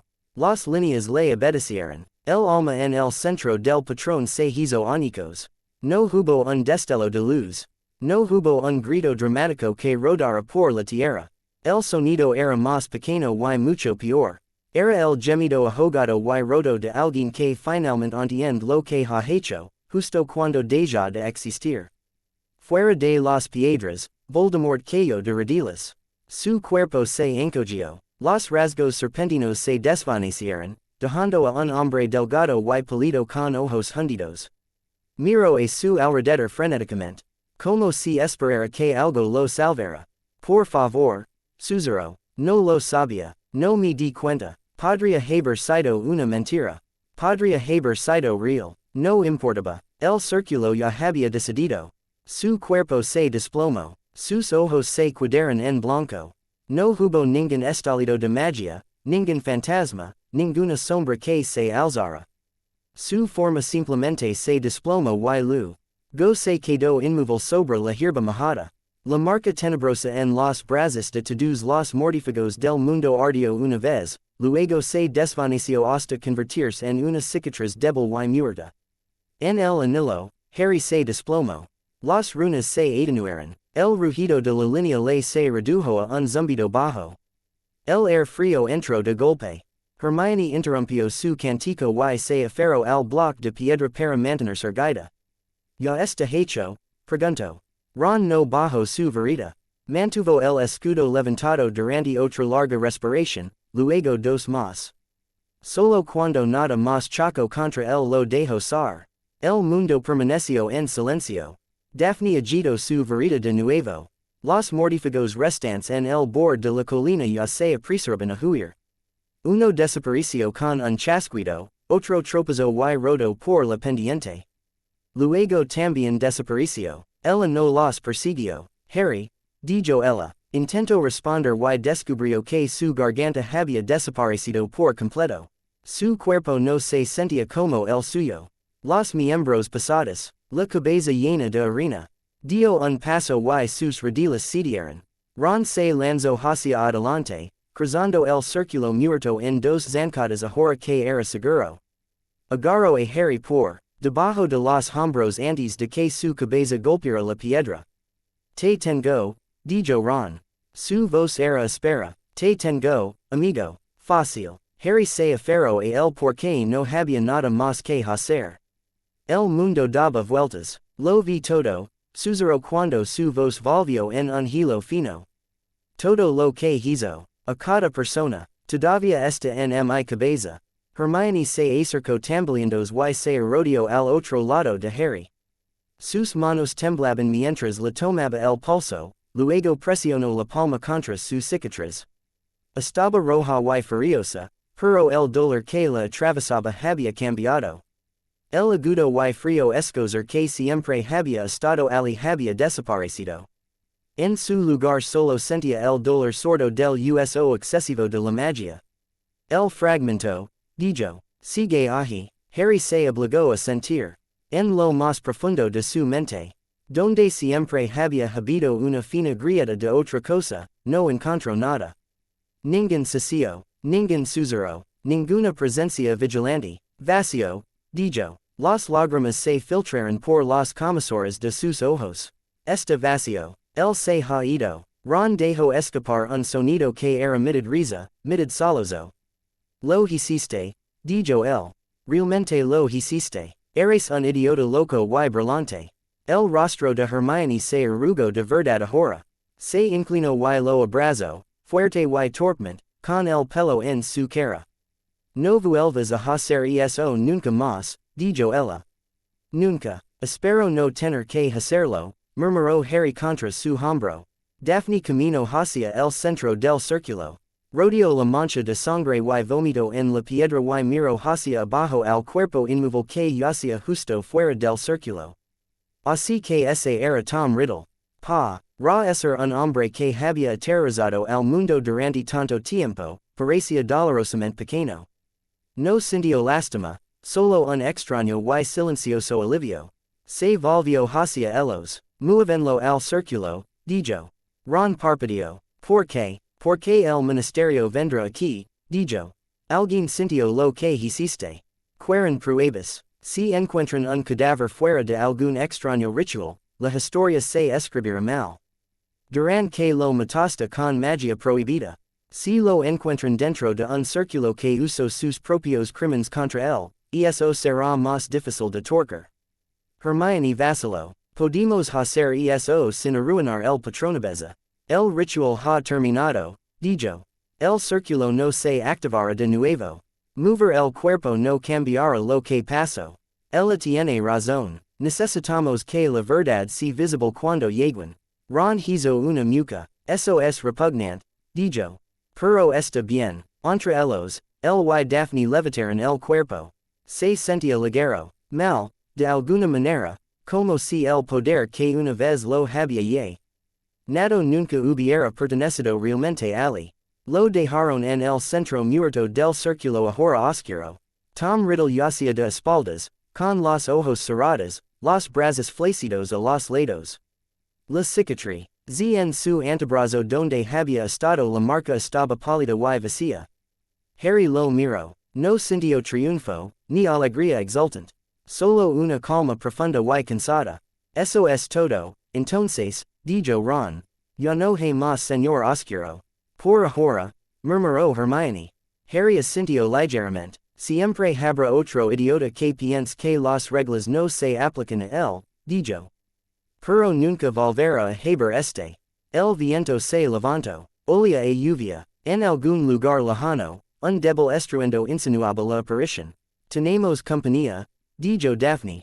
Es hora de decidir qué historia quieres que escuchen. Harry intentó ponerse de pie. Le temblaban las piernas. Ron y Hermione lo cogieron cada uno por un brazo y lo ayudaron a levantarse. Daphne se acercó, extendió la mano y le rozó ligeramente la mejilla con los dedos. Todavía está sangrando, dijo. Se llevó la mano a la cicatriz por instante. Ella le agarró la mano. Déjalo, dijo ella suavemente. Que te vine así, cansado, herido, pero de pie. No un dios, un chico. Que hizo lo que nadie más se molestaba en hacer. Su pecho se retorció. Pensé que querías que pareciera aterrador, dijo él. Su voz era áspera, pero había un toque de humor en ella. Quiero que parezcas real, dijo ella. Lo aterrador viene por sí solo. Ella se inclinó, rapidamente, y le dio un breve beso en la boca.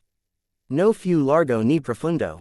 Solo una respuesta sólida y clara a la pregunta que él no había tenido energía para hacer. Entonces ella dio un paso atrás y levantó su varita mientras las figuras comenzaban a aparecer en el borde de la colina. Ron maldijo en voz baja. Encantador, dijo él, la de Fudge o la de Dumbledore. De los dos, respondió Hermione. Harry aspiró una larga bocanada de air que sabía a piedra y lluvia y al débil regusto cobrazo de la sangre. Le dolía el cuerpo, tenía la mente raspada hasta quedar en carne viva, y lo único que quería era tumbarse y dormir durante una semana. No lo hizo, enderezó los hombros, se limpió la boca con el dorso de la mano y se enfrentó a los recién legados. Detrás de él, el cuerpo de Tom Riddle yacía frío en el círculo cortado por la ley de Merlín. Por primera vez desde que era un bebé, la cicatriz de Harry no le dolía. La guerra había terminado, todo lo demás estaba a punto de comenzar. El primer crujido de aparición en la colina hizo que Ron maldijera en voz baja. Siguieron más sonidos agudos en el aire frío, uno tras otro, hasta que el anillo de piedras estuvo rodeado por capas y varitas desenfundadas. La luz de las linternas brilló. Los horrores se desplegaron en arcos practicados, las botas deslizando sobre la hierba húmeda. Harry se obligó a mantenerse erguido entre Ron y Hermione. Daphne estaba justo a su derecha, con la varita baja pero preparada. Detrás de ellos, Tom Riddle yacía en el centro del círculo muerto, delgado y inmóvil. Enmarcado por tizas pálidas y viejas líneas taladas. Alto, ladró alguien. Kingsley Shacklebolt entró por el hueco más cercano en las piedras, con la varita levantada. Sus ojos se movían rápidamente, observando las runas, a las cuatro, el cuerpo. Su rostro se quedó muy quieto. Dulce Merlin, susurró Tonks a su lado. Su cabello era de un castaño oscuro y liso por una vez. Como si ni siquiera él tuviera el valor de presumir. Aparecieron más figuras. Madame Bones, con una capa echada sobre sus túnicas arrayas. Un par de innombrables vestidos de negro liso. Fudge con un bombón verde brillante. El rostro pálido bajo su sombrero. Dumbledore, el último de todos, silencioso y vigilante. Fudge echo un vistazo al cuerpo sobre la piedra y pasó junto a Kingsley. Es él, exclamó. Es realmente él, nadie respondió. Harry tragó saliva. Su voz sonaba ronca. Sí, dijo. Ese es Tom Riddle. El ministro se estremeció ante el nombre común más que ante la visión. Dio un paso atrás, apretando la mano alrededor de su paraguas. ¿Cómo? Preguntó Madame Bones. Su voz cortó el parloteo antes de que pudiera comenzar. ¿Cómo hiciste esto, Potter? Kingsley le lanzó una mirada rápida. Ella no pareció darse cuenta. Sus ojos estaban fijos en Harry, en el anillo bajo sus pies, en la mancha de sangre seca en el centro. Harry se obligó a respirar. La línea le bajo la colina estaba en silencio ahora. Un pulso lento y profundo que coincidía con su corazón. El círculo estaba muerto. Fuera lo que fuera, había terminado. Use lo que él rompió, dijo Harry. Y lo que hizo mi madre. Uni todos los fragmentos de su alma y los obligó a enfrentarse a todo lo que había hecho. Las líneas le lo levaron. No podía mantenerse en pie. Tonks lo miró fijamente. Mataste a quien tú sabes con sentimientos, dijo ella. Es verdad, dijo Harry. Los sentimientos fueron un efecto secundario. Fudge hizo un ruido estrangulado. Esto es altamente irregular, dijo. No puede simplemente realizar magia experimental sobre enemigos del Estado sin supervisión del ministerio. La mandíbula de Daphne se tensó. Con el debido respeto, ministro, dijo ella, con voz fría como el hielo, su negligencia implicó pulseras malditas y un colapso público. Harry ha hecho en una noche lo que su oficina ha fracasado en gestionar durante años. Tal vez debería concentrarse en eso. Varios horrores oraron hacia abajo para ocultar pequeñas sonrisas. Madame Bones no se molestó en ocultar la suya. Señorita Greengrass, dijo, tiene usted una compañía interesante. Daphne levantó la barbilla. Estoy donde se decide el futuro, dijo ella. Parecía el único lugar sensato en el que estar. Dumbledore dio un paso adelante por fin. La varita de saco descansaba en su mano, con la punta apuntando al suelo. Su mirada pasó del círculo muerto a la cicatriz de Harry. Puedo hacerte una pregunta, Harry, dijo. A Harry le dolía la garganta. Asintió una vez. El fragmento de tu cicatriz, dijo Dumbledore. Ha desaparecido. Harry cerró los ojos por un breve momento y comprobó. El lugar que siempre había sentido como una fina grieta, un indicio de otro, estaba vacío. Solo había el dolor cansado del uso excesivo de la magia. Sí, dijo, no queda nada de él en mí.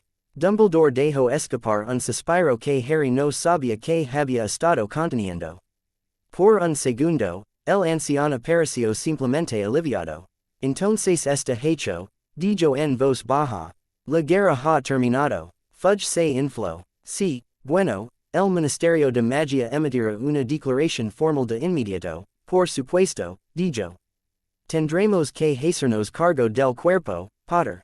Y necesitarás hacer un informe completo, y este el asunto de los rituales no autorizados, y la peligrosa interferencia con las estructuras de protección, y. Cornelius, lo interrumpió Madame Bones. Calls. El ministro la miró boquiabierto. No puede hablarme así, mírame, dijo. Nuestros horrores sintieron una explosión de magia desconocida, seguida de la ma. RCA tenebrosa muriendo en cada brazo marcado de Gran Bretaña. Llegamos para encontrar a sabes quien muerto y al chico que ha intentado matar desde la infancia todavía de pie. Este no es el momento de quejarse del papeleo. Se volvió hacia Harry. Potter, dijo ella, tus acciones dañaron la red o la estructura de protección en algún otro lugar del país. No, dijo Harry, lo anclé todo en topias divisions eran los puntos débiles.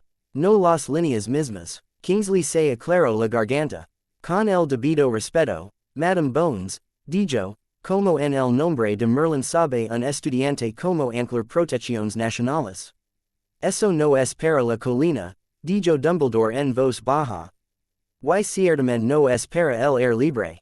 Harry lo miró a los ojos. No quieres que sepan lo que soy ahora, dijo. Dumbledore se estremeció, solo una fracción. Te quiero viva, respondió él. Y no desgarrada por el miedo y la codicia. Estas cosas viajan rápidamente una vez dichas. Hermione se acercó más al lado de Harry. No podemos mentir, dijo ella. No otra vez, no sobre todo, no he sugerido que mientan, dijo Dumbledore. Sugiero que seamos precisos. Hay una diferencia. Por un momento, todos se quedaron parados en el viento frío. Atrapados entre el hombre muerto en el suelo y la súplica del viejo mago. Harry tragó saliva. Podía sentir ojos sobre él desde todos los lados. Horrors, innombrables, el ministro, Bones, sus amigos. La mirada de Daphne era la más pesada. Ella no habló, pero él sintió su decisión sentada allí, lista para ser en cualquier lado que él eligiera. No voy a fingir que esto fue simple magia, dijo Harry. No voy a fingir que no sé más de lo que debería. Pero tampoco voy a gritar todos los detalles en la noche. Se volvió hacia Madame Bones. Me basé en el conocimiento que dejó Merlín, dijo. Lo escondió bajo Hogwarts. Lo encontré. Me permitió ver exactamente cómo Riddle rompió las reglas cuando hizo sus horcruxes. Usé ese entendimiento con la protección de mi madre para obligar a su alma volver a ser una pieza y luego deje que la ley natural terminara el trabajo. Se hizo el silencio. Incluso el viento parecía haberse detenido a escuchar. Tonks parpadeó. Esa es la versión corta, dijo débilmente. Muy corta, murmuró Daphne. Madame Bones se frotó el puente de la nariz. Entonces, dijo lentamente, estás diciendo que accedes de los fundamentos perdidos de la magia, debuj. Hasta un mapa de cómo un señor oscuro había destrozado su alma, y usaste ese mapa para acabar con él en la fuente. C. Dijo Harry, y hiciste esto, continuo, sin hacer un agujero en el país. C. Entonces nuestra próxima tarea es simple, dijo ella. Te mantenemos con vida y impedimos que nadie más intente los mismos trucos con peores intenciones. Fudge farfalo. Emilia, el ministerio debería controlar a este chico. No podemos permitir que ande por ahí con poder antiguo en la cabeza, haciendo lo que le dé la gana. Debe haber protecciones, debe haber supervision, autorizations, comités. A Harry se le encogió el estómago. Daphne intervino antes de que él pudiera responder. Ministro, dijo ella, con voz cortante, usted intentó arrestarlo el año pasado por decir la verdad. Ha maldecido la mitad de la población con sus juguetes del pánico.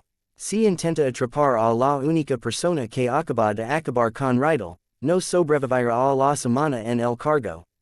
Políticamente, quiero decir, sus ojos serán fríos. El público no te perdonará por haber capturado al chico que vivió en el momento en que se enteró de lo que pasó aquí, dijo. Tampoco lo hará el wizengamot, una vez que mi padre y sus amigos captan el rastro. Puede que no les guste Harry, pero entienden el poder, y no lo desperdiciaran en tu miedo. Fudge se puso rojo. Estás amenazando al ministro de magia, chilló él. Le estoy diciendo la verdad, dijo ella. Lo cual aparentemente es raro en su oficina. Madame Bones tosió una vez, lo que podría haber cubierto una risa. Cornelius, dijo ella, vuelve al ministerio. Prepara una declaración neutral. Luego duerme un poco. Tienes un aspecto terrible. Yo me encargaré del informe operativo. Fudge abrió la boca, luego la cerró de nuevo. El peso de las miradas de sus propios horrores pareció finalmente alcanzarlo. Bien, murmuró. Bien, espero un informe completo por la mañana. Desapareció sin decir una palabra más. El air se sentía más ligero. No seguro, solo menos estúpido. Adami Bones le dirigió a Dumbledore una larga mirada. Albus, dijo, me gustaría tener una conversación privada contigo y con el señor Potter en mi oficina mañana por la tarde. Trae todas las notas que tengas sobre este asunto de Merlín. Por ahora, sugiero que mantengamos a todo el mundo al margen. Dumbledore inclinó la cabeza. Un plan sabio, dijo él. Los llevo de vuelta a Hogwarts. Sí, dijo Bones. Él miró a Harry de nuevo. Potter, buen trabajo. La próxima vez que planees reescribir las reglas de la muerte, envía una nota por adelantado. Harry casi sonrió. Lo intentaré, dijo. Uno por uno. Los horrores y los innombrables desaparecieron con el cuerpo. Las pruebas y una noche sobre la que contarían historias por el resto de sus vidas. Cuando solo quedaron ellos cuatro y Dumbledore, el anciano levantó su varita. Vamos, preguntó. Harry miró una vez más al círculo vacío, a la piedra que zumbaba débilmente bajo sus pies. Sí, dijo. Volvamos a casa. Las noticias no viajaban, se estrelaban. A la hora del desayuno de la mañana siguiente, el gran comedor zumbaba como una colmena. Los titulares del diario del profeta gritaban desde todas las mesas. Algunos intentaban ser solemnes, otros dramáticos, otros angridos. Pero todos decían lo mismo. El que no debe ser nombrado muerto. El chico que vivió acaba con el señor oscuro. El ministerio confirma la derrota final. Harry se sent. Entre Ron y Hermione con su plato casi intacto. Daphne había reclamado el extremo de la mesa de Slytherin más cercano a las puertas y había apartado algunas sillas para poder ver todo el gran comedor. Cada pocos minutos su mirada se dirige hacia él, una pequeña bandera verde a través del mar de estudiantes. Usan una foto muy halagadora de ti, dijo Hermione secamente, dando golpecitos en el artículo principal. Pareces a punto de hechizar al fotógrafo. Lo estaba, dijo Harry. Ron resopló. Al menos esta vez no te están llamando mentiroso, dijo. Eso es nuevo. A la señal, Seamus se levan. De la mesa de Gryffindor un poco más abajo en la fila y levantó su copa. Por Harry, gritó. Y por todos los que no dejó morir esta vez. Siguió una ola de copas alzadas. Algunas eran ruidosas, algunas renuentes, otras silenciosas. Hufflepuff aplaudió. Algunos Ravenclaw vetoran. Incluso algunos Slytherin levantaron copas, aunque no se pusieron de pie. El rostro de Harry ardía. Levantó su prop. Y copa medio centímetro en respuesta y luego la dejó de nuevo. Odio esto, murmuró. Querías que supieran la verdad, dijo Hermione. Quería que tuvieran la oportunidad de no ser idiotas, dijo. Son, o significa que me gusta la forma en que me miran ahora. Ron se sirvió huevos en el plato. Measure esto que me llaman loco, dijo. Y measure esto que estar muerto. Neville se deslizó en el asiento al otro lado de Harry. Parecía aturdido. Mi abuela loro, dijo, como si esa fuera la parte más impactante del final de la guerra. Mi abrazo y me dijo que habías hecho lo que nadie más podía hacer, y luego loro. Harry parpadeó. Oh, dijo. Lo siento. Neville soltó una breve carcajada. No te disculpes por hacer que mi abuela llore lágrimas de felicidad, dijo. Le confund muchísimo. Hermione se atragantó con su zumo. Ron le dio una palmada en la espalda. Desde la mesa de los profesores, McGonagall los observaba, con los ojos brillantes. Hagrid no dejaba de limpiarse la cara con un mantel del tamaño de una pequeña tienda. Dumbledore parecía cansado, no el suave y centellant cansancio que Harry recordaba de los viejos banquets.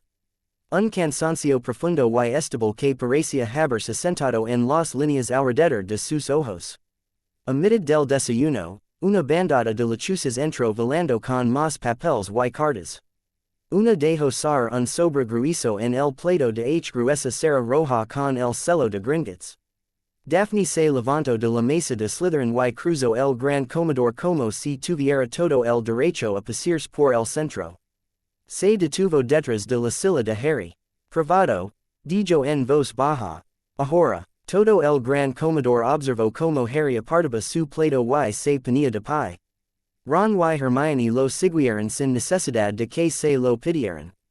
Salieron al pasillo. El ruido del gran comedor se amortiguó tras las pasadas puertas. Daphne los cerró con un silencioso movimiento de su varita. Gringotts, dijo, señalando el sobre con la cabeza. He visto el celo. Harry lo rompió. Una pequeña hoja de grueso pergamino se deslizó hacia afuera, cubierta con una nítida escritura de duende. La leo una vez, y luego otra, más despacio. Bueno, dijo, eso no llevó mucho tiempo. Ron miró por encima de su hombro. ¿Qué dice? Preguntó. Honorable Emrys, leo Harry en voz alta. El título le hizo estremecerse. El alto consejo de Gringotts solicita su presencia en los pasillos profundos lo antes posible. La perturbación de las leyes de ley ha despertado obligaciones más antiguas que el Ministerio Británico. Necesitan un emisario vivo. Los términos se discutieron en persona. Hermione la miró fijamente. Lo saben, dijo ella. Sobre el poder de Merlín. Sobre lo que hiciste con las líneas. Lo sintieron, dijo Daphne. Todos los banqueros duendes de este país tienen un trabajo porque sus antepasados entendieron como la magia. El valor y la tierra se vinculan entre sí. Cuando tiraste de la corriente principal, llamaste a su puerta principal. Harry se frotó la cicatriz. No le dolía, pero el movimiento era un hábito. Esperaba una semana antes de que las comunidades no humanas empezaran a devolver los golpes, murmuró. Nunca ibas a conseguir una semana, dijo Daphne. Arrancaste un señor oscuro por las raíces. Esta es la nueva normalidad. Ron frunció el ceño. Confiamos en los duendes, preguntó. Quiero decir, sé que asamos su banco, pero eso no es lo mismo que entrar en sus profundos pasillos para charlar. Hermione se cruzó de brazos. Confiamos en que los duendes respetan el poder y los contratos, dijo ella. No les gusta el ministerio. No les gusta ser tratados como de segunda clase. Si Harry entra con la vieja ley de su lado, esto podría cambiar más que cuentas de oro. Daphne asintió. Ella tiene razón, dijo. Esto no se trata solo de dinero. Gringotts tiene cámaras. Acorzadas que son más antiguas que algunas familias humanas. Tienen artefactos, juramentos, apalancamiento. Si deciden que Harry es su aliado en lugar de un cliente, el ministerio tendrá que tratarlo como un poder independiente. No como un escalar. Harry suspiró. Ya odio esto, dijo él.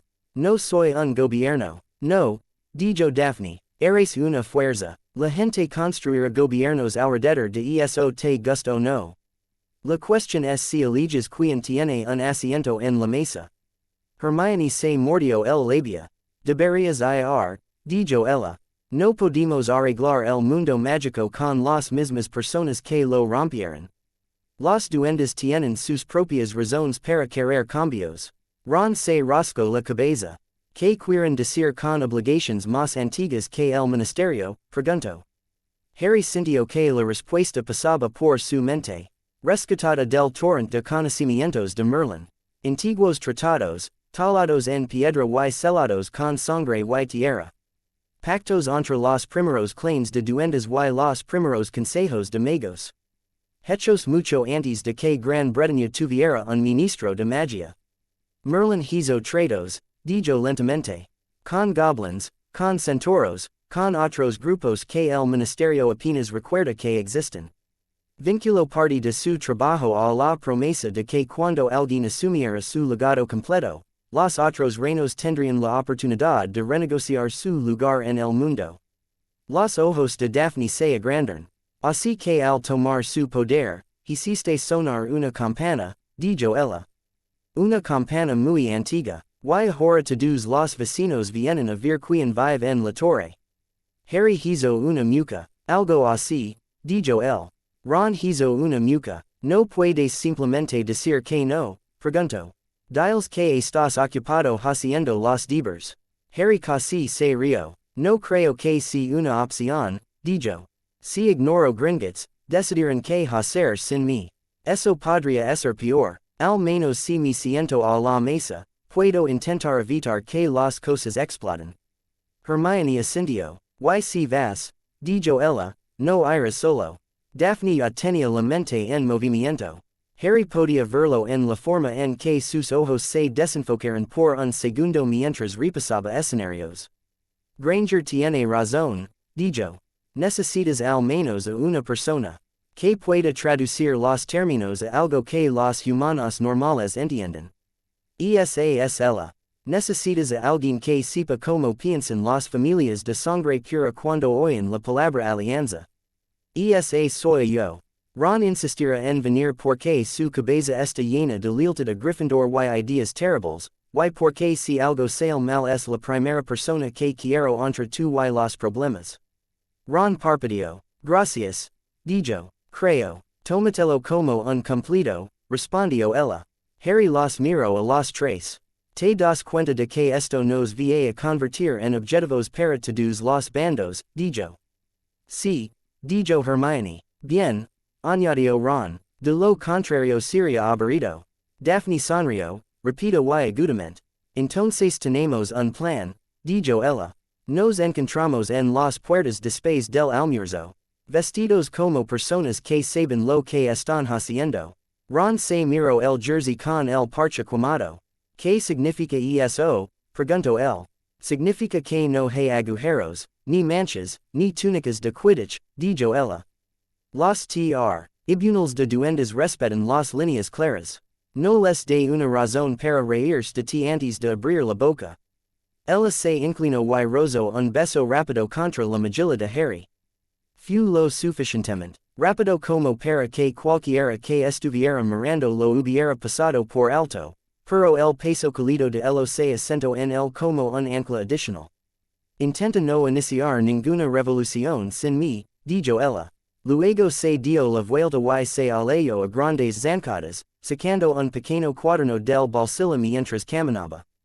Hermione suspiró. Supongo que debería leer todo lo que he subrayado sobre la ley de los duendes, dijo.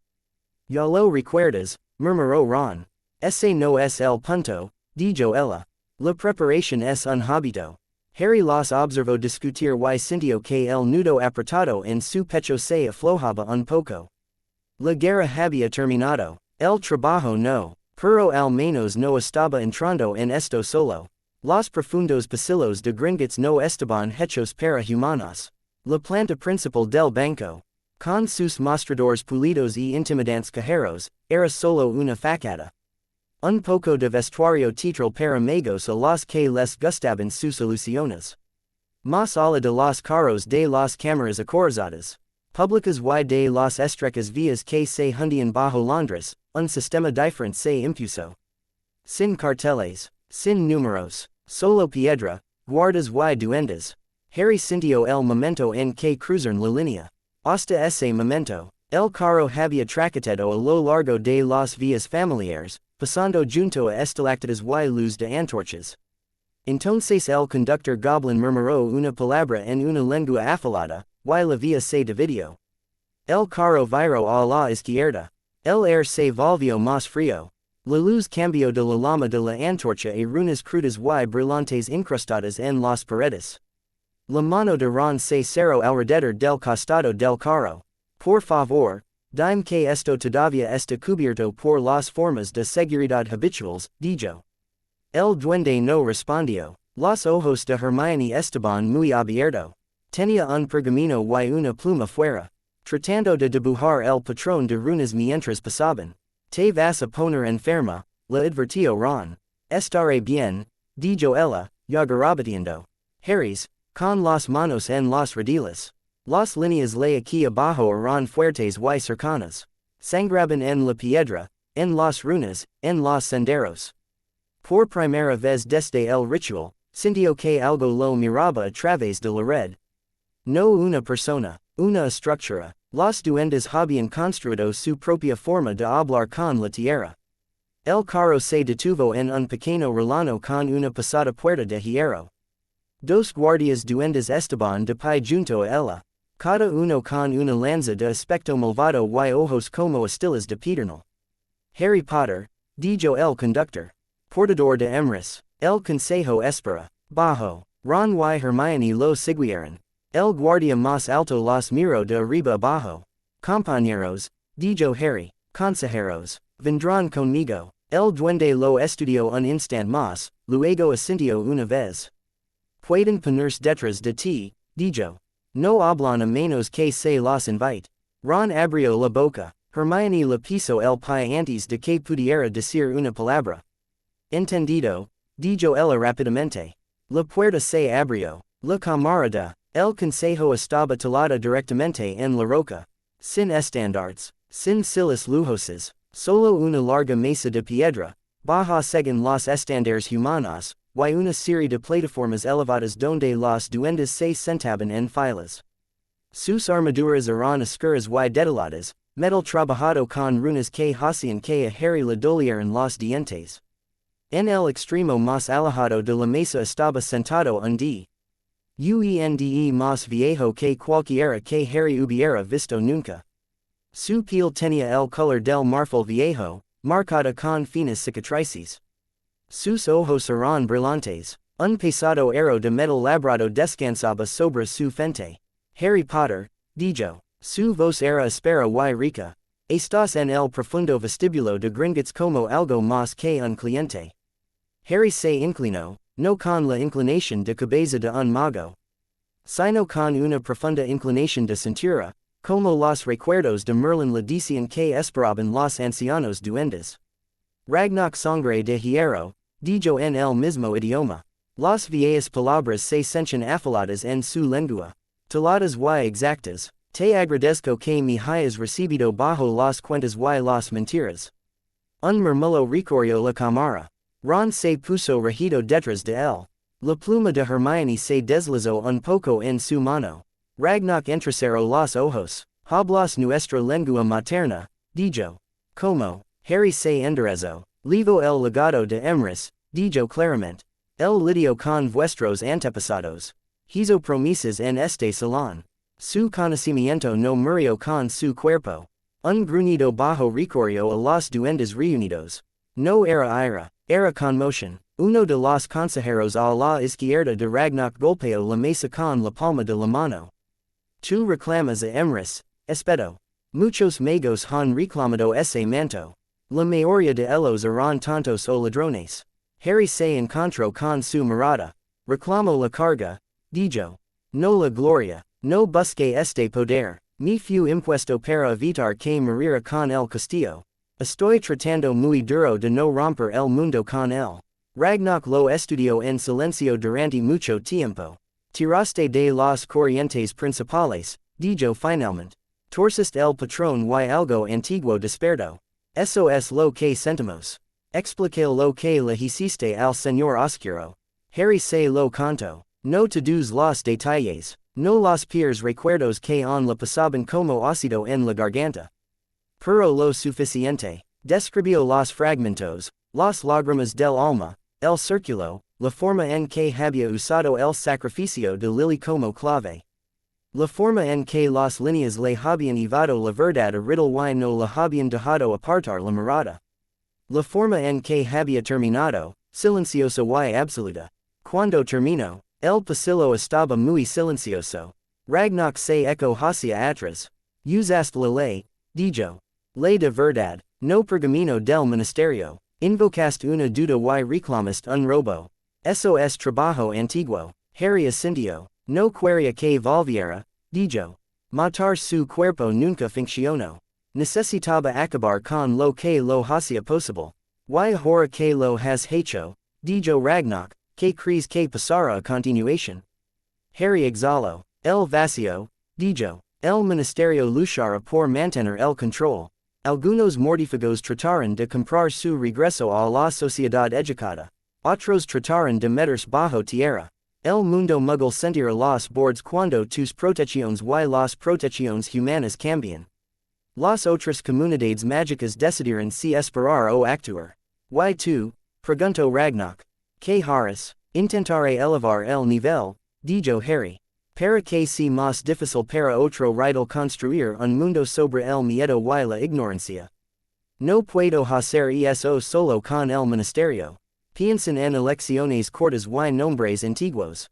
Merlín no construyó su obra de esa manera. La construyó con la tierra y contigo. Algunos de los duendes asintieron, con un respeto reticente en la postura de sus hombros. ¿Qué quieres de nosotros? Preguntó Ragnarok. Harry le sostuvo la mirada. Una alianza, dijo. No una en la que los magos se sientan en la cima y los duendes se les dice que están agradecidos por los restos. Un tratado basado en igual riesgo y recompensa. Quiero tu ayuda para apoderarnos de los activos de los mortífagos conocidos y usarlos para reparar lo que rompieron.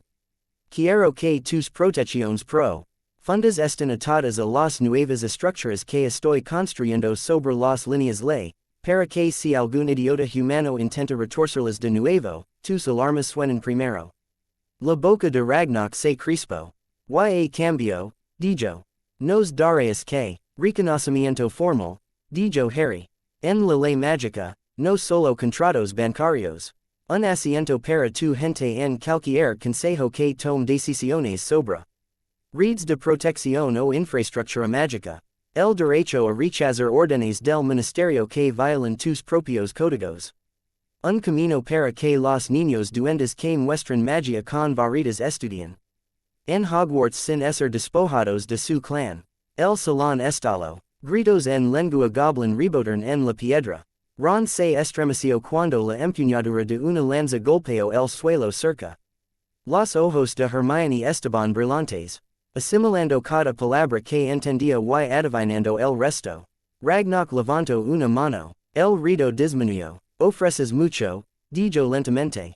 Y hablas como si pudieras hacerlo realidad.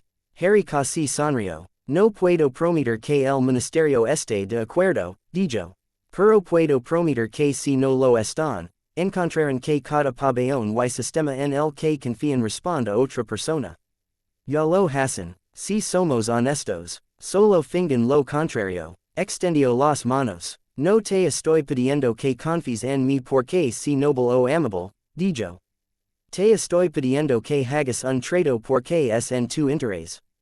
Sabes mejor que la mayoría que el poder es más seguro cuando se distribuye a través de contratos reales en lugar de permanecer en una cabeza tonta. La mía incluida. Eso provoco algunas risas agudas. Los labios de Ragnoc se curvan. Hablas como emris, dijo. Irritant, directo y con un ojo para el libro más más ala del oro. Se inclinó hacia adelante. Hey otros reinos despertando, añadió. Centauros en el bosque profundo. Merpeople en los lagos más oscuros. Viejos clanes en las montañas que recuerdan cuando los humanos eran los recién legados. Ellos también sintieron el cambio. Enviaron emisarios. No les gustará hablar con tu ministro. Quieren hablar contigo. El estómago de Harry se hundió. Por supuesto que sí, murmuró.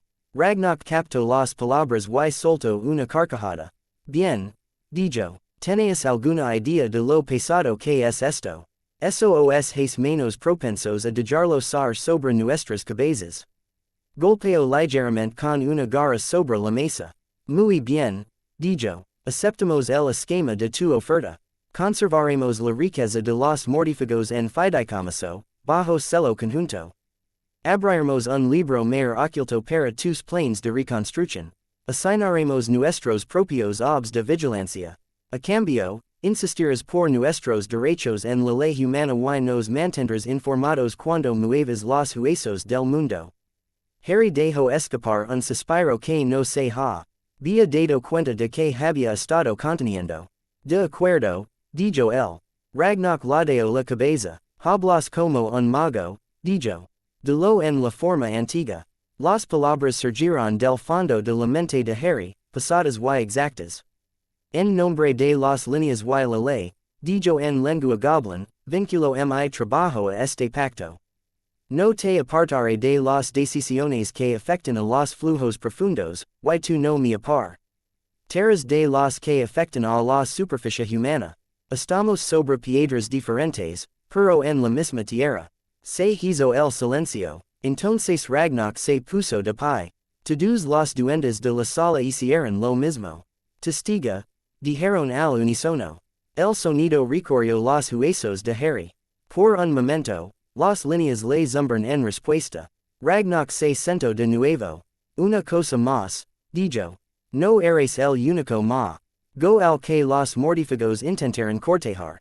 Lanzaron oro y título a cualquiera que piensen que pueda protegerlos de tu nuevo mundo.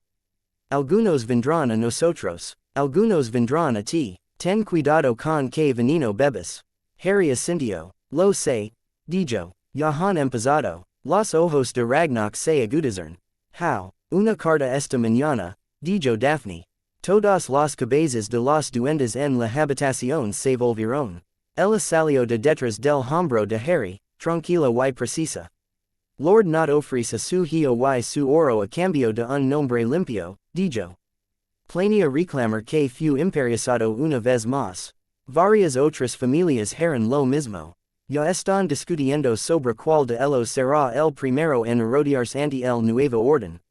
Ragnoc sonrió, delgada y afilada. ¿Y qué le dijiste? Preguntó él. Daphne lo miró a los ojos. Que a mi compañero no le interesa tener querellas, dijo ella. Si quieren un futuro, pueden ganárselo reconstruyendo lo que ayudan a destruir. Sin atajos, sin bonitas mentiras sobre ser víctimas inocentes. Ron murmuró, lo suficientemente bajo como para que solo Harry y Hermione lo oiran. Recuerden que nunca me ponga en su lado malo. Hermione le dio un codazo muy ligero. Ragnoc inclinó la cabeza hacia Daphne.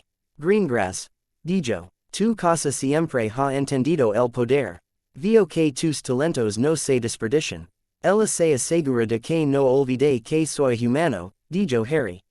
O que la política no es solo un juego que juegan otras personas mientras yo erigio los cimientos. La mirada de Ragnoc se movió entre los cuatro. Un portador de emrys con un escudo de Gryffindor, una mente de Ravenclaw y un cuchillo de Slytherin, dijo. A Merlin la divertiría. Eso es un cumplido, susurró Ron. Creo que sí, susurró Hermione en respuesta. Ragnoc golpeó la mesa por última vez. Vuelva tu escuela, Harry Potter, dijo. Empezaremos a confiscar las cuentas de los mortífagos marcados y probados a partir de esta noche. Su oro no desaparecerá en los bolsillos de los horrores. Permanecerá donde pertenece. Bajo nuestra vigilancia, hasta que nos traigas un plan para que hacer con él. Harry se inclinó de nuevo. Gracias, dijo él. Cuando se dieron la vuelta para irse, Ragnar habló una vez más. Emrys, dijo. Harry hizo una pausa. Sí, recuerda esto, dijo Ragnar. Los reinos que duermen demasiado tiempo se pudren. No dejas que el humano vuelva a soñar. Harry lo miró a los ojos. No lo haré, dijo. La puerta se cerró detrás de ellos. Para cuando llegaron al vestíbulo principal y a la fría luz del callejón diagon, a Harry le palpitaba la cabeza. Ron dejó escapar un largo suspiro. Bueno, dijo él, eso fue divertido. No vomitas ni una vez, dijo Hermione. Eso es un progreso. Solo porque tenía demasiado miedo para moverme, respondió Ron. Daphne caminó junto a Harry en silencio durante unos pasos. Su mano rozó la de él, luego se deslizó dentro de la suya adecuadamente. Él no se apartó. Lo hiciste bien, dijo ella en voz baja. Hablé sobre mover dinero y leas como si supiera lo que estaba haciendo, dijo él. Estoy inventando esto a medida que avanzo. Eso es lo que hace todo el mundo, dijo ella. La diferencia es que tú lo admites. El resto finge que lo planean desde el nacimiento. Él soltó una breve carcajada. ¿Es eso lo que somos ahora? Preguntó él. Diplomáticos y negociadores. Apenas recuerdo cómo se sienten los deberes normales. Todavía tienes que escr. Ibir tu redacción de pociones, le recordó Hermione. Eso es cruel, dijo él. Caminaron un poco más. El callejón diagon estaba extrañamente silencioso. Algunas tiendas estaban cerradas, otras estaban abiertas pero medio vacías. Ya que la gente se quedaba en casa para discutir, celebrar o esconderse. Por encima de todo, las líneas le zumbaban, constantes y pacientes. Sabes que esta es solo la primera llamada, dijo Daphne. Los centauros vendrán después, o enviarán señales. Son demasiado orgullosos para acercarse a las puertas, pero dejarán que se sepan sus sentimientos. Los tritones esperarán hasta estar seguros de que no planeas drenar sus legos. Los viejos clanes comenzaron a cantar su oro. Harry le apretó la mano. Lo sé, dijo él. Espero que se turnen. No lo harán, dijo ella. Pero nos encargaremos de ello. Nosotros, repitió él. Ella se detuvo y se volvió para mirarlo completamente. Sí, dijo ella, nosotros. Te deshaces del señor oscuro. Eso no te convierte en la única persona responsable de todo lo que viene después. Nos elegiste a nosotros. Hermione asintió. Ella tiene razón, dijo. Tú entras en los grandes rituals. Nosotros hablamos con la gente. Escribimos leyes. Recordamos cómo se ve desde el suelo.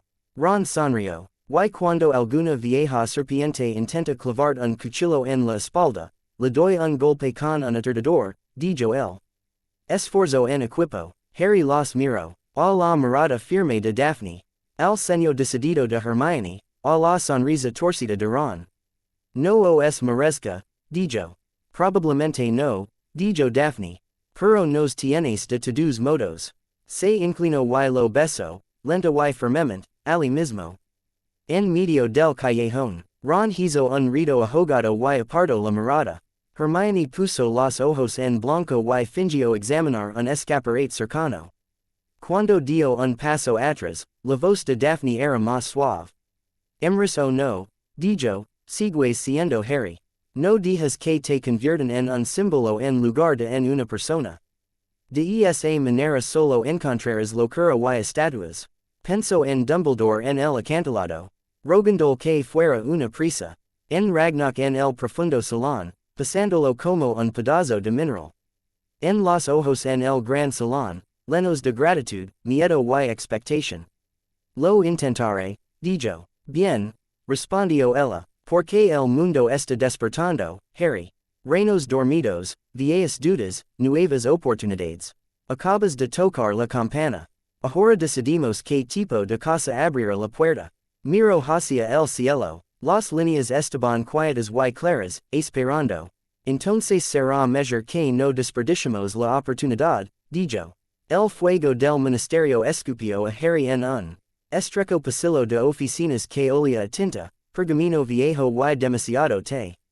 Se agarró al borde de un archivador y parpadeó para alejar el vertigo. El jalón verde se le desprendió de las mangas. La próxima vez, murmuró, caminaré. Siempre dices eso, dijo Hermione, saliendo detrás de él con un aterrizaje mucho más limpio. Se sacudió la ceniza de la túnica. Nunca lo haces. Ron salió tambaleando en tercer lugar. Chocó con Harry y lo agarró del hombro. Quien pensó que era una buena idea conectar el transporte a las chimeneas. Gimió. Siento como si mi estómago se hubiera quedado en Hogwarts.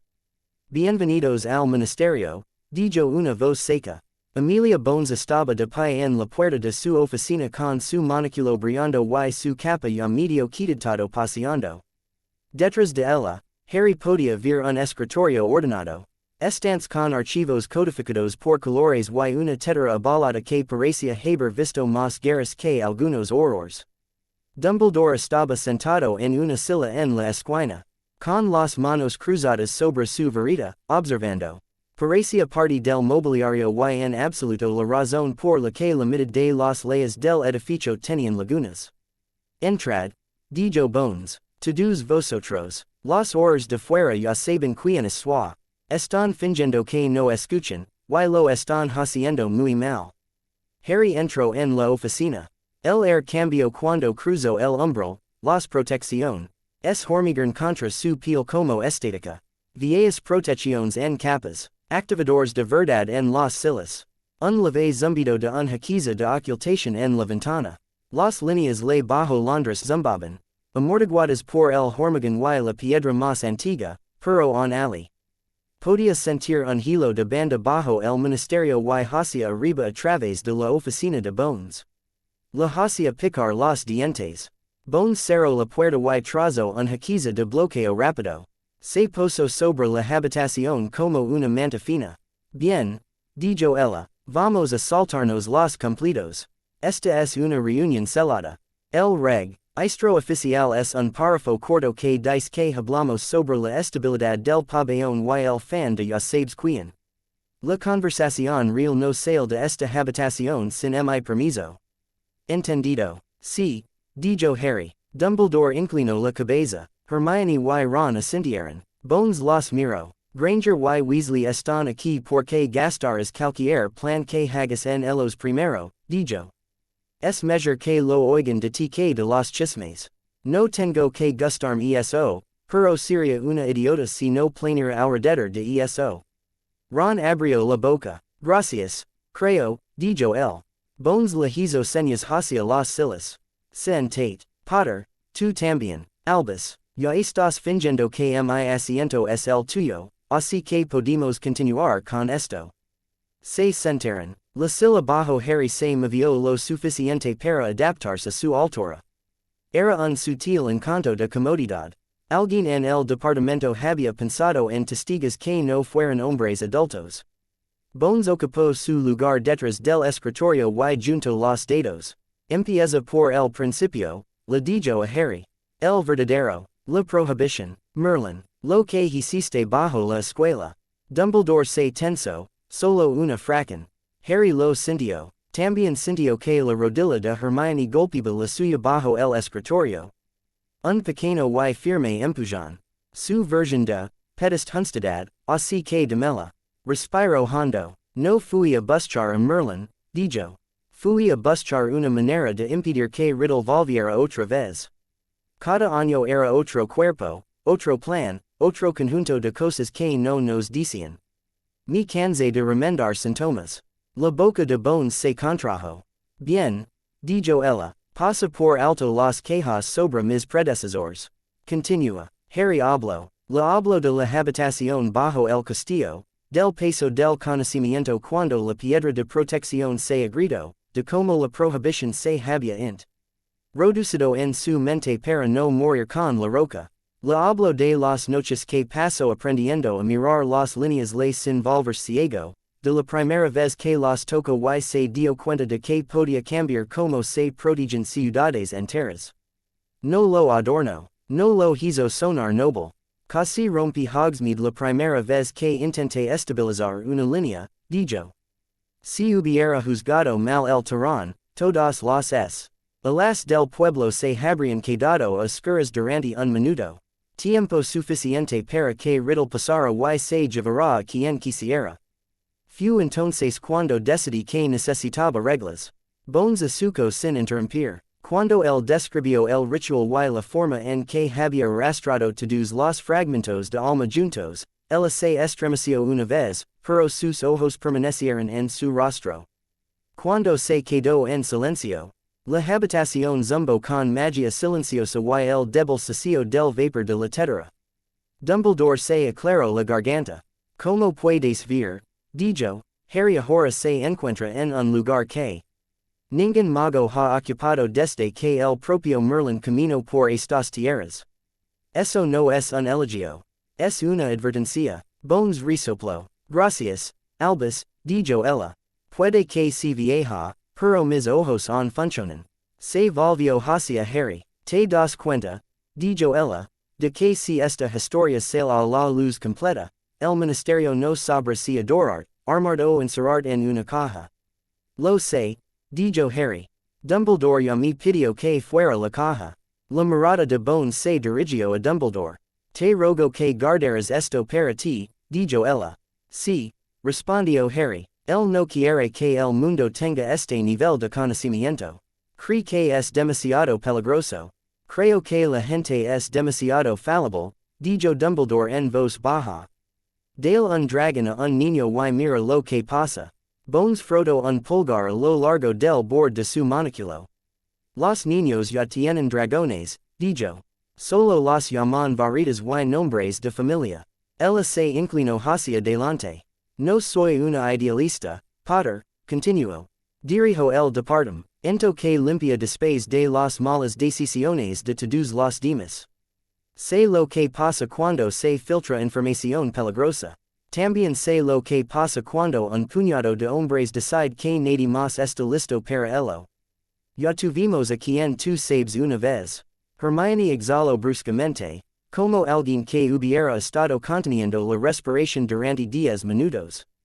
Gracias, dijo antes de poder contenerse. Bones le dedicó el fantasma de una sonrisa. No estoy de tu lado, dijo ella. Estoy de parte de no ver morir a mis horrores porque algún viejo tonto acumuló respuestas. Eso a veces encaja con tu situación. Ella golpeó una carpeta sobre su escritorio. Esto es lo que quedara en el papel, dijo. Oficialmente, utilizaste el acceso único a las protecciones de Hogwarts y el sacrificio de tu madre. Para realizar un ritual de una sola vez que recreó a la estructura ley para eliminar la capacidad del Señor Oscuro de anclarse a sí mismo. Los mecanismos exactos están selados. Cualquier intento de replicarlos sin tu consentimiento será procesado como abuso de conocimiento restringido. Eso me protege, dijo Harry. No ayuda a nadie más a construir mejores protecciones. Bones se encogió de hombros. No te estoy celando, dijo. Estoy celando el método. Si quieres escribir nuevos manuales de enfermera que no mencionen a Merlin y los interdictos, adelante. Puedes publicarlos con un nombre falso si eso te hace sentir mejor. Hermione se enderezó. Podemos hacer eso, dijo. Basarlos en resultados observados, no en la fuente cruda. Construir nuevos estándares capa a capa, para que la gente se ajuste gradualmente. Bones le señaló. Así, dijo ella, es como sobrevives en este edificio. Dices la verdad de lado para que se haga lo correcto sin dar a cada idiota una receta de bomba. Dumbledore parecía dolido. Emilia, dijo, los animas a seguir el mismo camino que nosotros. Secretos envueltos en verdades parciales. La diferencia, dijo Bones, es que yo les estoy diciendo exactamente lo que están haciendo. Tú te has envuelto en tu propia leyenda. Estos tres saben que están improvisando. Eso los hace más seguros. Harry sintió que la línea le bajó la oficina latía con su corazón. Antiguos tratados, viejas leyes, nuevas elecciones, mencionist otros reinos, dijo. Ragnoc me dijo que sintieran el cambio. Bones deslizó otro pergamino sobre el escritorio. Una mano tosca había dibujado un símbolo simple en la parte superior. Un círculo con una línea vertical y una pequeña estrella. Harry lo reconoció del bosque. La respuesta de la manada de centauros llegó esta mañana, dijo ella. Enterrada a mis horrores en el borde del bosque prohibido. Normalmente no escriben, prefieren acertijos y flechas. Esto es nuevo. Hermione se inclinó. ¿Qué dice? Preguntó. Bonacen que el cielo ha cambiado, dijo. Dicen que la criatura de relámpagos y cicatrices ha arrancado las raíces del mundo, y que los caminos del destino están enredados. Dejan hablar con Emrys antes de decidir cómo responder. Ron hizo una mueca, tritacida, dijo. Eso significa que quieren decidir si pisotearlo o no. Los centauros no pisotean, dijo Hermione. Ellos disparan. Que reconfortant, murmuró Ron. Los dados de Dumbledore se apretaron alrededor de su varita. Esperaba hablar con ellos primero, dijo él. Firenze ya ha sido un puente con la manada en el pasado. Preguntaron por Emrys, dijo Bones. No por el director. Su mirada regresó a Harry. Si vas a ese bosque, no lo harás con el respaldo del ministerio, dijo. Mis horrores apenas son tolerados en el límite tal como están las cosas. Estarás solo con lo que sí que piensan que representas. Harry tragó saliva. Su última visita a la manada había terminado con un centauro llevándolo lejos de un hombre lobo en lugar de dejarlo morir. Todavía recordaba, cascos y estrellas y un arco apuntando a su cabeza. Lo sé, dijo. Entonces, ¿por qué vas? Preguntó Dumbledore en voz baja. Harry lo miró. ¿Por qué toqué la campana? Dijo. Tire de las raíces. No puedo esconderme de la gente que vive más cerca de ellos. Si deciden que soy una amenaza, prefiero warlo de sus labios que de una flecha en la espalda. Bones se recostó. Respuesta sincera, dijo ella. Te sugiero que tomes a alguien que entienda de política, no solo de profecías. Los centauros ven el mundo en patronas. También saben aprovechar cuando lo hulen. Harry pensó en Daphne trazando líneas. A través de las ofertas de gringotts antes que él, en la forma en que había cerrado a fudge con dos frases en una colina. Se a quien preguntar, dijo. Dumbledore cerró los ojos por un momento. Le iré a Firenze que actúe como guía, dijo. Ya está considerado medio exiliado por elegir enseñar. Puede que lo escuchen el tiempo suficiente como para no matar a primera vista. Eso es todo lo que necesito, dijo Harry. El bosque se tragó el sonido tan pronto como entraron bajo los árboles. La luz de última hora de la tarde se filtraba a través de las ramas en franjas pálidas. El aire estaba hummed, hoy lleno del olor a tierra y cosas verde. En algún lugar lejano, algo grande se movió a través de la maleza con un crujido y un suave resoplido. La mano de Harry se apretó sobre su varita. Recuerda, mi por que siempre acabamos aquí cuando pasa algo importante, murmuró Ron. Porque Hogwarts se construyó sobre todo lo que la gente tenía miedo de entender, dijo Daphne. El bosque es donde pusieron las cosas que no querían ver. Caminaba a la izquierda de Harry, con la capa rozando los helechos, la postura relajada de una manera que significaba que estaba lista para moverse en cualquier dirección a la vez. A su derecha, Firenze caminaba con ligereza, sus cascos apenas hacían ruido sobre el lecho de hojas. Su cabello pálido caía por su espalda como una melena. Saben que vienes, dijo Firenze. La manada ha estado observando los cielos desde la noche de la colina. Las constelaciones están inquietas. ¿Cómo se alteran las estrellas? Preguntó Ron. Firenze's lips quirked. Al no coincidir si, on lo que está haciendo la tierra, dijo. El destino es una conversación entre el cielo y la tierra. Cuando una voz se hace más fuerte, la otra debe ajustarse o quedarse en silencio. Hermione caminaba detrás de ellos. Con la varita extendida, Los ojos moviendos entre las arbolas y los símbolos que había grabado en el borde de la letra del centauro. Oficialmente no formaba parte de la reunión. Harry había insistido en que viniera de todos modos.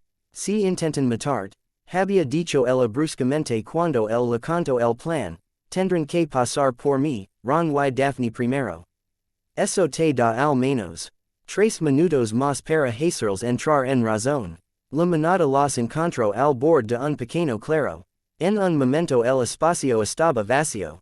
Al siguiente, centauros salieron de las sombras entre los árboles y rodaron el terreno abierto.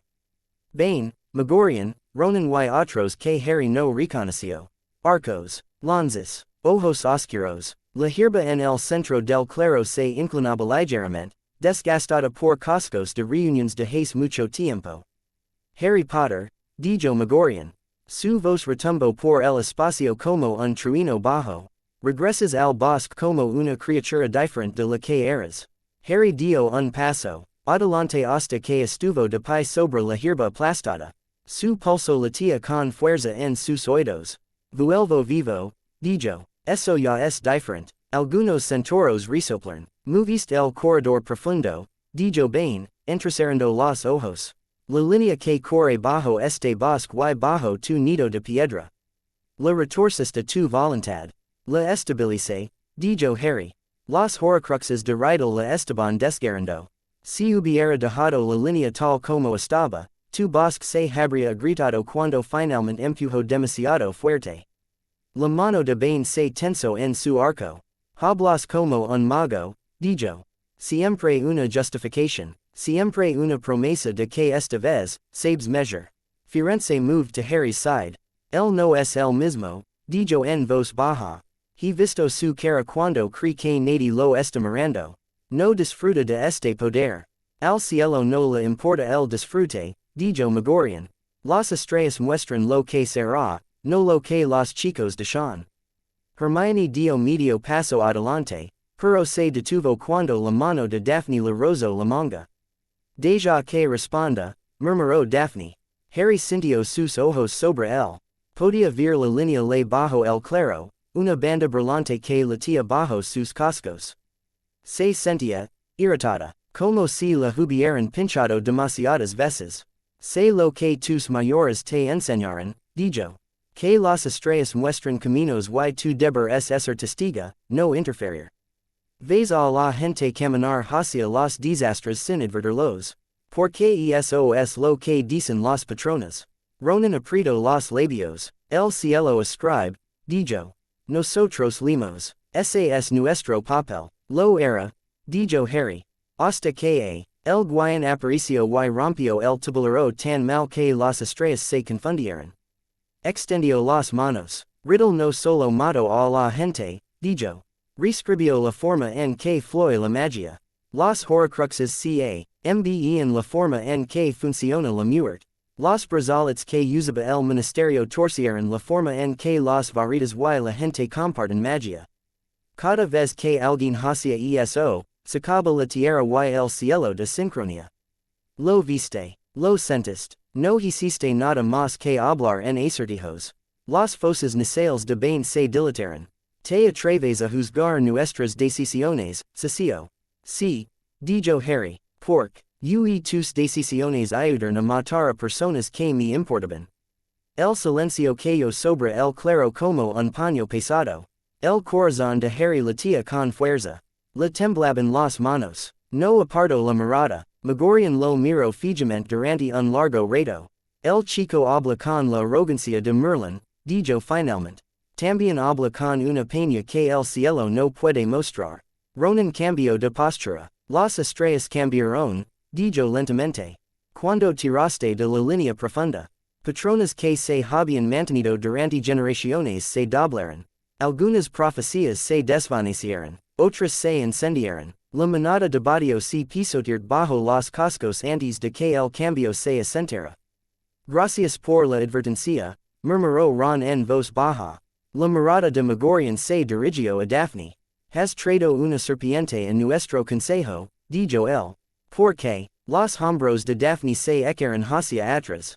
Estoy aquí como compañera de Harry, dijo ella. Politica y de otro modo. Vio patronas en el suelo que po. Drías pasar por alto mientras miras hacia arriba. Algunos de los centauros más jóvenes se movieron ante la brusquedad. Bain resoplo. Humanos y su aparimiento, dijo. Envía todo, dijo Firenze en voz baja. Porque él no elige solo una manada con la que alinearse. Harry trago saliva. No he venido aquí para decirte cómo cumplir con tu deber, dijo. He venido porque al tomar el legado de Merlín, desperté los tratados que tus antepasados hicieron con él. Ragnarok los llamo obligations. Tú los llamas patronas. Son lo mismo. Las orejas de Megorian se agitaron. Habla, dijo. Merlín prometió que cuando alguien se hiciera cargo de todo su trabajo, los otros reinos tendrían voz y voto en cómo se usaba ese poder, dijo Harry. Duendes, centauros, tritones, otros. His honora eso con gringot's air. Estoy aquí para honrarlo contigo ahora. Respiro hondo. No te estoy pidiendo que me sigas, dijo. Te estoy pidiendo que me observes. De cerca. Si me ves tirar de los hilos de manera que desguer el cielo peor de lo que lo hizo riddle. Quiero que me lo digas antes de que sea demasiado tarde. Te estoy pidiendo que seas un freno, no una rueda. Ronan ladeo la cabeza. Pides supervision a quienes no tienen verita, dijo. Eso es nuevo. Es necesario, dijo Harry. Dumbledore tem que me convierta en otro señor oscuro. El ministerio tem que los ignore. Tengo miedo de perderme algo que es que matan a la gente. Sois los únicos que realmente ven a largo plazo. El arco de Bain crujió en sus manos. ¿Y qué das a cambio? Preguntó. Hablas de tratos con duendes. ¿Cuál es el precio de los centauros? Harry pensó en el bosque. En la cabaña de Hagrid. En la cara de suficiencia de Umbridge cuando disparó una aturdidora un miembro de la manada y lo llamó control de plagas. Reconocimiento, dijo. En la ley. No como bestias o criaturas a los que se puede ordenar que abandonen los terrenos de la escuela cuando un burócrata se asusta. Como gente con derechos y voz cada vez que los humanos planen tocar. El bosco las líneas que corren debajo de él. A Hermione se le cortó la respiración. Los ojos de Bain se estrecharon. Palabras, dijo él. Los magos prometen mucho. Olvidan aún más rápido. Daphne dio medio paso adelante. No si esas promesas están vinculadas a los contratos principales de protección, dijo ella. Si Harry ancla las protecciones de Hogwarts y Hogsmeade a un tratado que nombra a la manada como protectors. Cualquier intento humano de revocarlos sin tu consentimiento hará que las protecciones fallen. Ningún director se arriesgará eso. Tampoco el ministerio. Varios centauros murmuraron ante eso.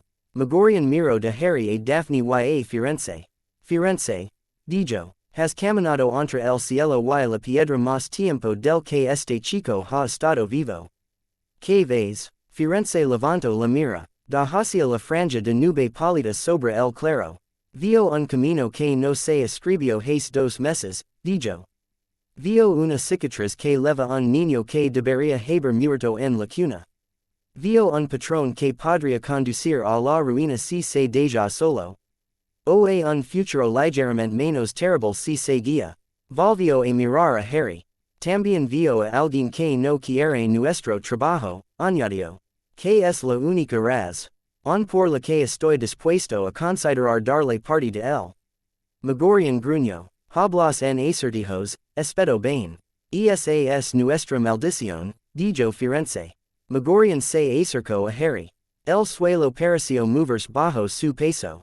De cerca, Harry pudo ver gris en el cabello del centauro, cicatrices en su costado, la forma en que sus ojos contenían años que hacían que incluso Dumbledore pareciera joven. Si aceptamos esto, dijo Megorian, nos vincularemos a vuestras acciones. Si fracase, nuestra manada sufrirá con vuestro mundo. Si triunfe, habremos ayudado a los humanos a cambiar la forma en que hablan al cielo. Eso no es poca cosa. Lo sé, dijo Harry. Su voz salió ronca. No te lo estoy pidiendo a la ligera. Megorian lo estudió durante otro largo latido del corazón. luego levanto la mano, bem vacilo, luego bajo su arco. La manada observara, dijo Megorian. Aceptaremos el papel de freno, como tú dices. Enviaremos consejo cuando las patronas cambian. No te pisotearemos hoy, Ron dejo escapar. Un suspiro lo suficientemente fuerte como para ser grosero. Gracias, dijo Harry. Sus redilas querían ceder. Los bloqueo. La mirada de Megorian se agudizó. No nos de las gracias todavía, dijo. Nos reservamos el derecho a cambiar de opinión si olvidas que on eres un niño. No lo haré, dijo Harry. Bien, respondió Megorian. Volvió la cabeza hacia Firenze. Has elegido bien, exiliado, dijo. Ens. En el escuchar cuando las estrellas susurran, no solo cuando la tierra ruge. Firenze inclinó la cabeza. Lo haré, dijo. La manada comenzó a fundirse de nuevo con las arbolas. Pezuñas sobre la hojarasca. Resoplos suaves. Un murmullo bajo de voces en su propia lengua. En un minuto, solo quedó bien. Miro a Harry por encima del hombro. Si vuelves a tirar del corredor profundo sin hablarnos primero, dijo en voz baja. Te clavaré una flecha en el corazón antes de que la ley pueda alcanzar. Harry lo miró a los ojos. Es justo, dijo. Bain resoplo y se alejó trotando. El claro se sintió más grande una vez que se fueron. Harry se dio cuenta de que le temblaban las manos. Ron se desplomó sobre un tronco quedo. Bueno, dijo él, eso ha ido, mejor de lo esperado. No estamos muertos, dijo Hermione. Ese es mi estándar actual para measure. Daphne se acercó a Harry y presionó su palma contra su pecho por un segundo, justo donde su corazón latía con fuerza. Sigue latiendo, dijo. Por ahora, dijo. Firenze los observaba, con ojos pensativos. Te das cuenta de lo que has hecho, dijo. Estoy de acuerdo en dejar que la gente con arcos juzgue mis decisiones vitales, dijo Harry. Formalice algo que, Merlín solo insinuó, respondió Firenze. Un puente entre los que leen el cielo y los que escriben en la tierra. Cambiará más de lo que sabes. Harry no respondió. Estaba demasiado cansado para formular una respuesta inteligente. ¿Podemos volver ya? Preguntó Ron. Estoy harto de que me evalúen caballos que conocen mi futura vida amorosa mejor que yo. No son caballos, dijo Hermione. Los labios de Firenze se contrajeron. No se equivoca del todo, murmuró. Sobre la parte de la vida amorosa. Ron se sonrojó. Genial, dijo. Eso es exactamente lo que necesitaba oír. Volvieron caminando hacia el castillo. Los árboles se cerraron detrás de ellos, guardando los secretos del claro. La línea ley bajo el bosque zumbaba con una fracción más constante. La noche había quedado sobre el lago cuando Harry salió sigilosamente de la sala común. El castillo estaba más silencioso que de costumbre. Menos tensión en las paredes, más risas cansadas. Alguien había colgado un estandarte en el vestíbulo de entrada. Da que decía, se acabaron los señores oscuros, en grandes letras irregulares. Filch había murmurado algo sobre vandalismo. McGonagall lo había mirado durante un largo momento y luego había pasado de largo sin hacer comentario alguno. Harry se dirigió hacia los escalones de piedra junto al lago negro. El aire era lo suficientemente frío como para empañar su aliento. El agua era una sabana oscura, apenas ondulando. Se sentó en el escalón más bajo y dejó que sus pies colgaran por encima de la superficie. Le dolía todo el cuerpo. Se sentía extraño estar sentado cerca del lago y no tener un calamar gigante agitando un tentáculo hacia él. Por una vez, la superficie permaneció lisa. Te vas a resfriar, dijo una voz detrás de él. Los pasos de Daphne eran suaves sobre la piedra. Se dejó caer a su lado, envolviendo las piernas con la capa. Acabo de negociar con una manada armada en la oscuridad, dijo Harry. Un resfriado no está en la lista de cosas que me preocupan. Tus prioridades están sesgadas, dijo ella. Por eso me tienes a mí. Dejo que su hombro descansara contra el de ella.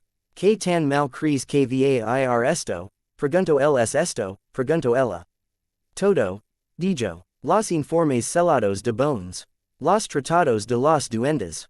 La supervisión de los centauros. El ministerio tratando de decidir si darme un asiento en el wizengamado o una celda de prisión. Gente esperando que yo decida si sus padres irán a Azkaban o no. El aliento de Daphne se empeñó frente a ella. No eres responsable de todo, dijo ella. Eso parece, dijo él. Lo sé, respondió ella. Por eso te digo que no lo estás. Metió la mano en su capa y sacó un trozo de pergamino doblado. Esto llegó mientras estabas en el bosque, dijo ella. Lo intercepté antes de que el buho pudiera dejarlo sar en tu sopa. Harry lo tomó. El celo era un escudo familiar ornamentado que reconoció de los ensayos de historia. Malfoy. Lo rompió. La letra del interior era elegante, cuidadosa. Era de Narcisa, no de Draco. Le dio las gracias, primero. Con palabras rígidas y formales, por poner fin a la guerra y por haber salvado a su marido la última vez que las cosas habían salido mal. No se disculpó por Lucius. No fingió inocencia. Le hizo una oferta. Si podía hablar por su hijo. Si podía evitar que Draco fuera a Azkaban o ejecutado. Las cámaras acorzadas de Malfoy estarían a su disposición para proyectos de reconstrucción. Sin preguntas. Sin negligencia. Ella no lo expresó como un soborno. Era peor que eso. Era una súplica envuelta en tradición. A Harry se le revolvió el estómago. No te está ofreciendo su oro, dijo Daphne. Te está ofreciendo culpa. Lo sé, dijo. Draco siguió a su padre, continuó. Sostenía la marca. Apuntó su varita hacia Dumbledore. Intento matarme en segundo año. Intento matarte más de una vez. Narcisa lo ama. Eso no cambia lo que hizo. Harry miró fijamente la carta. Tenía 16 años, dijo él. Tú también lo eras, dijo ella. Tú elegiste de manera diferente. Pensó en Draco en la torre. Con las manos temblando tanto que su varita había traqueteado.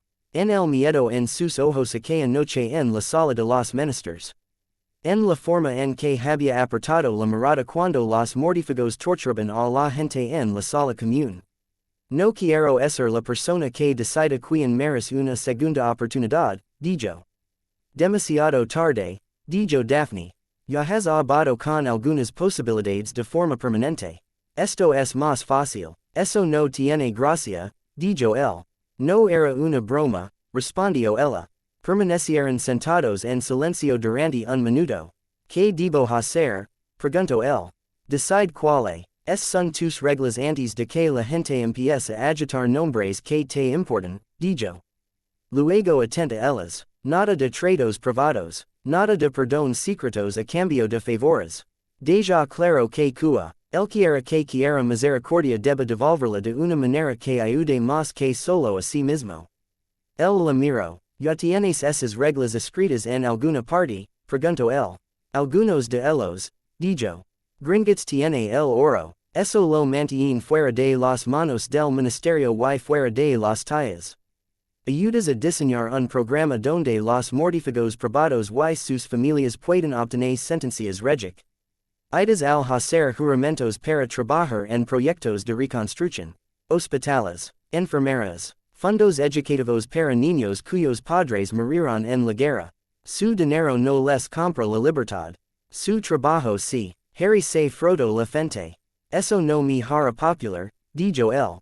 Ya no eres popular, dijo Daphne. La mitad del país está aterrorizada por ti. La otra mitad quiere poner tu nombre a sus hijos. No puedes vivir tu vida según una encuesta. El resopló. Brillante, dijo él. Eres el impopular. Vivirás, dijo ella. Y también vivirá más gente que si dejaras que el wizengamot lo atribuyera todo. A un puñado de chivos expiatorios y fingirás que el sistema estaba bien. Abajo, en el lago, una pequeña onda rompió la superficie. Harry frunció el ceño. ¿Has visto eso? Preguntó él. Daphne siguió su mirada. Otra onda. Entonces un par de manos pálidas rompieron la superficie cerca de la orilla, dedos con membranas agarrando la piedra. La cabeza de un merperson se levantó, el cabello peinado hacia atrás. Los ojos oscuros y plenos a la luz de la luna. La mano de Harry fu hacia su verita antes de que se detuviera. El merperson lo miro y chasqueo algo en su propio idioma, agudo y rápido. Gua se aferraba a sus hombros como una segunda capa. Hablas lengua humana, preguntó Harry. Su voz sonó demasiado fuerte a través del agua. Los labios del merperson se movieron. Las palabras que salieron eran acentuadas y lentas. Emrys. Dijeron. Contante profundo. El consejo de abajo te llama. Las corrientes han cambiado. Las protecciones saben diferentes. Daphne lo agarró del brazo con más fuerza. Por supuesto, susurró ella. Porque íbamos a tener una noche libre. Harry tragó saliva. ¿Cuándo? Preguntó. Pronto. Dijo la serena. Cuando la luna esté llena y la marea alta. Enviaremos a buscaros. No ignores la llamada. El lago recuerda a los que no responden. Sus dedos se deslizan de la piedra. Se hundieron de nuevo bajo la superficie sin salpicar. El agua se alisó, dejando solo tenues anillos. Harry miró fijamente el lago oscuro. Centauros por la tarde, murmuró él. Merjanos por la noche. Duendes mañana con actualizaciones del libro mayor. Voy a necesitar un horario. Daphne apoyó brevemente la cabeza en su hombro. Bienvenido a tu nueva vida, dijo. Al menos no te aburres. Soltó una risa cansada. No, dijo. No lo estoy. Observó el lago durante otro largo momento. Escuchando el suave zumbido de la línea la que corría debajo de él, sintiendo el peso de los ojos bajo la superficie. La guerra había terminado. Los reinos estaban despertando. Y Harry, para bien o para mal, se había convertido en el chico al que todos querían arrastrar a sus mesas. Lo arrastraron a una mesa mucho más grande 2 días después. El atrio del ministerio estaba abarrotado. Brujas y agos se alineaban en los balcones y se apretaban contra los cordones. Las túnicas rozaban el mármol. Las voces subían y bajaban en ráfagas preocupadas. Cada ascensor que se abría derramaba más persona. Con capas formales y colores familiares. Harry salió del flow y se adentró directamente en el rito. Ron lo agarró del codo para que no tropezara. Hermione se sacudió el jalón de la manga con golpecitos rápidos y impacientes. Daphne estaba un paso por delante de ellos, recorriendo la multitud con la mirada, con la boca apretada en una fina línea. Los horrores forman un pasillo suelto a través de la multitud. Kingsley esperaba al final, con los hombros ancos y el rostro tranquilo, la varita colgando a su lado donde todos pudieran verla. Potter, dijo. Su mirada recorrió a los demás. Greengrass, Granger, Weasley, Ligan tarde. Estamos justo cuando la profesora McGonagall nos deja salir, dijo Hermione. Kingsley casi sonrió. Entonces discutiré con ella sobre la puntualidad más tarde, dijo. Ahora mismo necesito llevaros arriba sin que nadie provoque un alboroto. Como si fuera una señal, alguien al fondo gritó el nombre de Harry. Una onda recorrió el atrio. Las cabezas se volvieron. Los dedos señalaron. Ahí está. Es él. Es cierto que mato a quien no debe ser nombrado con un ritual. Por supuesto que es cierto. La marca ha desaparecido. Comprueben mi brazo si no me creen. Har. Rai sintió la ola de atención golpear su piel. La picaba peor que las protecciones en la oficina de Bones. Mantuvo su rostro neutral y sus hombros relajados, de la misma manera que Daphne la había inculcado antes de que se fueran. No parezcas una prisa, no parezcas un dios, parezcas una persona que sabe exactamente lo que está haciendo. Mira al frente, murmuró Daphne en voz baja. No dejas que te arrastren a sus historias. Kingsley levantó su varita. Un encantamiento claro se extendió desde la punta. Una simple barrera transparente que imd se acercara demasiado. Muevans, dijo en voz baja. Se movieron. Mientras cruzaban el atrio, Harry notó detalles que se le habrían pasado por alto un año antes. La forma en que algunas personas lo miraban con abierta esperanza. La forma en que otros lo miraban con frío cálculo. Un grupo de ancianos con túnicas púrpura oscuro cuchichiban juntos cerca de una fuente, con ojos agudos. Dos duendes estaban de pie en un balcón cerca de los ascensores, con armaduras limpias y pulidas. Observando la escena con desinterés. Cerca de la pared del fondo, Emilia Bones esperaba con una pequeña pila de carpetas bajo el brazo. Su monóculo brillaba intensamente bajo la luz del atrio. Ya era hora, dijo ella. Al wizengamot no le gusta nada más que una excusa para quejarse de los horarios. Usted los llamó, dijo Harry. Sí, respondió. No hace falta que les guste. Solo necesitan escuchar. Su mirada se dirigió hacia los duendes, y luego volvió a bajar. Nuestros observadores no humanos ya están en la cámara, dijo en voz baja. Gringotts. Un enviado centauro. El Consejo de los Merfolk envió un representante por primera vez en la memoria de los vivos. Querías supervisión compartida. Aquí está. Intenta no hacerla estallar en la primera hora. Ron trago saliva. Sin presión, murmuró. La boca de Bones se contrajo. Ustedes tres se sientan en el palco detrás de Potter, les dijo a Ron, Hermione y Daphne. Si alguien intenta hacer trucos inteligentes, espero que se den cuenta antes que los abogados. Lo dices como si fuera algo normal, dijo Ron débilmente. Ahora lo es, dijo Bones. Llegaron a los ascensores. Los horrores se desplegaron para mantener la F. Isla mientras las puertas se cerraban con estrépito. El ascensor se sacudió y comenzó a subir. Hermione dejó escapar un suspiro lento y enderezó los hombros. Tenemos un plan. Le preguntó a Harry. Sí, dijo Harry. Más o menos. Daphne resopló. El plan es simple, dijo ella. Les dices que el mundo ya está cambiando y que pueden ayudar a escribir las reglas o quedar aplastados bajo ellas. Les ofrece. Si es algo que quieren para que no se aterroricen hasta la muerte. Luego les dejas ver lo que pasa cuando intentan poner el collar. Ron la miró fijamente. Esa es la versión simple, dijo él. No quieres lo complicado, respondió ella. El ascensor se estremeció hasta detenerse. Las puertas se abrieron al familiar pasillo que conducía a la cámara del wizengamot.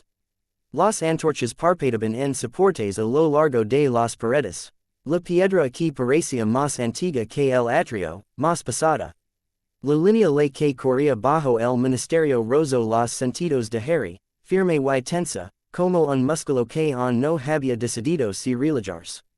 Dumbledore esperaba en el extremo más alejado del pasillo, cerca de las altas puertas de madera. Su túnica era sencilla, de un azul profundo sin estrellas plateadas. La varita de saco descansaba en su mano. Sus ojos parecían más cansados de lo que Harry los había visto nunca. Harry, dijo. Profesor, respondió Harry. La mirada de Dumbledore se dirigió a los demás. Señorita Granger, Señor Weasley, Señorita Greengrass, dijo. Asintió con la cabeza a cada uno de ellos, luego se concentró en Harry de nuevo. ¿Está listo? No, dijo Harry, pero voy a entrar de todos modos.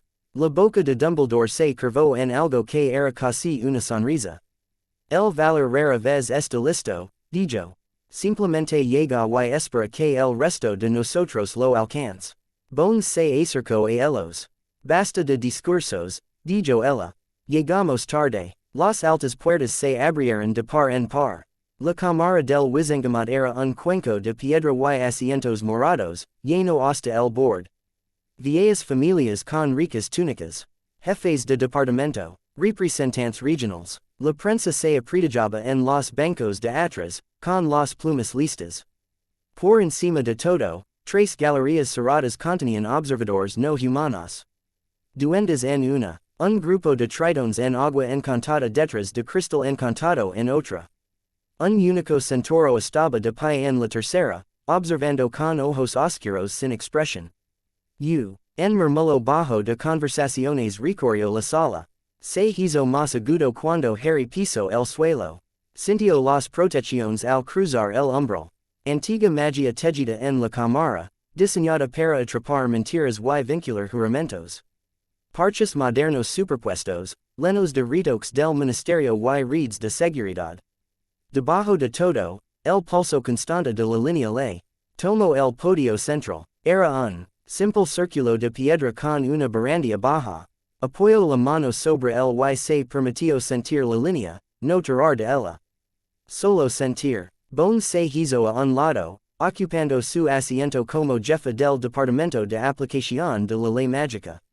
Dumbledore subió los escalones hasta la silla del jefe de los brujos, aunque aún no se había sentado. Fudge estaba sentado en la silla del ministro, con el rostro pálido y demacrado. El sombrero ligeramente torcido. La sala murmuró. Dumbledore levantó su varita. Orden, dijo. Su voz llenó la sala sin gritar. Esta extraordinaria sesión del Wizengamot entrara en orden.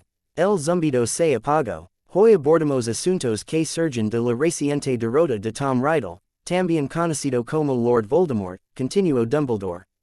Escucharemos a Harry Potter sobre el método de esa derrota. El estado actual de nuestra infraestructura mágica y propuestas para el futuro. Miró a Harry. Ustedes tienen la palabra, dijo.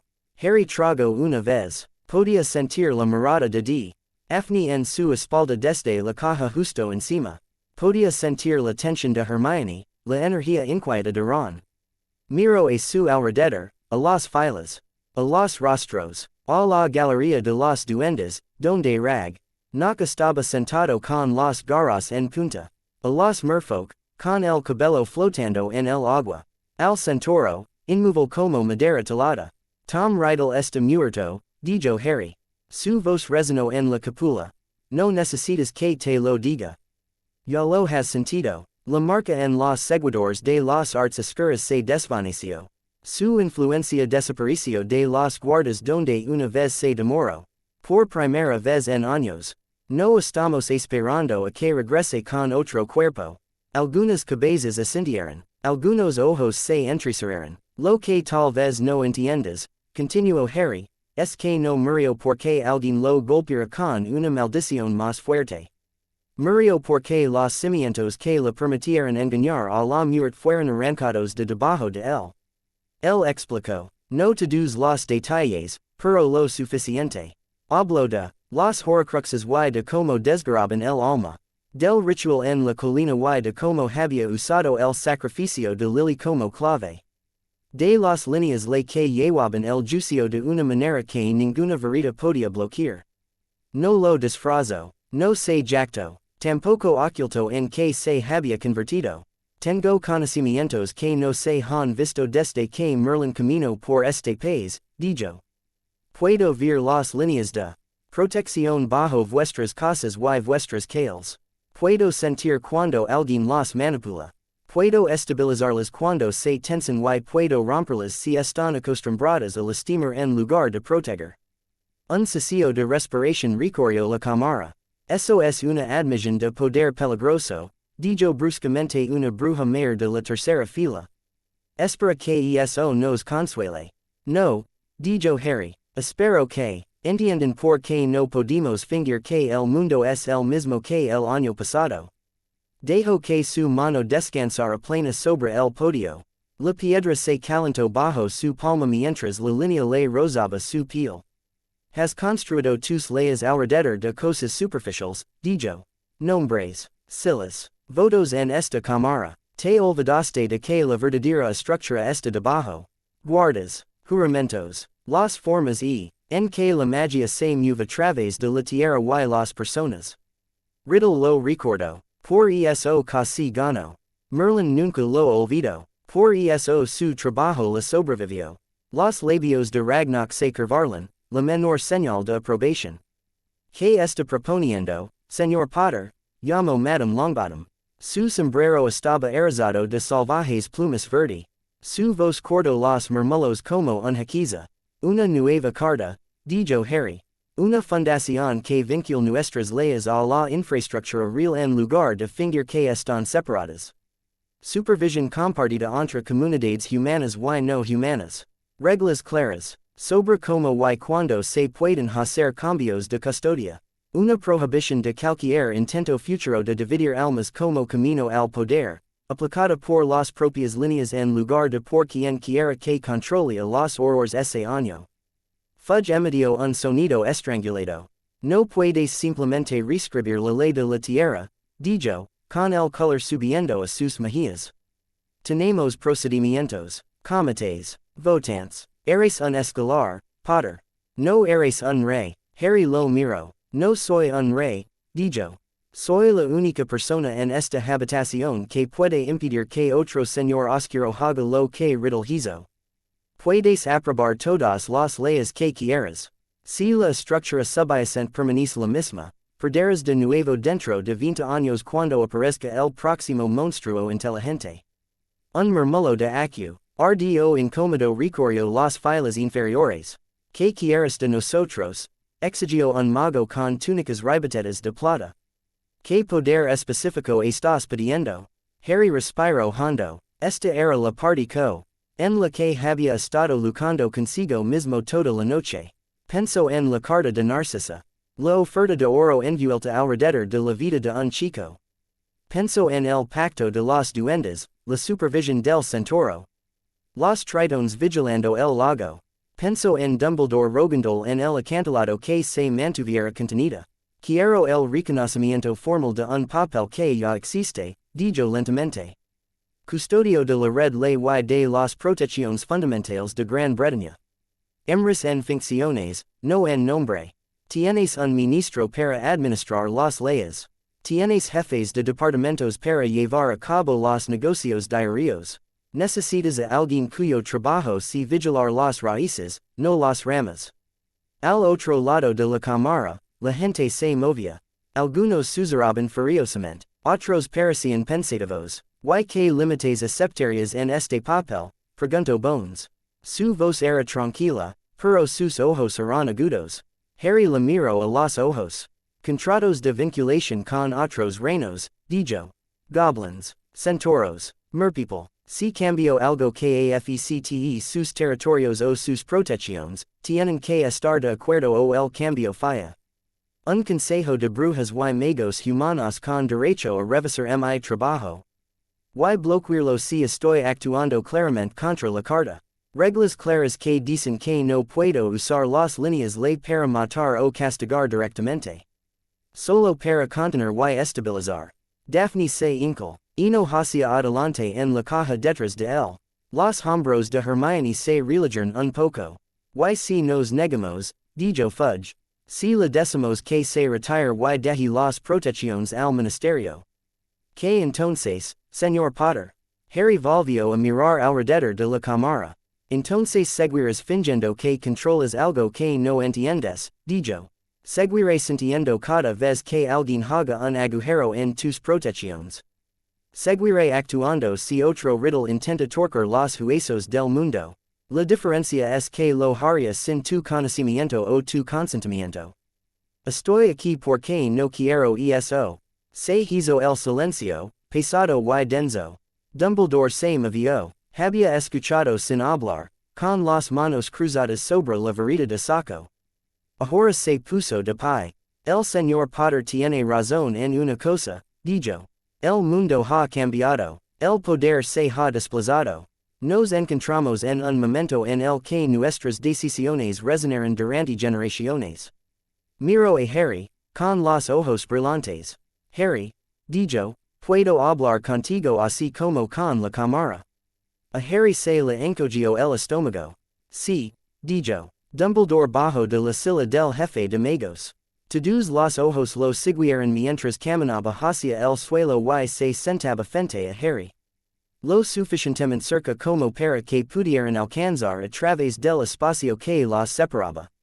Cuando eras niño, dijo Dumbledore, tomé decisiones por ti.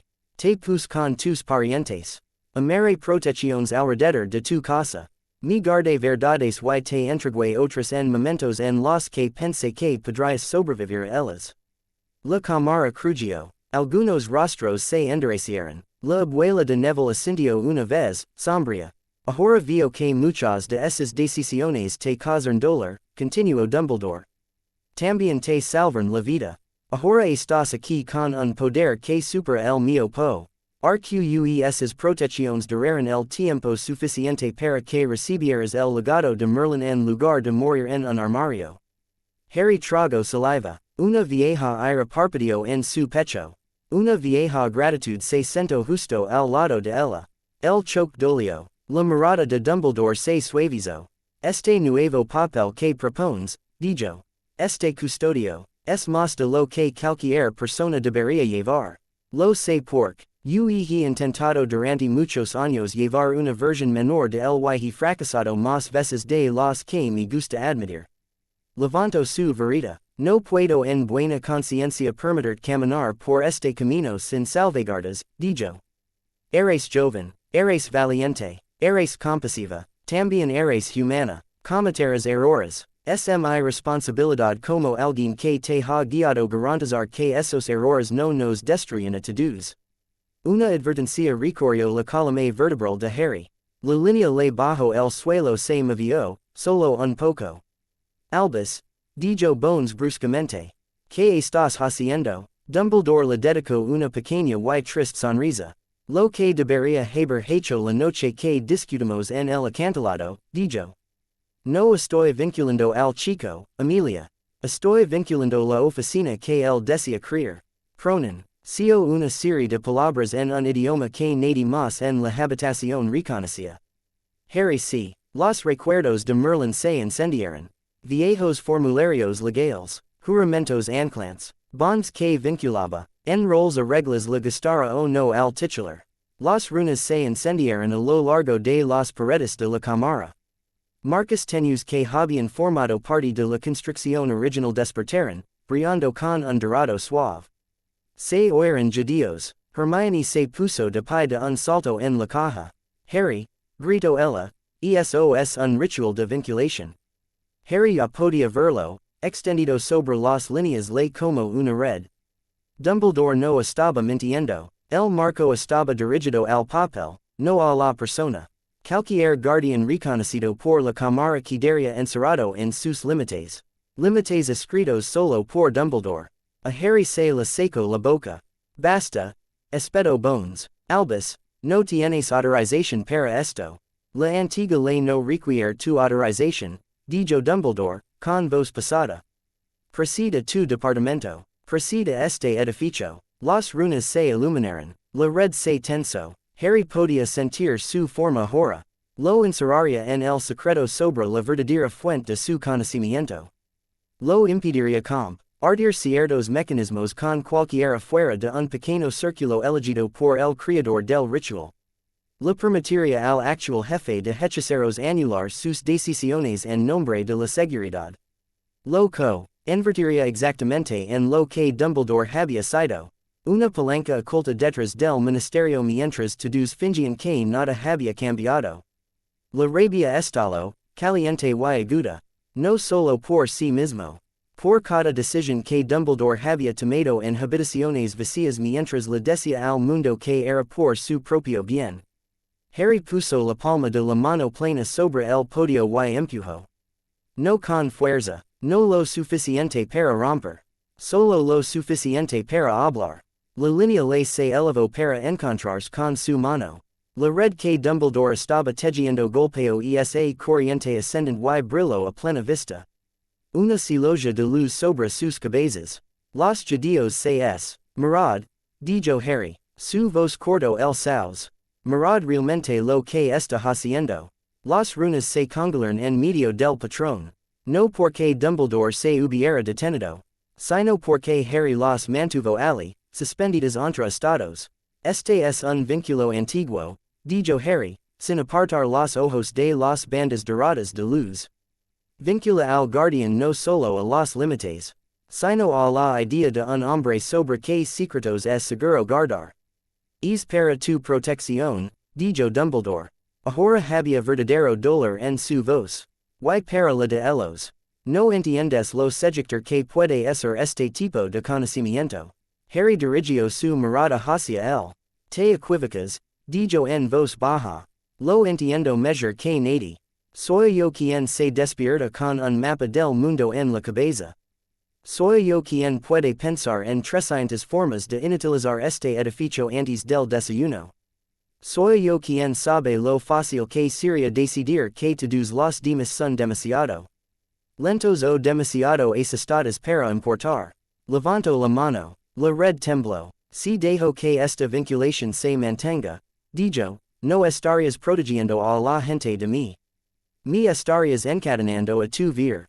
Sion del mismo error que cometiste conmigo cuando era niño. Estarías construyendo otro sistema en el que un anciano toma decisiones que a nadie más se le permite ver, y estarías usando la ley antigua. Para hacerlo de modo que nadie pudiera siquiera revocarla cuando te fueras. Dumbledore se estremeció. Solo quiero evitar que caigas, dijo. A Harry le dolía el pecho. Lo sé, dijo él. Eso es lo que es que esto si una traición en lugar de solo otra mala ley. Me amas lo suficiente como para atarme sin preguntar. Las palabras colgaban en el aire, pesadas y claras. Ron maldijo en voz baja en la caja. Hermione tenía una mano sobre la boca. Los dedos de Daphne se clavaron en la barandilla con tanta fuerza que los nudillos se le pusieron blancos. La galería de los duendes observaba en un silencio tenso. Los tritones se acercaron al cristal. Los ojos del enviado centauro eran oscuros y ilegibles. Harry se volvió hacia la red. Se adentró en él, no con su varita sino con el sentido de la estructura que Merlín le había dejado. Rastreó los hilos. Encontró los anclas que Dumbledore había atado a los pilares de la cámara. Encontró la cláusula que daba al jefe de hechiceros derechos de anulación. Encontró el bloc sobre ciertas categorías de conocimiento. Entonces tomó una decisión. No dejaré que seas el dueño de esta oficina, dijo. Pero no descartaré por completo la idea de los límites. Los necesitamos. Los necesito. Tiro. La red se estremeció. Las runas se desdibujaron. Las líneas se retorcieron. El vínculo cambió del patrón de Dumbledore a algo nuevo. Las líneas volvieron a anclarse alrededor de diferentes puntos. Harry arrancó la cláusula de anulación de la silla del jefe de los brujos y la vinculó al trío de galerías no humanas en su lugar. Cualquier intento por parte del cust. Odio de actuar directamente contra los intereses de los duendes. Centauros o tritones sin su consentimiento haría que su poder se bloqueara a sí mismo. Eliminó por completo el bloqueo del secreto. En su lugar, escribió un requisito de que cualquier cambio fundamental en la ley de protección debía ser registrado en un archivo público. No más reglas ocultas que solo un puñado de personas conociera. Dejó una cosa, un simple limitador que impedía al custodio usar la red ley para matar. Contener, sí. Redirigir, sí. Paralizar un hechizo, sí. Pero ningún golpe letal directo sin un acto separado de magia personal. Cuando terminó, la red colgaba diferente, todavía brillante, todavía poderosa, pero ya no era la correa de Dumbledore. Lo dejó ser. El vínculo se hundió en la piedra de la cámara con un zumbido profundo que todos pudieran sentir en sus huesos. La línea le se ajustó, luego se estabilizó. Un dolor agudo atravesó la cabeza de Harry. Se tambaleó. De repente, la barandilla del podio era lo único que lo mantenía erguido. Daphne se movió antes que nadie. Saltó la barandilla de la caja y se dejó ser al suelo junto a él, con la mano en su brazo. Tranquilo, dijo. No te atreves a desmayar delante de toda esta gente. Harry parpadeó para borrar puntos de su visión. Estoy bien, mintió. Parece que acabas de redirigir el país, dijo ella. En cierto modo, murmuró él. La cámara estaba en completo silencio. Dumbledore se quedó mirando el suelo donde había desaparecido la luz. Su rostro parecía más viejo de lo que Harry lo había visto nunca. Por un momento, pareció pequeño con su sencilla túnica azul. Solo un hombre cansado que había intentado aguantar demasiado durante demasiado tiempo. ¿Qué has hecho? Susurró Fudge. Limitar la oficina que pedí, dijo Harry, con voz áspera. A los límites con los que puedo vivir. A personas que no tienen razón para satisfacer mis peers instintos. Hizo un gesto débil hacia las galerías. Los reinos no humanos ahora tienen el freno de emergencia sobre mí, dijo. No esta cámara, ni un solo hombre. Si juzgan que estoy actuando de una manera que desgarra el mundo, pueden tirar de él. Estuve de acuerdo con eso en los pasillos profundos. Acabo de hacerlo la aquí también. Ragnoc asintió una vez, lentamente. El tratado se mantiene, dijo. Su voz se transmitió claramente. Gringotts reconoce esta obligación. En la galería de los centauros. Magorian asintió una sola vez con gravedad. La manada observara, dijo. El enviado de los merfolk presionó una mano contra el cristal. Se elevaron burbujas en el agua junto a ellos. El lago recuerda, dijeron. Aceptamos esta parte del peso. Bones dejó escapar un suspiro. Sus hombros se hundieron, solo un poco. Bueno, dijo. Eso responde a la pregunta de si podemos confiar en ti. Al menos, más de lo que podemos confiar en cualquier ministro que hayamos tenido. Una olita de risa sombría estalló en las filas inferiores. Era débil, pero estaba allí. Harry miró a Dumbledore. Los ojos del hijo mago brillaban con lágrimas no derramadas. Tomaste mi intento de limitar y lo convertiste en algo que nunca pensé en construir, dijo Dumbledore en voz baja. Lo compartiste. He visto lo que pasa cuando no lo haces, dijo Harry. Dumbledore cerró los ojos por un momento. Cuando los abrió de nuevo, la familiar chispa había desaparecido. No se había atenuado, simplemente, se había apartado. He fracasado, dijo. No en voz alta, no hacia la cámara, a Harry. Quería proteger y al hacerlo casi repetí mi peor error. La garganta de Harry se apretó. Tú también me salvaste, dijo. Más de una vez. Ambas cosas son ciertas. Dumbledore miró alrededor de la cámara. A los rostros, a las galerías, al podio donde Harry seguía apoyado. Durante muchos años, dijo, alzando la voz, he ocupado puestos de confianza en este cuerpo. Jefe de hechiceros, jefe de la Confederación Internacional, líder de la Orden del Fénix. He usado esos puestos para hacer lo que creía correcto. Ahora veo que también los use para evitar ser cuestionado. Las palabras golpearon la sala como una piedra caída. Harry lo observó, con el corazón latiendo con fuerza. Tengo verdades ocultas, continuó Dumbledore. Sobre las profecías, sobre los horcruxes, sobre la conexión entre el Señor Potter y Tom Riddle, justifice ese secreto como protección. Tal vez a veces lo era. Más a menudo era miedo de que otros no tomaran las decisiones que yo quería que tomaran. El rostro de Bones era ilegible. La abuela de Neville parecía alguien que acababa de confirmar una larga sospecha. No me arrepiento de haber luchado contra Riddle, dijo Dumbledore. Me arrepiento de la forma en que convertía un chico en un arma sin preguntarle nunca realmente si quería ser uno. Volvió a mirar a Harry. Lo siento, dijo. La cámara contuvo la respiración. Harry tragó saliva. La disculpa no baraba nada. No deshecho los años en un armario ni la forma en que Dumbledore le había regado que fuera una prisa en un acantilado. Pero era real. Gracias, dijo Harry en voz baja. Eso no lo arregla, pero importa. Dumbledore asintió una vez. No intentaré volver a tart, dijo. No tengo derecho. Se volvió hacia la cámara. Renunció como jefe de brujos del Wizengamot, dijo. Con efecto inmediato. También renunciaré a mis puestos internacionales. Hogwarts tendrá un nuevo jefe dentro del año. Es hora de que este mundo sea guiado por aquellos que no han dado forma a sus peers errores.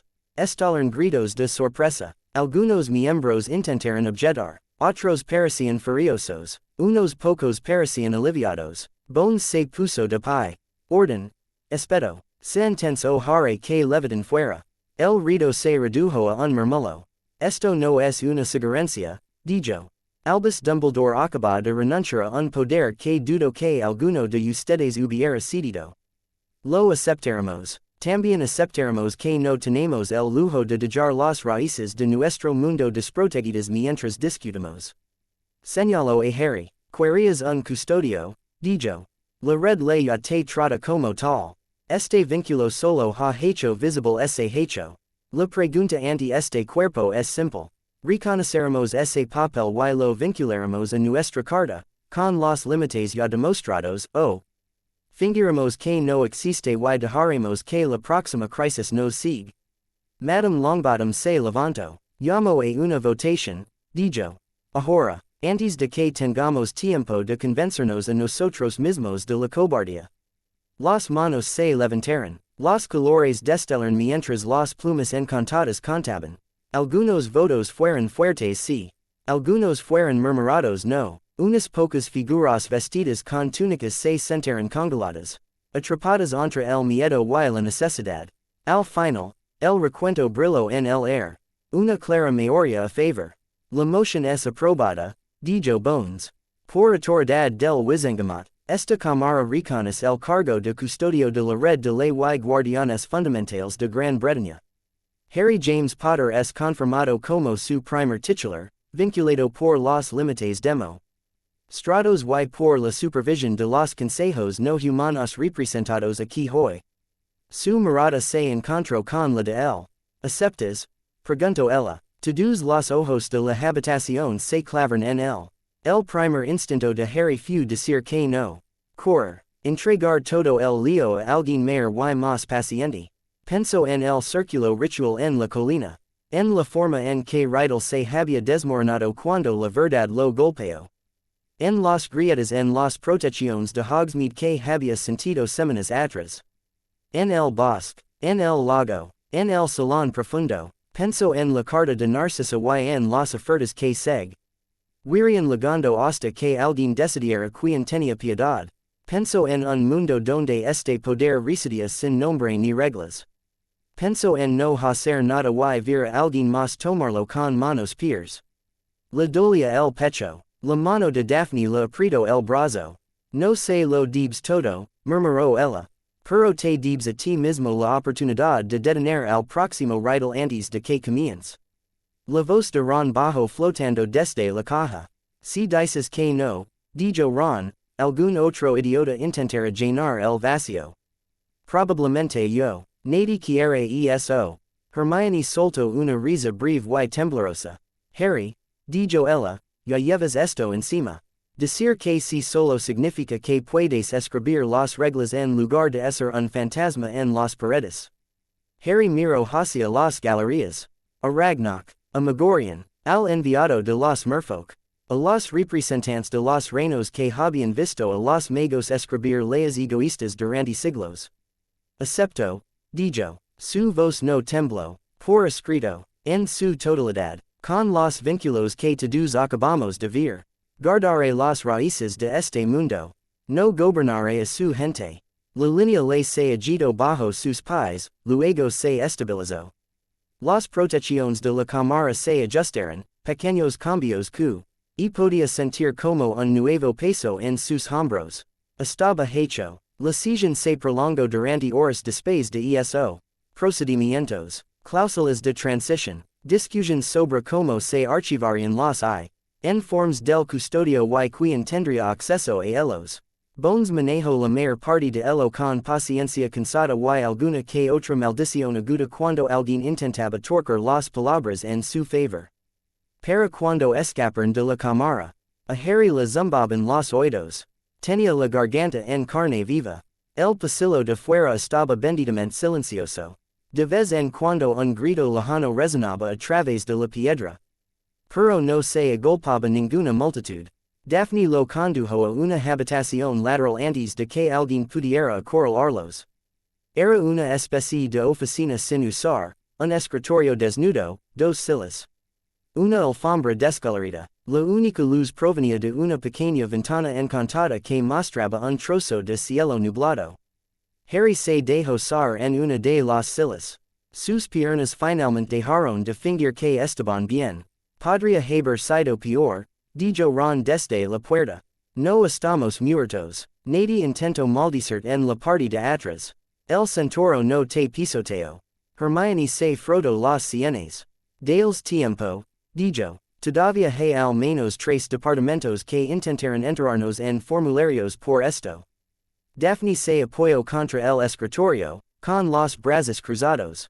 Lo hiciste, dijo ella simplemente. Harry se miró las manos. Temblaban, solo un poco. Los cerró en puños hasta que se estabilizaron. Casi desde que me encadenara, dijo. Una parte de mi quería dejarlo. Habría significado menos responsabilidad. Podría culpar a cualquier mala elección de su plan. Por eso no lo hiciste, dijo Daphne. Ya no puedes esconder detrás de él. Ni nadie más. Hermione se sentó en el borde de la otra silla. Harry, dijo ella suavemente. Sabes que esto no va a hacer la vida más fácil. Lo sé, dijo. Yo no elegí la vida fácil. Ron se dejó caer sobre la alfombra y se quedó tumbado, mirando al techo. Acabas de dejar que tres viejos reinos te sujetan el freno de emergencia, dijo. Te das cuenta de lo loco que suena eso. Eso ya era cierto en la práctica, dijo Harry. Ahora tiene palabras. Daphne lo observó atentamente. ¿Cómo te sientes? Preguntó ella. Cansado, dijo. Asustada, aliviado, enfadado. ¿Con quién? Preguntó ella. Pensó en ello. En Dumbledore, dijo. Por intentar atarme sin preguntar. En mí mismo por no haberlo visto venir antes. En todo este sistema por hacer que alguien como yo tenga que existir en absoluto. Daphne asintió. Bien, dijo ella. Quedé enfadado con el sistema.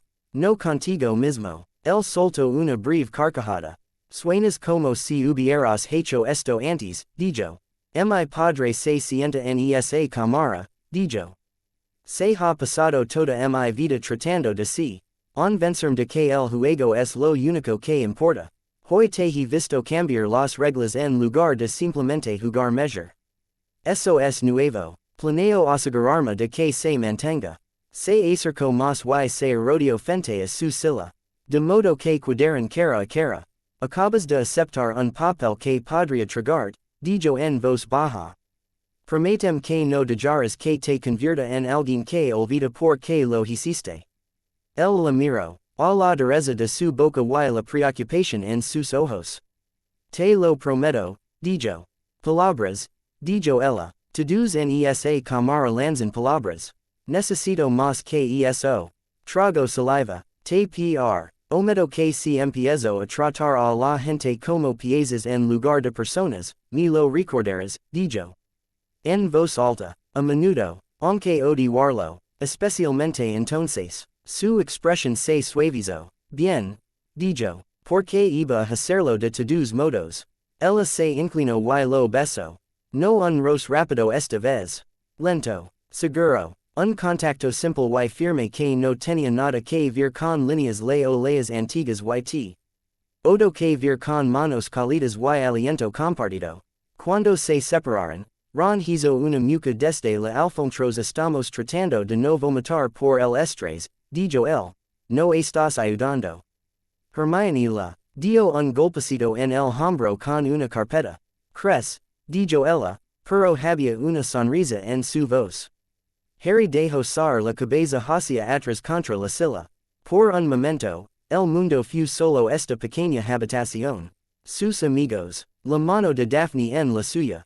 El eco de la disculpa de Dumbledore resonando en sus oídos. El precio de lo que había asumido presionaba en los boards. Podía sentirlo allí, como un nuevo peso en sus huesos. Pero por primera vez, no se sentía como algo que tenía que llevar solo. Fuera, el ministerio continuaba zumbando, discutiendo y dando vueltas. Brujas y magos entaban sus historias sobre lo que acababa de suceder. Algunos lo llamarían un peligro. Otros lo llamarían un salvador. Otros tratarían de usarlo para sus propios fines. Dentro de esta pequeña habitación, él era simplemente Harry. El desayuno parecía más ruidoso que de costumbre. Harry apenas había entrado en el gran comedor cuando todas las conversaciones parecieron parpadear y inclinarse hacia él. Los tenedores se detuvieron a medio camino de las bocas. Los bujos alitaron por encima en una nube desordenada, dejando caer periódicos como una lluvia de plumas. El olor a tostadas y huevos se mezcló con tinta y nervios. Ron le dio un codazo en el hombro. Sigue caminando, murmuró Ron. Si te congelas, pensar en que has hecho algo peor que matar a quien tú sabes. Fantástico, dijo Harry, porque eso fue un nivel muy bajo. Daphne estaba sentada a la mitad de la mesa de Gryffindor, con una tetera frente a ella y el diario del profeta de hoy doblado junto a su plato. Hermione estaba al otro lado, con tres ediciones diferentes extendidas a su alrededor como una barricada. Hermione levantó la vista cuando se acercaron. Tenía los ojos brillantes y cansados. Han lanzado una edición especial de la mañana, dijo. Tocando la página principal, ni siquiera se han molestado en cambiar la disposición. Simplemente han puesto un nuevo titular encima de las tonterías de ayer.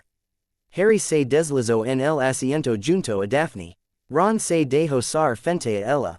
El titular ocupaba toda la mitad superior de la página. Emrys reconocido. El Ministerio crea nueva oficina. Cuidador de ley wards. Debajo había una ilustración en movimiento de Harry en el podio del Wizengamot, con la mano sobre la piedra, los ojos iluminados por el resplandor de la red ritual.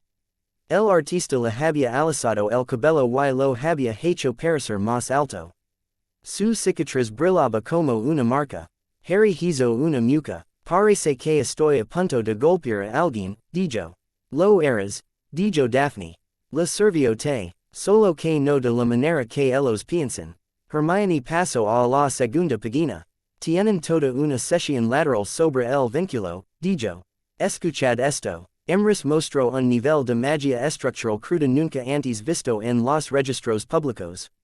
Reescribiendo un antiguo vínculo legal en tiempo real mientras preservaba sus cláusulas de seguridad básicas. Los observadores no humanos respondieron con cautelosa aprobación. Ron silbó. Suena muy impresionante, dijo él. Lástima que no estuvieran allí para ver cómo casi te se despace. Harry tomó el periódico y lo hojeó un poco más. El artículo resumía la votación, la dimis. Ion de Dumbledore y una breve cita de Bones sobre la responsabilidad compartida. Había un pequeño recuadro en la parte inferior que decía, en un lenguaje más calmado, que los límites exactos de la nueva oficina estaban siendo trazados. Quieren saber qué haces con él, dijo Hermione. Todo el mundo lo quiere. El profeta ya está recibiendo cartas sobre si vas a empezar a arrestar a la gente parpadeando ante sus casas. Apenas puedo mantener mis propios calcetines emparejados, dijo Harry. Pero claro, déjame patrullar el país con mis ojos. Daphne tomó un sorbo de té. Esta es exactamente la razón por la que hablamos de un primer movimiento, dijo. No puedes dejar que llenen el vacío con sus propias historias. Necesitas algo simple y obvio que puedas señalar cuando la gente te pregunte qué estás haciendo realmente. Harry la miró. ¿Quieres decir además de asegurarme de que las protecciones no exploten? Dijo él. Sí, dijo ella. Algo que muestre que no eres un gobernante oculto. Algo que diga que estás construyendo estructuras, no acumulando respuestas. Hermione asintió. Necesitamos el archivo, dijo ella. Público. Protegido. Ineditable. Si el primer acto del guardián de guardias es crear un guardián de la verdad. Estables el tono para todo lo demás. Ron apuñaló una salchicha. Por favor, dime que eso no significa más reuniones, dijo. Acabo de pasar 6 horas escuchando a viejos discutir sobre comas. Significa algunas reuniones, dijo Hermione. Pero también significa que dejaremos de dejar que la historia dependa de quien posee una imprenta. Harry dobló el profeta y lo apartó a un lado. Los dos tenéis razón, dijo. Desde el principio dijimos que si iba a conservar este conocimiento, necesitaba estar anclado en la honestidad. Si no construimos algo que obliga la gente a enfrentar lo que realmente sucedió, el próximo señor oscuro se apoyará en un montón de mentiras, igual que hizo Riddle. Ron gruñó. ¿Qué es exactamente un guardián de la verdad? Preguntó. Porque si eso implica que escriba largos informes, estoy fuera. Empezamos pequeño, dijo Daphne. Ya prometiste que cualquier cambio fundamental que hagas en la ley de protección será registrado. Leva eso más lejos.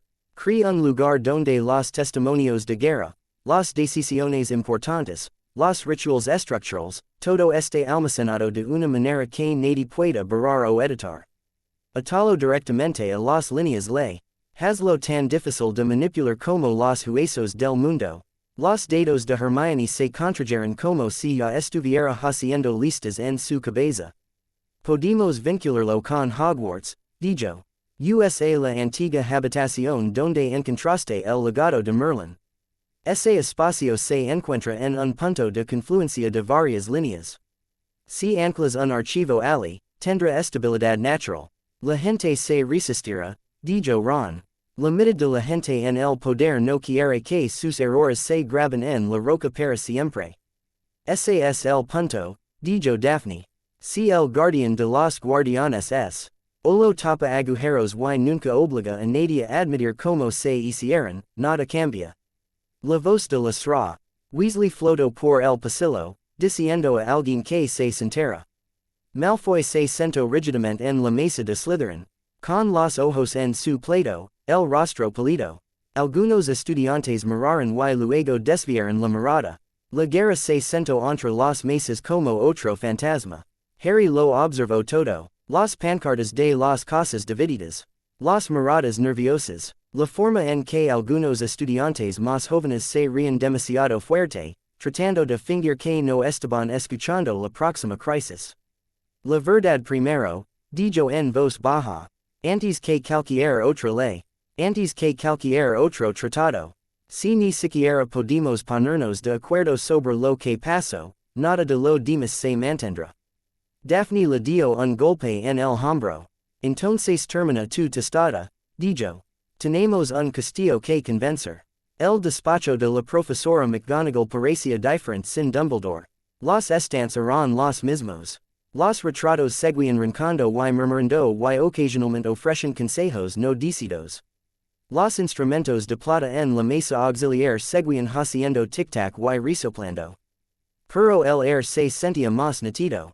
Menos caprichoso y más práctico. McGonagall estaba sentada detrás del escritorio, con las gafas posadas en la nariz, un montón de pergaminos delante de ella. Había cambiado la silla. El viejo trono de respaldo alto de Dumbledore había desaparecido, reemplazado por algo más simple y más recto. Harry estaba de pie frente al escritorio con Hermione, Ron lo. La luz de la tarde que entra. Va por la ventana captaba las líneas en los comisores de la boca de McGonagall. Entonces, dijo, el ministerio ha creado una nueva oficina y se la ha dado a un estudiante de mi escuela. Su voz era seca. Harry hizo una mueca. No pedí exactamente el momento, dijo. Ni el título. Esa parte fueron ellos. Aceptaste, dijo McGonagall. Sí, dijo Harry. Lo hice. Ella lo estudió durante un largo momento. Vi la emisión de la sesión, dijo. Algunos de los retratos de la cámara del ministerio todavía me recuerdan como una joven bruja. Estaban muy contentos de chismorrear. Vi lo que Albus intentó hacer. Vi lo que hiciste tú en respuesta. Su boca se tensó. También vi que asumiste un papel que te seguirá por el resto de tu vida, añadió. A Harry se le hizo un nudo en la garganta. Lo sé, dijo él suavemente. McGonagall se puso de pie. Señor Potter, dijo. Usted y sus amigos, se sentaron. La silla se ajustó bajo Harry como la del despacho de Bones. El propio Hogwarts parecía decidido a no dejarlo salir de bruces. McGonagall cruzó las manos sobre el escritorio. Lo diré claramente, dijo ella. Estoy orgullosa de ti. También estoy furiosa. Albus por intentar atar en secreto. El minis. Terrio por arte como tapadera para sus fracasos. El mundo en general por obligar a cargar con este peso. Tú por aceptarlo sin considerar ni una sola vez que tienes deberes que hacer. Ron tosió. Hermione parecía querer disculparse por el mundo. Harry se encontró sonriendo a pesar del nudo en su pecho. Pensé en hacer los deberes, dijo. No tenía muchas posibilidades. Los ojos de McGonagall se suavizan por un instante. HMPH, dijo ella. Independientemente. Hogwarts no es solo tu escuela. También es el ancla de gran parte de la magia que ahora observas. Si el guardián de los guardianes. De la va a construir algo dentro de estos muros, espero saberlo. No me despertaré una mañana para descubrir que has convertido mi pasillo fuera del aula de transformaciones en un archivo de traumas. Queríamos hablar contigo primero, dijo Hermione rápidamente. Tenemos una idea para un salón de archivos. No una entrada pública al principio. Más bien como un núcleo protegido. Un archivo de pensari. Os vinculado a un libro mayor del pabellón. Testimonios de guerra. Rituals. Cambios estructurales. Algo permanente y honesto. La mirada de McGonagall se dirigió a Hermione. ¿Y quién decide lo que entra en esta sala? Preguntó. No solo yo, dijo Harry. Esa es toda la cuestión. Tengo la capacidad de bloquearlo en las líneas la para que no pueda ser alterado. Pero no quiero decidir solo que recuerdos o decisiones se registren. Queremos un consejo. El personal de Hogwarts. Bones. Un representante de los duendes. Un delegado de los otros reinos. Voces de estudiantes también. McGonagall levantó una ceja. Voces de estudiantes, repitió ella. Hogwarts hizo la mayor parte del derramamiento de sangre en esta guerra, dijo Daphne. Si vas a crear un registro de ella, la gente que la vivió debería tener algo que decir. McGonagall suspiró. Estás proponiendo crear un archivo mágico dentro de una escuela, con el personal formado por una sesión cruzada de todos los que acaban de intentar matarse unos a otros, dijo ella. Cuando lo dices así suena horrible, dijo Ron. Suena necesario, dijo McGonagall. Lo cual es peor en algunos aspectos. Camino alrededor del escritorio, las túnicas a cuadros susurrando contra el suelo. Albus crea en ocultar algunas verdades por el bien mayor, dijo. No siempre preguntaba de quién era ese bien. No quiero que Hogwarts repita sus errores. Si hacemos esto, será en términos claros. Se detuvo y miró a Harry a los ojos. En primer lugar, dijo, ningún estudiante se verá obligada a dar recuerdos o testimonios. Podéis invitarlos, podéis animarlos, podéis explicarles por qué es importante. No los obligaréis. Harry asintió. De acuerdo, dijo él. En segundo lugar, continuó, a nadie bajo su cuidado se le permitirá ver los registros más traumáticos sin apoyo. No convertiremos el salón en una atracción morbosa. Si alguien desea ver recuerdos de guerra, primero tendrá que hablar con un miembro del personal y tener un guía dentro. Hermione asintió ante eso. Eso es razonable, dijo ella. De todos modos, no queríamos dejar a la gente sola con eso. Tercero, dijo McGonagall, el salón no se utilizará como un arma en la política. Nadie puede arrastrar un viejo recuerdo a una discusión actual sin contexto. Si construyes este lugar y dejas que se use solo para humilar o marcar puntos en el próximo debate, destruirá más de lo que ayuda. Daphne soltó una risa corta y sin humor. Esa va a ser la parte más difícil, dijo. A la gente le encanta usar la verdad solo cuando lastima a sus enemigos. Por eso establecemos las reglas, dijo McGonagall. Usted es el guardián de las clases. Señor Potter. Empieza a usar ese título para algo más que escenas dramáticas en los tribunales. Harry sintió que sus labios se contraían. Pensé que la escena dramática del tribunal era bastante efectiva, dijo. También fue teatral, dijo McGonagall. El trabajo real es menos emocionante. Pasarás años comprobando los puntos de referencia y soportando aburridas discusiones sobre la phraseología. Si te tomas en serio este papel, también debes aceptarlo. Harry se miró las manos. Lo sé, dijo. No acepté porque quisiera más batallas. Estoy cansado de batallas. Acepté. Porque alguien tiene que asegurarse de que todas esas discusiones aburridas estén relacionadas con algo que realmente importa. La expresión de McGonagall se suavizó de nuevo. Muy bien, dijo ella. ¿Tienes mi permiso para usar el ala antigua bajo el castillo como base para este salón de los archivos? A condición de que yo asista al consejo que lo gobierna. Como directora, no como tu profesora. Y dejo escapar un suspiro que no se había dado cuenta de que había estado conteniendo. Gracias, dijo él. No me de las gracias todavía, dijo bruscamente. Tengo la intención de ser muy molesta. Ron sonrió. Es buena en eso, susurró él. Los ojos de McGonagall se agudizan. Señor Weasley, dijo ella.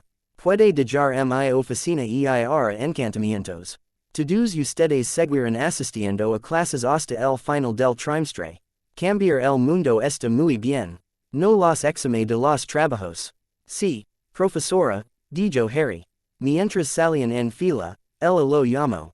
Potter. Se dio la vuelta. No está solo en esto, dijo. No intent estarlo. Su pecho se relajó un poco. No lo haré, dijo.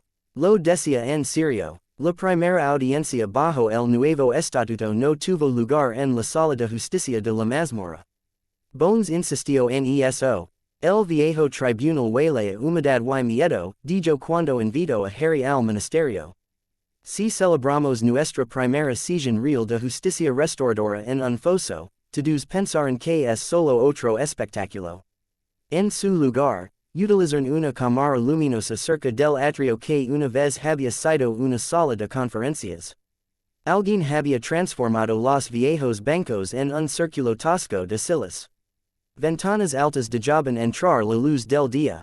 El olor a tinta y piedra seguía allí, pero era más ligero.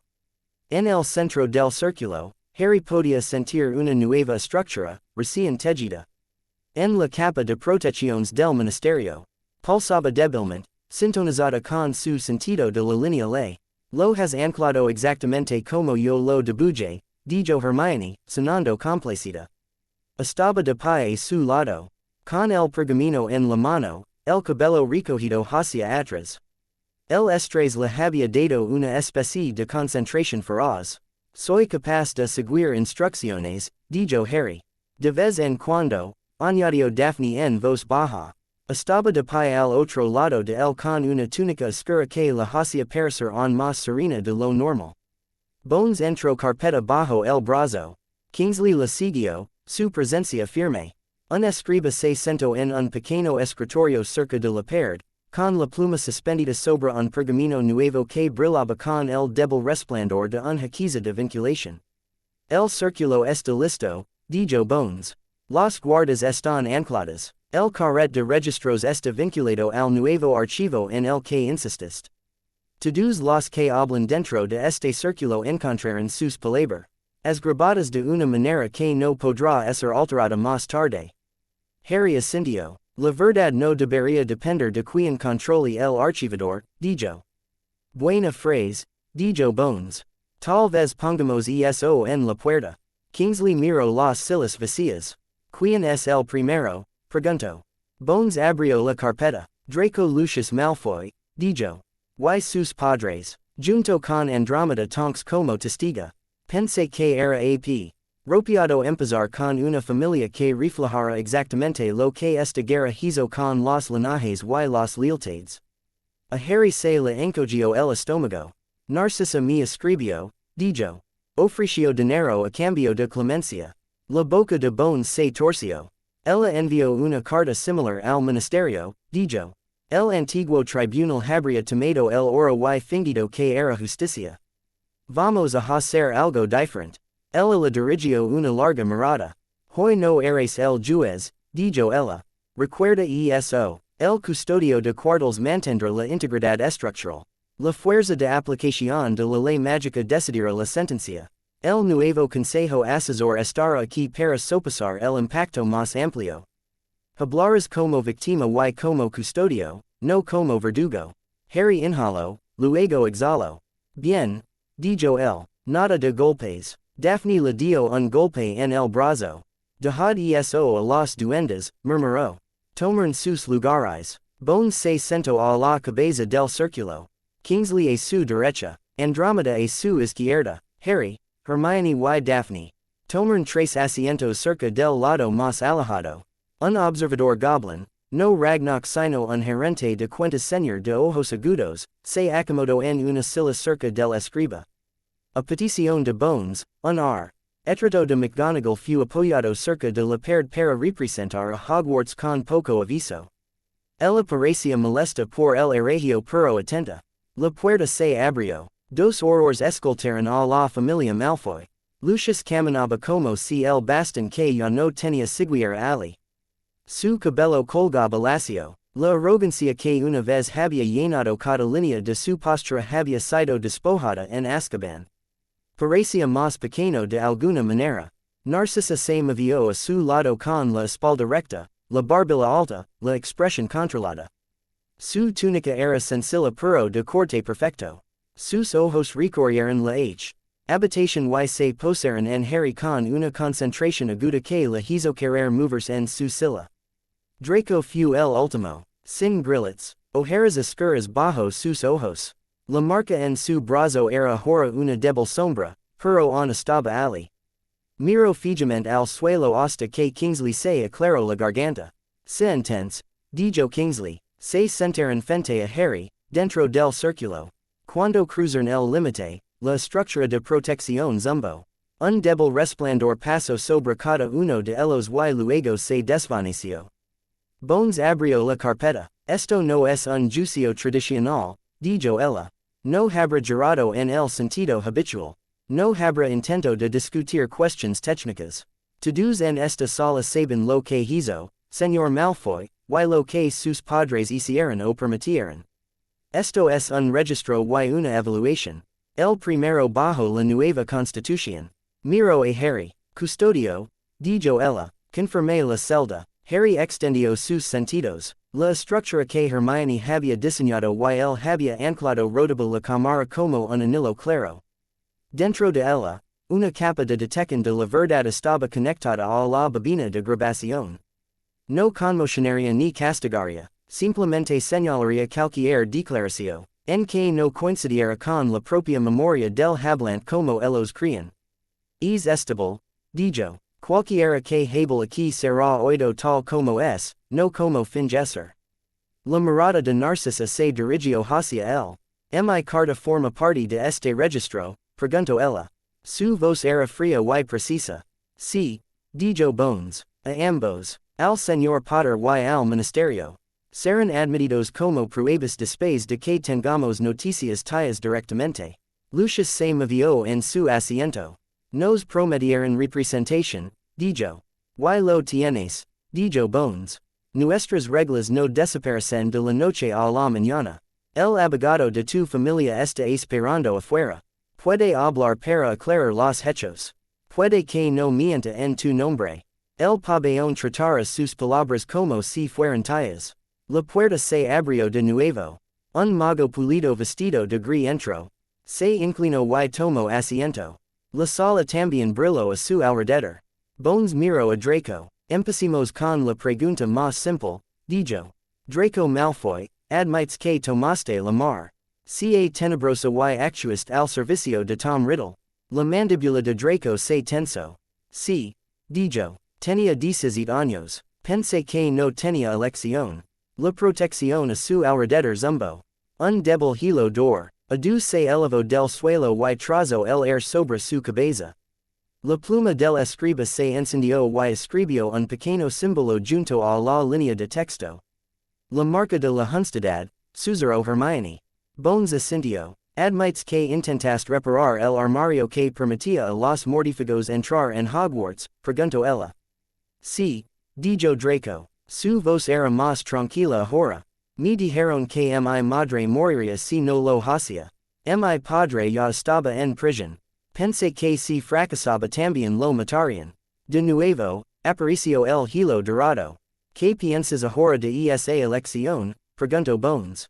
Draco tragó saliva. Creo que fui un cobarde, dijo. Pensé que podría encontrar una manera de hacer la tarea sin que nadie resultara herido. Me equivoqué. Murió gente. Eso es culpa mía. Harry lo observó. El chico que una vez se había burlado de él en primer año parecía diferente ahora. Más pequeño, pero no más débil. Simplemente despojado. Recordó el armario, el baño, la varita en la torre. Y tus padres, dijo Bones. Admites conocer su marca. Lucius abrió la boca. Narcisa le puso una mano en el brazo. Sí, dijo ella. Lo sabíamos. Lo alentamos. Creemos que alinearnos con el señor oscuro protegería nuestra línea. La protección brillo de nuevo. Y ahora, dijo bones. Los datos de Narcisa se tensern. Y ahora se que arriesgue el alma de mi hijo por un hombre que nos habría dado de comer a los dementores cuando dejamos de ser útiles, dijo. Haría cualquier cosa para deshacer eso. No puedo. Su voz no se quebró, pero sus ojos sí. Andrómeda se movió en su silla. ¿Por qué escribir a Harry? Preguntó. Podrías haber escrito solo al ministerio. Narcisa volvió a mirar a Harry. ¿Por qué tiene lo que mi marido siempre quiso? Dijo ella. Poder real. No la ilusión que venía del dinero y los viejos nombres. Por que ya estuvo en posición de salvar la vida de mi hijo una vez. Porque lo vi en mi salón, un niño con una varita mágica y una cicatriz, y me di cuenta entonces de que la historia que nos habíamos contado sobre la guerra no era toda. El pecho de Harry se apretó. Le recuerdo inclinando sobre su cuerpo, muerto, susurrando que Draco estaba vivo. Le mentiste al señor Oscuro para salvar a Draco, dijo él. La boca de Narcisa se crispó. Di una verdad que me importaba, dijo ella. No me importaba si tu guerra tenía éxito o fracasaba. Me importaba si mi hijo vivía. No voy a fingir que fui noble. La protección brilló de nuevo. Bones miró al observador goblin. Has revisado las cuentas de los Malfoy, dijo ella. Son tan grandes como subieran los rumors. El duende enseñó los dientes. Sustancial, dijo. Lucius Malfoy los usó para financiar acciones que apoyaban al señor Oscuro. Bajo los hace que las cámaras acorzadas estén sujetas a confiscación. Lucius se estremeció. Nos van a dejar sin nada, dijo. No, dijo Bones. Te quedará lo suficiente para vivir. El resto irá un fondo de reparaciones para las víctimas de la guerra. Eso habría ocurrido incluso si aún estuviéramos usando el viejo tribunal. La diferencia ahora es que estamos grabando cada paso de una manera que tus viejos amigos no pueden deshacer silenciosamente cuando nadie está mirando. Ella volvió a mirar a Draco. Pediste clemencia, dijo ella. A través de tu madre. A través de tu abogado. A través de esa carta desordenada que le envió al señor Potter. Según las viejas reglas, tu dinero y tu nombre te habrían comprado. Una sentencia suspendida y un exilio tranquilo. Bajo la nueva ley, la clemencia debe estar ligada al servicio. La boca de Draco era una línea fina. ¿Qué significa eso? Preguntó él. Significa esto, dijo Bones. Cumplirás un periodo de seguridad mínima bajo la supervisión de horrores. Durante ese tiempo, trabajarás en proyectos de reconstrucción diseñados por el Consejo del Custodio. Cuidados en orfanatos. Alojamiento para aquellos cuyas casas fueron destruidas. Fondos de becas gestionados por administradores independientes. Cada hora de trabajo reduce tu sentencia. Cada cuella sobre sangre sucia la aumenta. Draco parpadeó. Eso es, dijo. Me estás convirtiendo en mano de obra gratuita. Sí, dijo Bones. Por una vez, usarás tu varita y tu dinero para algo que no termine con alguien gritando. Narcisa cerró los ojos. ¿Y si se niega? Preguntó ella. Entonces volvimos a la lista de crímenes y te enfrentas a las penas más antiguas, dijo Bones. Todavía hay un lugar en los registros de la prisión para un Malfoy. Draco se rió una vez. Sonaba hueco. Me haré el trabajo, dijo. No quiero pudrirme en una celda. La celda brilló. Bones asintió. Muy bien, dijo ella. Los detalles se ultimar. En con su abogado después de esta sesión. Ahora, antes de cerrar, hay otro asunto. El registro de Severus Snape. Un murmullo recorrió el círculo. Incluso el escriba levantó la vista. El pecho de Harry se apretó de nuevo. Podríamos haber dejado su historia escondida en la oficina del director, dijo Bones. Podríamos haberlo dejado permanecer como una nota al pie. Traidor, asesino, agente doble, hay suficientes etiquetas para circular. Bajo el nuevo estatuto, no tenemos ese lujo. El salón de los archivos que estás construyendo exigirá toda su verdad. Es apropiado que hagamos la primera entrada aquí. Miro a Harry. Ustedes tienen sus últimos recuerdos, dijo ella. Ustedes saben measure que nadie lo que hizo y por qué. Les estoy pidiendo que coloquen esa verdad en el registro. Harry trago saliva. Tenía la garganta seca. Pensó en el destello verde en la cabana de los gritos. En la sangre de Snape en sus manos. En los recuerdos rotos en los frascos. Lily riendo. Snape suplicando a Dumbledore. Siempre. Se puso de pie. La enfermera zumbaba a su alrededor. Severus Snape era un man y un profesor cruel, dijo. Me odiaba porque me parecía a mi padre. Me hizo la vida en el colegio más difícil de lo necesario. Se unió a los mortífagos. Oyo parte de una profecía que nos involucraba a mi y a Riddle y se la levo a Riddle. Esa acción condujo a la muerte de mis padres.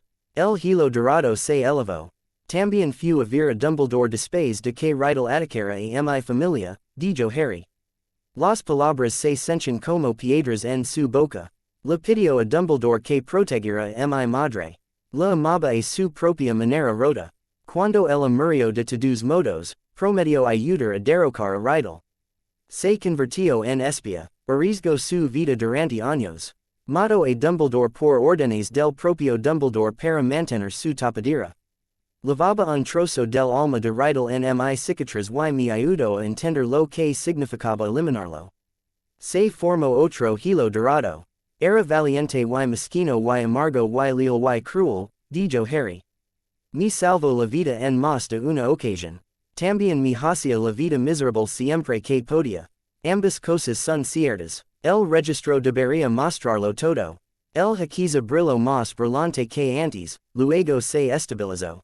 La pluma del escriba arañó furiosamente. Los ojos de Andrómeda brillaron.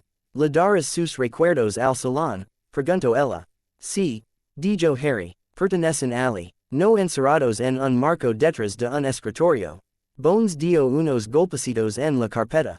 Que el registro demuestre, dijo, que bajo el nuevo estatuto no borramos a los hombres complejos solo porque nos hagan sentir incómodos. Los registramos. Aprendemos de ellos. No construimos estatuas que solo cuentan la mitad de la historia. Cerró la carpeta. Esta sesión está suspendida, dijo. Las sentencias de Malfoy están como están esbozadas. Las primeras entradas de la sala de archivos son Snape, la confiscación de la cuenta de Malfoy y esta misma audiencia. El anillo de la guardia se desvaneció. Narcisa se levantó. Por un momento, Harry pensó que volvería a hablar. En cambio, inclinó la cabeza hacia él, una vez, rígidamente, y luego se dio la vuelta. Draco se detuvo en el límite. Potter, dijo. Harry lo miró a los ojos. Podrías haber metido en una celda y haber tirado la llave, dijo Draco. No lo hiciste.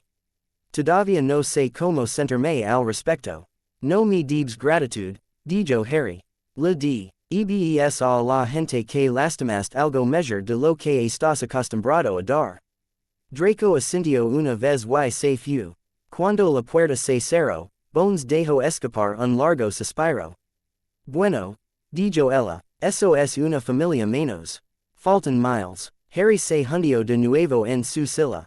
Me siento como si me hubieran raspado las entrañas, dijo. Eso es lo que es la verdad, dijo Andrómeda en voz baja. No es limpia, pero te da la oportunidad de dejar de llevar fantasmas solo en tu propia cabeza. Hermione apoyó una mano en el hombro de Harry. Ahora tenemos un punto de partida, dijo. Cuando la gente pregunte qué es el guardián de cuartos, podemos señalar esta habitación y el salón y decir esto. Esto es lo que significa. Daphne le apretó la mano. Y no hemos terminado, dijo. Todavía tenemos que construir el salón real, no solo la idea. Harry asintió. Entonces vamos a casa, dijo él. Tenemos un castillo que talar. El antiguo Alabajo Hogwarts no parecía gran cosa desde el pasillo principal. Para la mayoría de la gente, era un tramo de pared en blanco cerca de una escalera olvidada. Polvo, piedras viejas, un tuk de frío del suelo. Para Harry, las líneas le zumbaban allí como una canción tranquila. La misma nota profunda que había oído la primera noche que tropezó en el depósito de Merlín. Estaba de pie frente a la pared con Hermione, Ron, Daphne, Neville y Luna. McGonagall esperaba cerca de las escaleras. El air olía a piedra fría y a algo más antiguo. Cualquier otro que tenga flashbacks, dijo Ron. La última vez que te seguimos a un ala secreta bajo la escuela, volvimos con Deba. Res adicionales y una crisis existencial. La última vez no sabía lo que estaba haciendo, dijo Harry. Esta vez todavía apenas sé lo que estoy haciendo, pero al menos conozco suficientes palabras para ello. Neville cambió su peso. Las cicatrices de su mano eran pálidas contra su varita.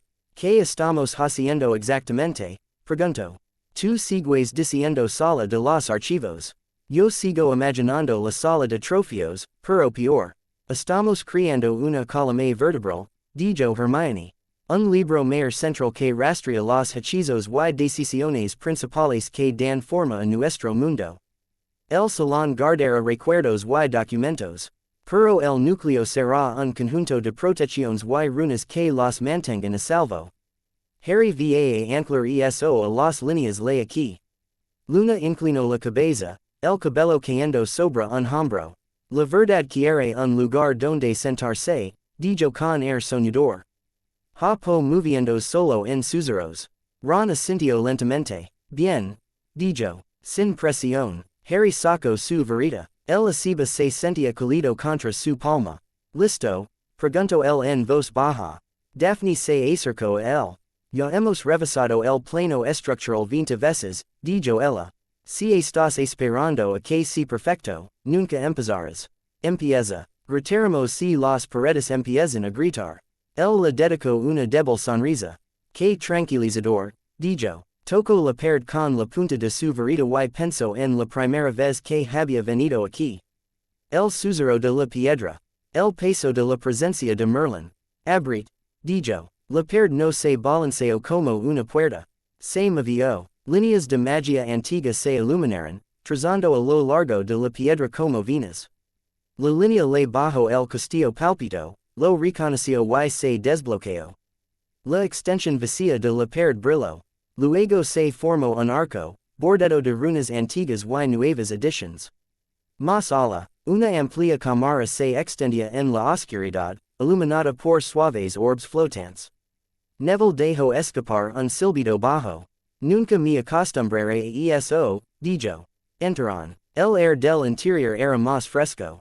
El suelo era de piedra lisa. El techo se arqueaba en lo alto. Costillas de roca que se encontraban en un punto central donde el resplandor era más fuerte.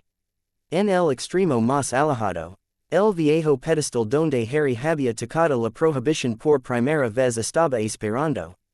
Ahora, junto a él, había otro pedestal, recién formado, con un cuenco vacío y poco profundo en la parte superior.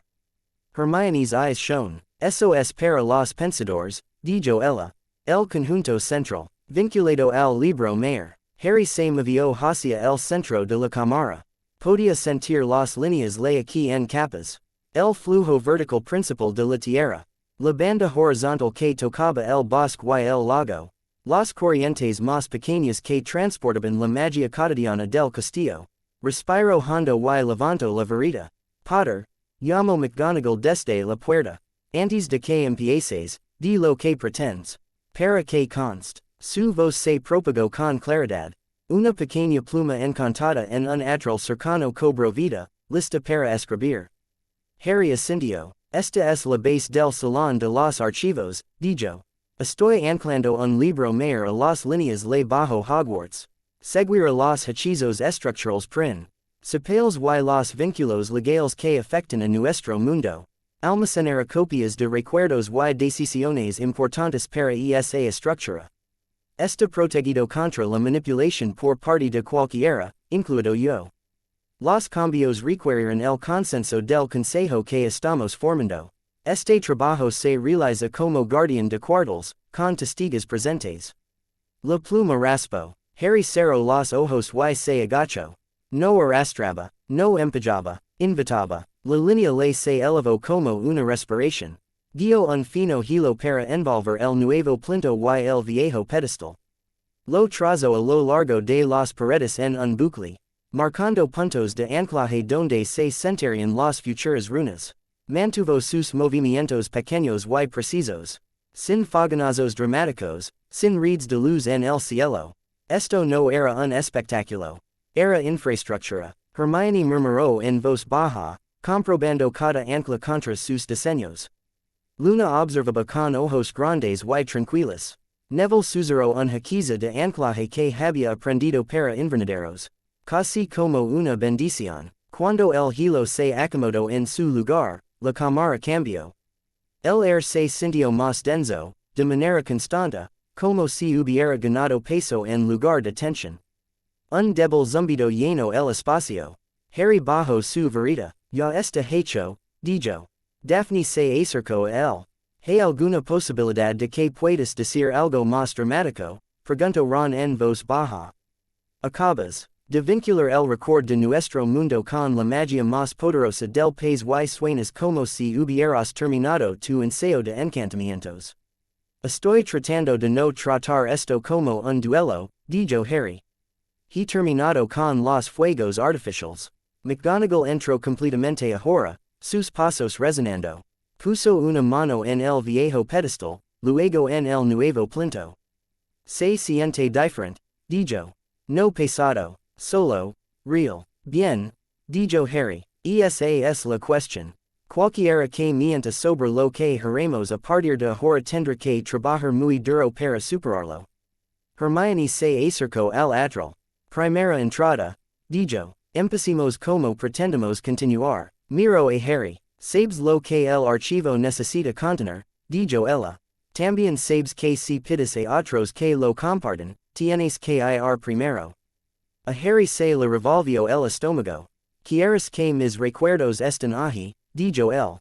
Sí, dijo ella. El armario, la cámara, el cementerio, el ritual en la colina, la conversación con Dumbledore en el acantilado.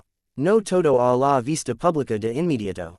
Algunos estarán celados hasta que digas lo contrario. Pero tienen que existir fuera de tu cabeza. Ron se estremeció. ¿Estás segura? Preguntó él. Eso suena como volver voluntariamente a los peores momentos. Harry pensó en las noches en que se despertaba sudando, con imágenes de luz verde ardiendo detrás de sus ojos. Pensó en lo fácil que sería dejar que el tiempo borrase esos recuerdos hasta que incluso el olvidara los detalles y dejara que otros contaran la historia por él. Se acercó al pedestal. Hay un pensadero en el despacho de la directora, dijo. Hay uno nuevo aquí, dijo McGonagall. Lo vi esta mañana. Está vacío. Se quedará aquí. Ella levantó una pequeña vacía de piedra de una bolsa de tela y la puso en el cuenco sobre el pedestal. Las runas la atraparon, manteniéndola firme. Harry se inclinó y sintió el débil tirón de la magia dentro. Tomó su varita y presionó la punta contra su sien. Fríos hilos platidos se aferraron a ella cuando la retiró. No te lo voy a dar todo, dijo. Todavía no. Quiero algo de tiempo para decidir qué es mío. Pero empezaré con el armario y la noche en que morirán mis padres. La Jen. Te ha construido demasiadas historias sobre eso sin saber lo que realmente fue. Dejo que las hebras cayeran en el pensadero. La superficie se onduló, luego se calmó. La habitación se sentía diferente de nuevo. No en las líneas de esta vez. En el aire alrededor de sus amigos. La mano de Ron se cerró en un puño. Los ojos de Hermione brillaban con lágrimas que se negaba a secar. Neville parecía querer abrazarlo y no sabía cómo. Luna observaba con un extraño y suave orgullo. Daphne se acercó a él y tomó su mano libre. Te das cuenta, dijo en voz baja, de que acabas de hacer mucho más difícil que nadie te convierta en un mito que nunca elegiste. Bien, dijo Harry. Su voz salió ronca. Si van a usar mi nombre, pueden tratar con el chico real que vivía en el armario, no con la leyenda. McGonagall se aclaró la garganta. El consejo decidirá cómo y cuándo permitir que otros vean estos recuerdos, dijo. No son un espectáculo, son un recurso. Harry asintió. Lo sé, dijo. Hermione escribió una línea en el pergamino del atril. Entrada uno, dijo. Origen de Harry James Potter. Situación doméstica antes de la guerra. Registrado voluntariamente. Acceso restringido por el Consejo hasta nuevo aviso. La pluma brilla y quemo el texto en la superficie en letras débilmente brillantes. Neville dio un paso adelante. Quiero añadir algo, dijo. Harry lo miró fijamente. No tienes que hacerlo, dijo Harry. Lo sé, dijo Neville. Aun así, quiero hacerlo. Camino hacia el pedestal y, con un gesto de asentimiento de McGonagall, extrajo un único hilo de memoria. La noche en que mis padres fueron maldecidos, dijo. Y la primera vez que los vi en San Mungo y me di cuenta de que no sabían quién era yo. La gente habla de ellos como si fueran héroes de una historia. Quiero que el registro muestre como era eso en realidad. Dejo salir el hilo en el pensadero. La palangana brilló. Luna, traeré algo más tarde, dijo ella. Mi madre. El día en la cocina. Combina. Ron se frotó la nuca. No estoy seguro de que. Voy a aportar que no sé que estés sangrando en algún lugar, murmuró. Tu punto de vista, dijo Hermione. Lo necesitaremos. Pero más tarde. No tenemos que vaciarnos todos a la vez. Harry se pasó una mano por el pelo. Esto ya es más de lo que esperaba hacer hoy, dijo. Daphne le apretó los dedos. También tienes una reunión con Bones sobre la redacción de los informes de los custodios, dijo. Y Goblin, es esperando para finalizar la cuenta de reparaciones. Y una carta de la familia de tu primo sentada en tu mesita de noche. Harry parpadeó. ¿Qué? Dijo él. Vi que la lechuza la dejó salir esta mañana, dijo. De Surrey. Su letra es desordenada. Su estómago dio un vuelco rápido y extraño. Tía Petunia me escribió, dijo lentamente. Posiblemente, dijo Daphne. O tu primo. O tu tío. Uno de ellos hada. Decidido que el chico al que metieron en un armario es ahora lo suficientemente importante como para escribir. Ron hizo una mueca. Que mala, dijo él. Hermione negó con la cabeza. Leila, dijo ella. Luego decide que hacer. Esta es la maldición del guardián de la verdad ahora. No puedes fingir que no existen. Harry miró el pensadero, los hilos brillantes de memoria, los anclas brillantes en la pared. Bien, dijo. Lo leeré. Más tarde, cuando mi cerebro no esté lleno de líneas ley y Malfoy. McGonagall retrocedió hacia el arco. Esta cámara necesitará guardias, dijo. No solo hechizos. Personas, voluntarios de la escuela, de los horrores, de los otros reinos si están dispuestos. El salón solo funcionará si se cuida. Podemos pedirle a Firenze que envía alguien del rebaño, dijo Hermione. Los tritones podrían enviar un observador a través del lago. Los duendes quieren mantener un ojo en los registros financieros de todos modos. Harry ya podía verlo. Un conjunto de recuerdos y documentos que crecía lentamente. Un pequeño grupo de guardianes que se turnaban para guardar a los visitantes y registrar nuevas entradas. Una vieja habitación de piedra que se convertía en algo que parecía el int. Arrier de una columna vertebral compartida. Negó con la cabeza. Nada de metáforas, murmuró para sí. Daphne sonrió con suficiencia. Deso otra vez y Hermione comenzara a citar tus propias reglas, dijo. Hermione levantó una ceja. Ya las he memorizado, dijo. Ahora, hablando de reglas, deberíamos subir y trabajar en la primera plantilla para tus informes. Si empiezas a enviar cartas a Bones que parezcan escritas por Ron.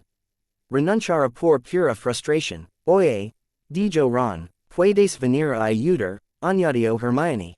Considerarlo una penitencia por quejarte de las reuniones. Salieron de la cámara uno por uno. Neville se detuvo para mirar hacia atrás una vez más, con expresión pensativa. Luna tarariba en voz baja. McGonagall cerró el arco con un golpecito de su varita, y las capas de protección se colocaron en su lugar. Harry se quedó el último, justo dentro del umbral. El zumbido de las líneas le rozó la piel. El pensadero brillaba suavemente en la luz tenue. El nuevo pedestal se sentía sólido. Como algo que seguiría estando ali mucho después de que sus amigos se hubieran ido. Ahora no eres solo un arma, dijo Daphne en voz baja a su lado. No la había oído regresar. Eres un guardián de registros. Un constructor. Eso es más difícil en algunos aspectos. Él asintió. Lo sé, dijo. Bien, dijo ella. Se inclinó y lo besó, breve y seguro, justo ali en el borde del archivo. Ahora ve a hacer tus deberes. Guardián de la verdad, el gimió. Lo prefería cuando los señores oscuros eran mi mayor problema, dijo él.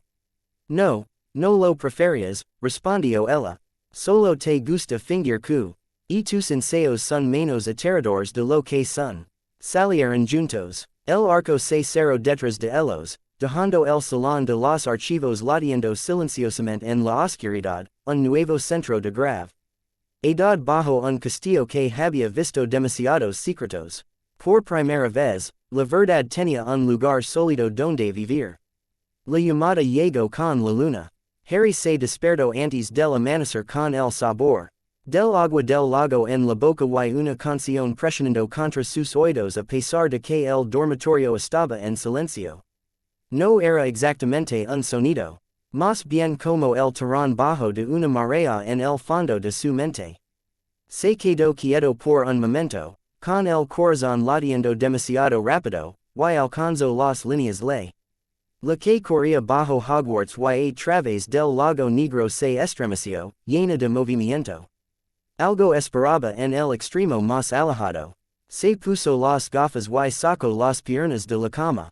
La piedra fría le picó los pies. En la cama de al lado, Ron gruñó y se dio la vuelta.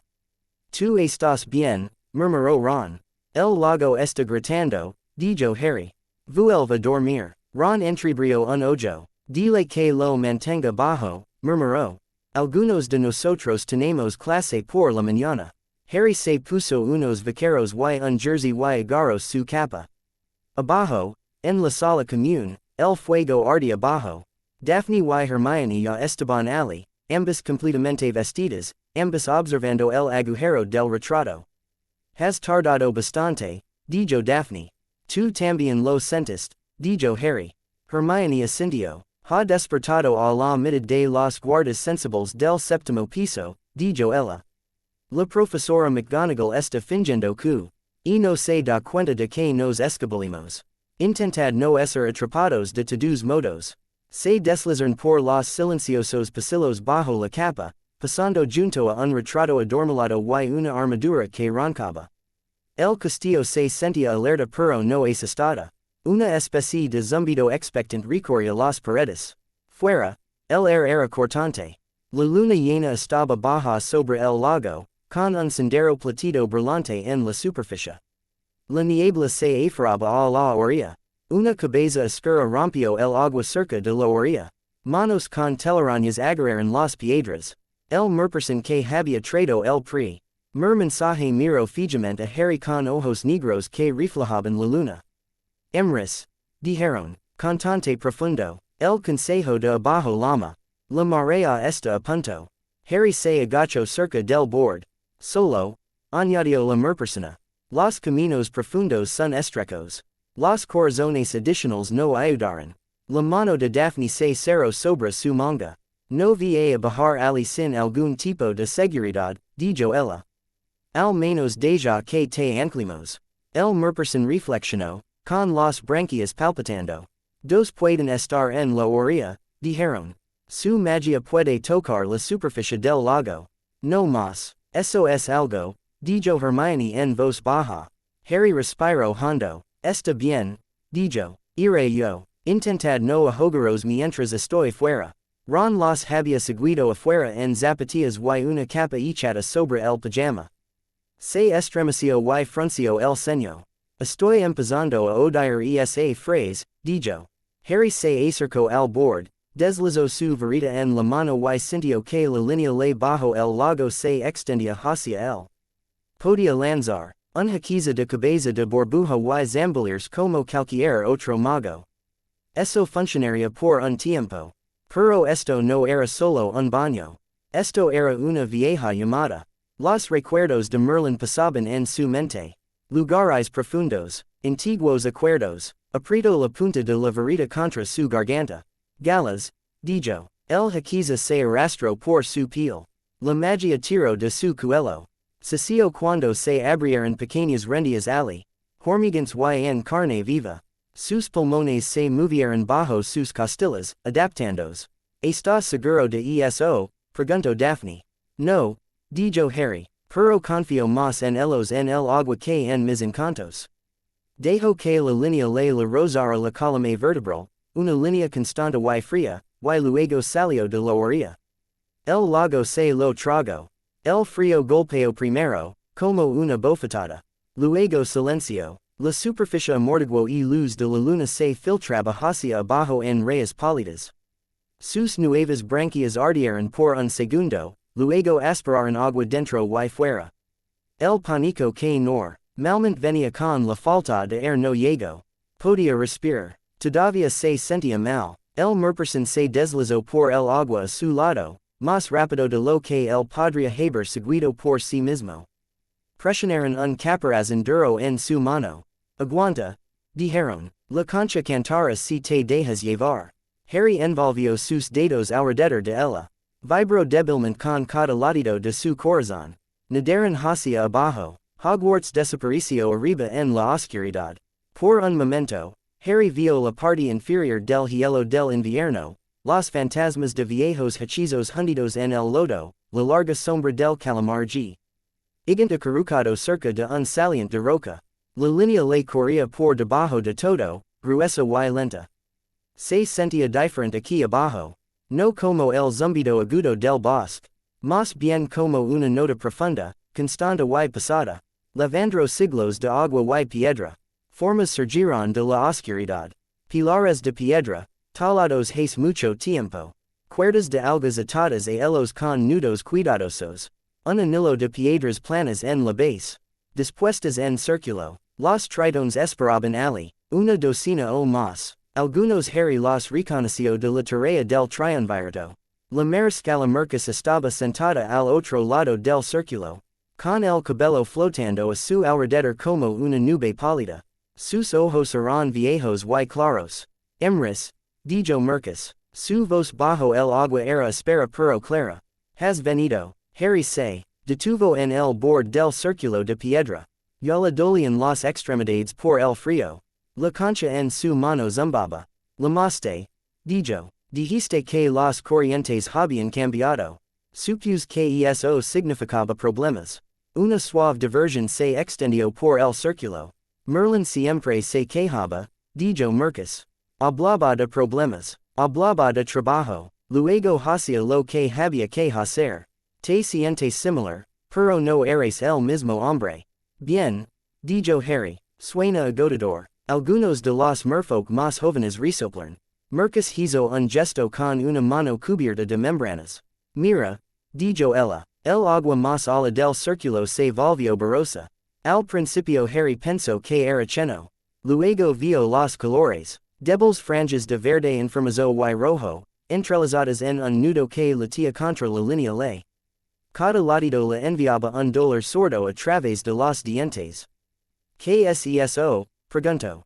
Todo lo que tus garras no limpiaron, dijo Mercus. Maldiciones lanzadas al lago durante la tarea de 6 años. Magia oscura vertida en el agua por estudiantes que querían practicar donde sus maestros no pudieran ver. Antiguas protecciones que se agrietaron, se derramaron y se hundieron. Se ha enredado alrededor de una piedra de ancla desde mucho antes de que se construyera tu escuela.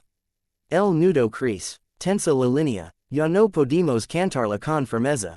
Otro merperson, de rostro más estrecho, con una serie de amuletos de concha a lo largo de un brazo, habló en voz baja. Merlin vino una vez, dijeron. Hace mucho tiempo. El nudo entonces era más pequeño. Corto partes y forzo otras a aplanarse. Dijo que aguantaría un siglo. Tenía razón. El siglo se ha ido. Harry observó el nudo. Con el conocimiento de Merlin, podía ver la estructura con más claridad. Hilos de magia se envolvían alrededor de la piedra ancla, algunos brillantes. Otros oscuros, algunos deshilachados hasta el punto de romperse. Si uno de los gruesos hilos oscuros se desgarraba, el retroceso correría a lo largo de la línea ley. Golpearía los hechizos de guardia del castillo. Golpearía las protecciones alrededor de Hogsmeade. Golpearía cada hechiza que usaba el lago como estabilizador. Que tan cerca está? Pregunto. Demasiado cerca para ser cómodo, dijo Marcus. No lo suficientemente cerca como para que ya hayamos ahogado tu escuela. El nudo palpito de nuevo. La piedra del ancla debajo de el gimio. Harry lo sintió en sus huesos. ¿Qué quieren de mí? Preguntó. Marcus lo miró fijamente. Ya has atado nuestro futuro a tu oficina, dijo ella. Tenemos una parte en el freno que te detendrá si tiras demasiado fuerte. Lo aceptamos. Ahora te pedimos que mantengas tu parte del viejo trato. Merlín prometió que si alguna vez nos enfrentaremos a una maraña que no pudiéramos desenredar sin perder la mitad de nuestra gente, nos ayudaría. Así que quieres que lo rompa, dijo Harry. No solo, dijo Marcus. Tú cortas, nosotros cantamos, tú mueves las líneas, nosotros mantenemos la forma mientras tú lo haces. Si pierdes el control, el nudo se desatará. No le importará a quien golpe. Harry tragó saliva, sentía el pecho apretado a pesar del hechiza. ¿Qué tan mal está? Preguntó. Marcus sonrió, mostrando unos dientes afilados. Ya es bastante malo que si fracasas, tu castillo temblará, dijo ella. Ya es bastante malo que si tienes éxito, el lago te deberá un favor mientras el agua se mantenga. Esa es una forma de preguntar amablemente, murmuró Harry. La concha en su mano palpitaba. Arriba, podía sentir débilmente dos formas familiares en el borde de la línea ley. Hermione y Daphne estaban de pie en la orilla, con las varitas extendidas. La magia rozando la piel del lago. Un delgado hilo de calor descendió desde su dirección. Lo envolvió suavemente alrededor de su muñeca. Bien, dijo. Dime por donde empezar. Marcus extendió ambas manos. No empieces, dijo ella. Escucha. Luego muévete. Los merfolk alrededor del círculo comenzaron a cantar. No era la llamada espeluznante que Harry había oído durante la tarea. Esto era más bajo, más constante. El sonido se enroscaba alrededor de la piedra del ancla y el nudo encima de ella. Hilos de magia brillaban al ritmo de las notas. Harry dejó que la canción atrajera su sentido de la línea ley. El patrón del nudo emergió. Vio la forma en que los hilos oscuros se aferraban unos a otros, alimentándose del viejo miedo y el dolor. Vio las finas líneas brillantes que sostenían pedazos de magia inofensiva en su lugar. Vio la piedra ancla debajo, talada con antiguas runas que Merlín había colocado allí para estabilizar la línea. Levantó su varita, no la cortó, extendió la mano y agarró el extremo de un hilo. Una fina maldición que había formado parte de un escudo, ahora enrolada dos veces alrededor del ancla. La liberó y la guió por un camino más seguro, lejos del nudo principal. Hacia el suelo de piedra donde se hundió sin problemas. El nudo se estremeció. Un hilo más grueso retrocedió. Uno oscuro. Se lanzó hacia él como una serpiente. Harry levantó la mano libre. La línea ley se disparó. Sintió que tiraba de su hombro, fría y pesada. El hilo oscuro chocó contra una barrera que no era exactamente un escudo y no era exactamente un muro, algo entre lo que las notas de Merlín llamaban un redireccionamiento. La maldición se deslizó a lo largo de ella y se hundió en el barro, sizando. El dolor la subió por el brazo. Casi dejó salir la varita. La canción de Marcus se elevó, más aguda. No arrastres, gritó ella. Guía, no eres una red, eres un pain. Gracias, dijo Harry entre dientes. Eso es que parezca fácil. Volvió a entrar. Los siguientes minutos se volvieron borrosos. Cada hilo era una decisión. Algunos los cortó, dejando que los residuos se dispersaran en el lago con la canción de los merfolk para diluirlo. Algunos los movió, anclándolo. Sa piedras nuevas que convoco del leco. Algunos los aliso, aplastando maldiciones dentadas y celandolas contra el ancla para que ya no pudieran atrapar la magia que pasaba. El nudo se resistía, hilos oscuros azataban su mente, mostrando el destellos de hechizos pasados. Gritos en el gran comedor. Un jet rojo golpeando a Fred. Luz verde en un cementerio. Una chica tumbada inmóvil en un baño. Aparto cada imagen, no suavemente sino con firmeza. Eran recuerdos que ya lavaba. No tenían nuevo poder y se soltó del nudo y se estrelló contra su pecho. El frío le quemó las costillas. Sus pulmones se agarrotaron. Las branquias de su garganta se convulsionaron. Por un momento no pudo respirar. El hilo intentó envolverse alrededor de su corazón. Lo agarró con ambas manos, la varita y el puño, y empujó. La línea le rugió. Por primera vez desde el ritual en la colina, dejó pasar más de ella. Inundó sus brazos, sus huesos, sus dientes.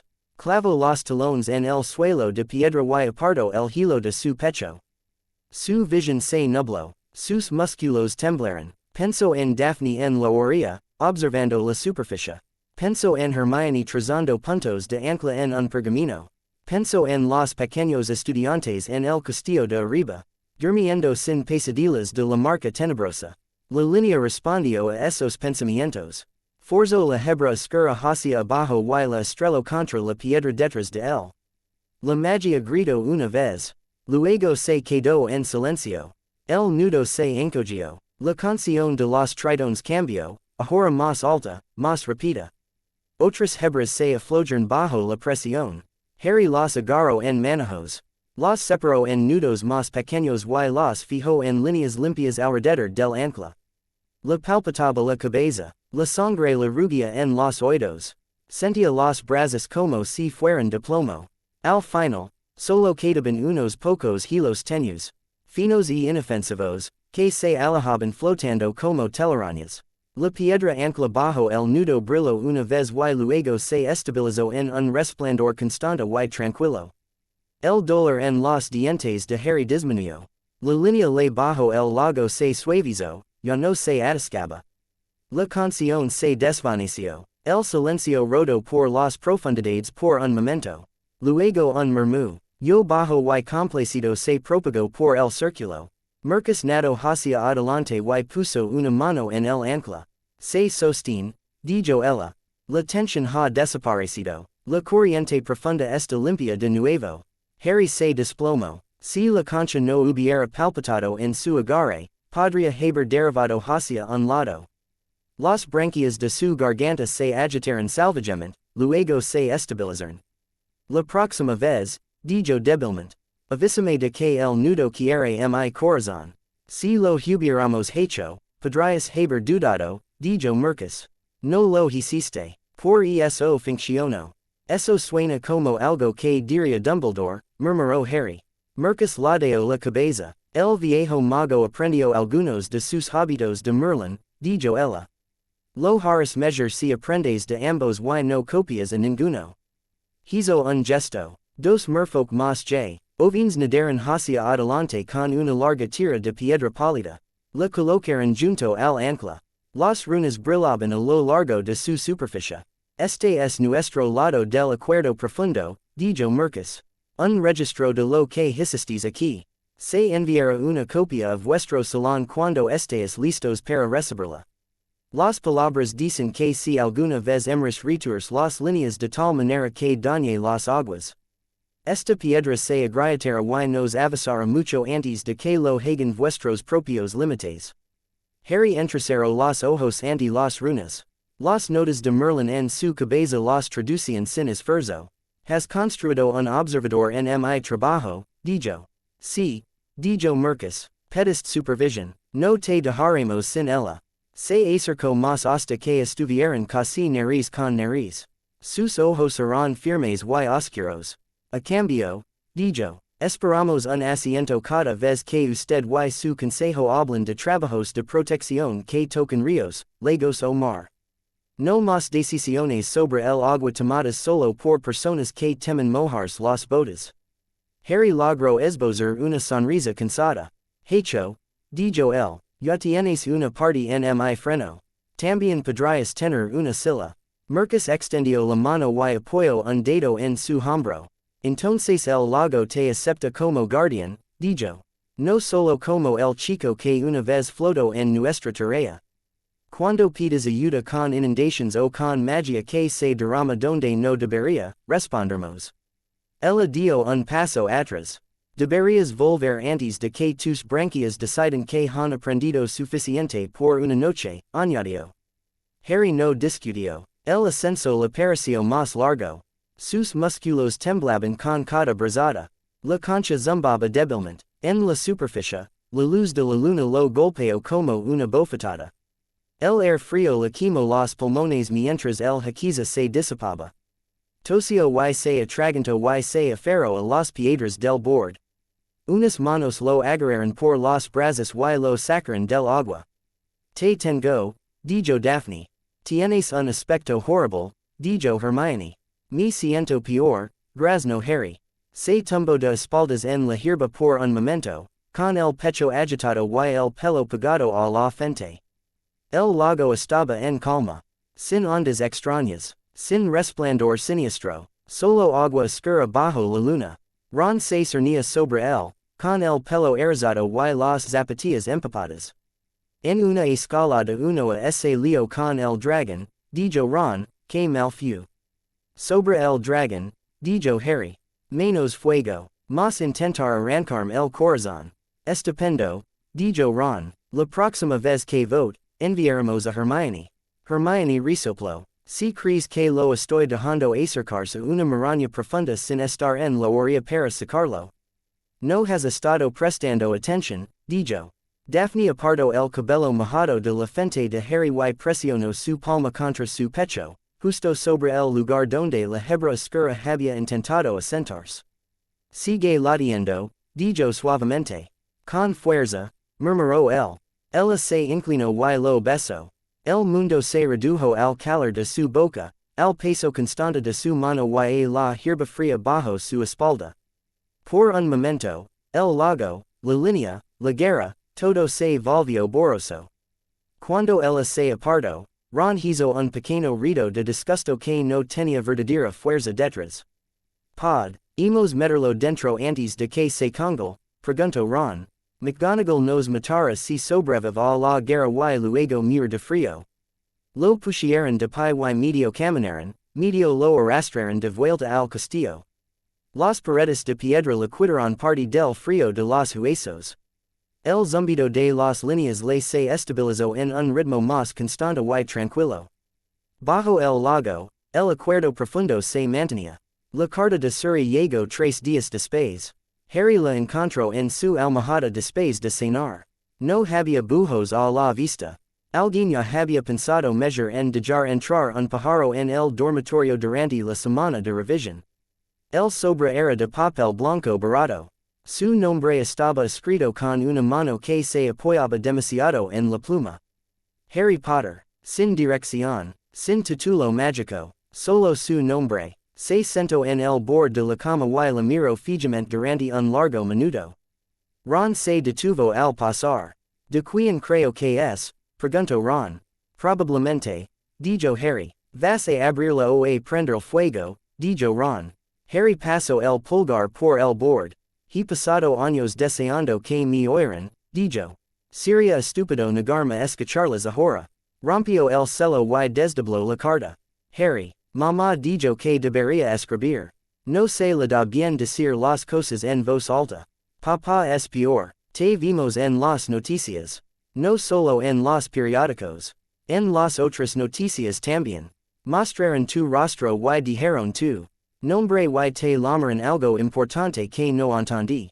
Recuerdo la noche en que la cosa con las capas vino a por nosotros. Recuerdo que te pusiste entre nosotros y ellos. Recuerdo que me salvaste la vida. No te di las gracias. También recuerdo el armario. No voy a fingir que no vi lo que hicimos. Lo vi. Aparte la mirada. No sé cómo arreglarlo. No espero que nos perdones. Solo pensé que deberías saber que ahora lo sé. Mamá también quiere decir algo. Sostén su propio papel como si fuera explotar. Dudley. La segunda página era más corta. La letra era apretada y recta. Harry. Estaba celoso. De mi hermana. De lo que podía hacer. De la carta que recibió que yo nunca recibí. De la forma en que se fue. Me dije a mí misma que la magia nosotros. De mí. Cuando te dejaron en nuestro escalón, solo vi eso. No te vi a ti. Tomé esos celos y los convertí en reglas, ira y armarios. Eso no excusa lo que hice. No sé cómo hablar contigo sin pensar en ella. No sé si quieres que lo intente. Si alguna vez deseas hablar, escribe. Si no lo haces, nos mantendremos fuera de tu camino. Petunia Dursley. El borde inferior del papel estaba manchado, como si alguien hubiera dudado con la mano y hubiera limpiado algo. Ninguna nota de Vernon. Una pequeña parte de Harry estaba agradecida por eso. Dejó que las páginas descansaran en su regazo y se quedó mirando el techo del dormitorio. Recordó el armario, la araña en el rincón, el olor a polvo, la forma en que Petunia golpeaba la puerta y la decía que se clara. También recordó la mano de Petunia en su brazo en la estación aquel verano pasado, con tan cerca. El atisbo de miedo en sus ojos cuando se dio cuenta de que la protección en la que había confiado había desaparecido. Pensó en Dudley, perdido en el callejón después del ataque del dementor, en la pa. Labra, no tú, cuando Dudley les había dicho a sus padres que dejaran a Harry en paz. La línea le bajo privat drive rozaba débilmente sus sentidos ahora. Había sido parte de su vida sin que él lo supiera. Ahora permanece silenciosa y pequeña comparada con los de Hogwarts y el ministerio, pero aún existe. Daphne llamó una vez y luego entró en el dormitorio sin esperar respuesta. Ignoró los seis, levantadas de Seamus y se acercó a la cama de Harry. Desapareces después de la cena, dijo ella. Hermione ya ha esbozado tres posibles escenarios de desastre para explicarlo. Harry le entregó la carta. Leo las dos páginas en silencio y luego se las devolvió. Entonces, dijo ella, ¿qué quieres hacer? No lo sé, dijo Harry. La mitad de mí quiere tirar las cartas al lago. La otra mitad no deja. De pensar en mi madre y en lo que diría si lo hiciera. Daphne se sentó a su lado. ¿Quieres verlas? Le preguntó. Pensó en eso. En sentarse frente a Petunia en una mesa, en tener que ver cómo se la tu. Arcia la boca cuando intentaba decir el nombre de Lily. En Dudley, más grande ahora, probablemente tratando de encajar la culpa en sus grandes manos. Creo que quiero cerrar la puerta correctamente, dijo. No cerrarla de golpe, no dejarla entreabierta, solo saber dónde está. Entonces respond, dijo Daphne. Con cuidado, en tus términos, ya no eres ese chico del armario. Eres un mago con un trabajo que toca los huesos del país. Si los conoces, ellos te conocen así. No como un niño asustada. Harry asintió lentamente. ¿Vendrás conmigo? Preguntó. Sí, dijo ella. McGonagall insistira en el respaldo de horrores de todos modos. También podría asegurarme de que ninguno de ellos te arroje al armario por costumbre. Él soltó una pequeña carcajada. Kingsley en el armario, dijo él. Eso terminaría mal para el armario.